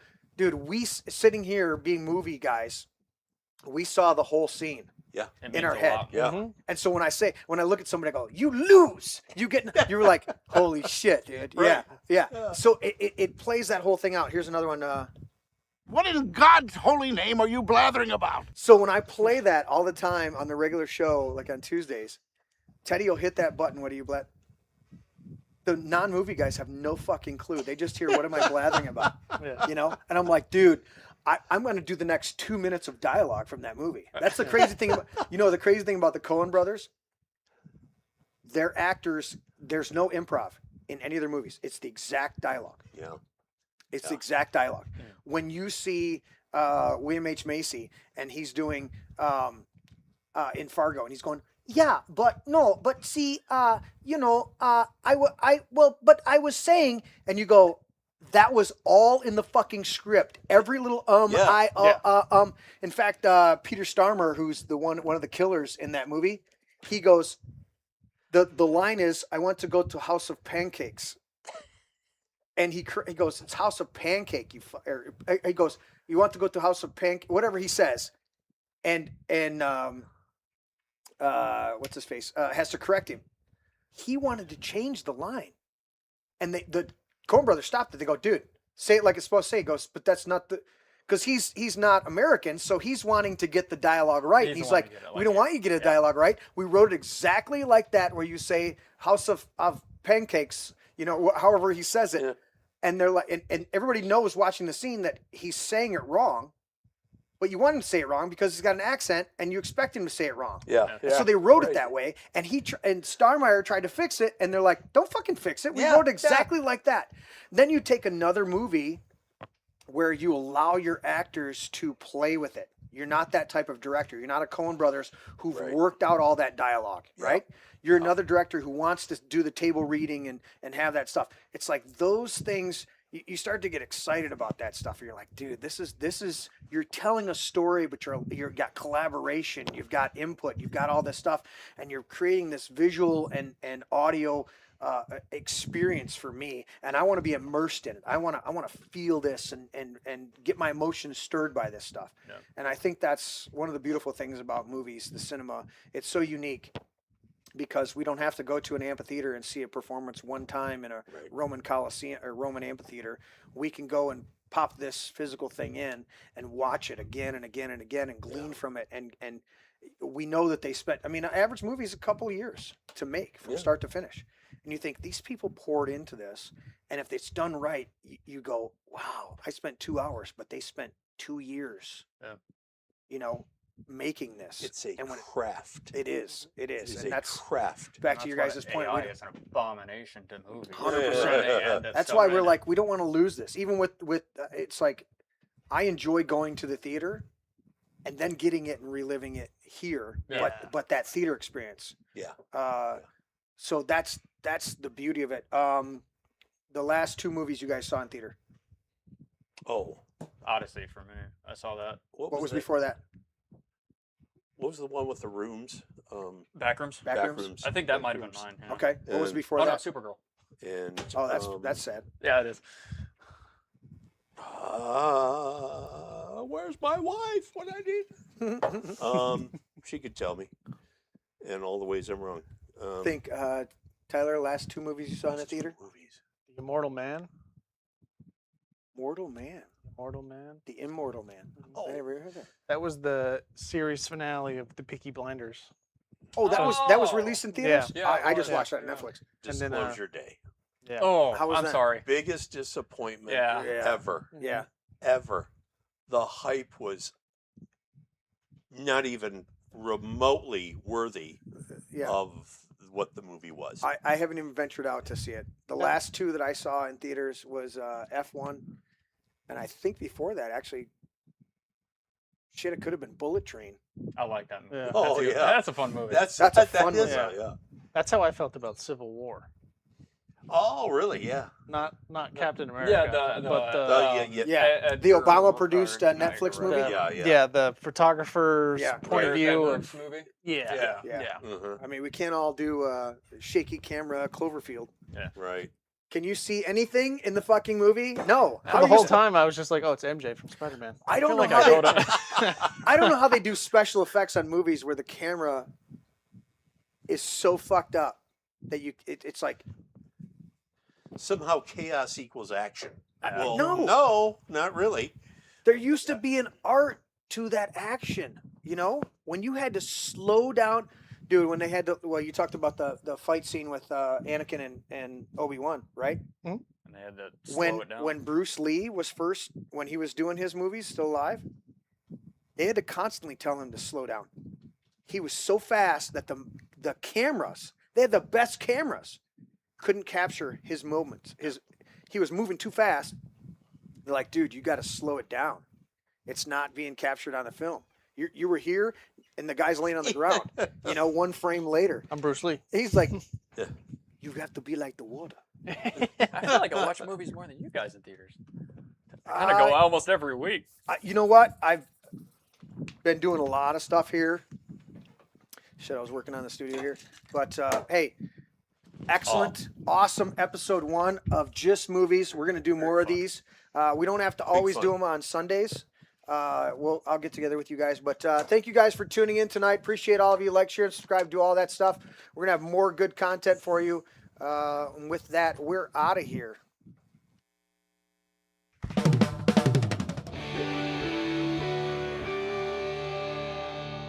This is my brain. Dad, that's an egg. Yeah, that's an egg. Honey, dude, that's an egg. Seriously. That's an egg. It's a metaphor. It's still an egg. That's an egg. I would challenge you. That's an egg.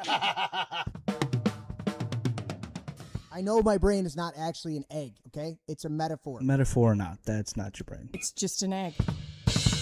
Una cerveza para mí. My egg is my brain. Can I at least have some bacon, maybe some sausage with that egg, though? Oh, I want some bacon. I want crepes. Have some bacon and pancakes with that egg. I'll take it with cheese. Extra large brown cage-free eggs.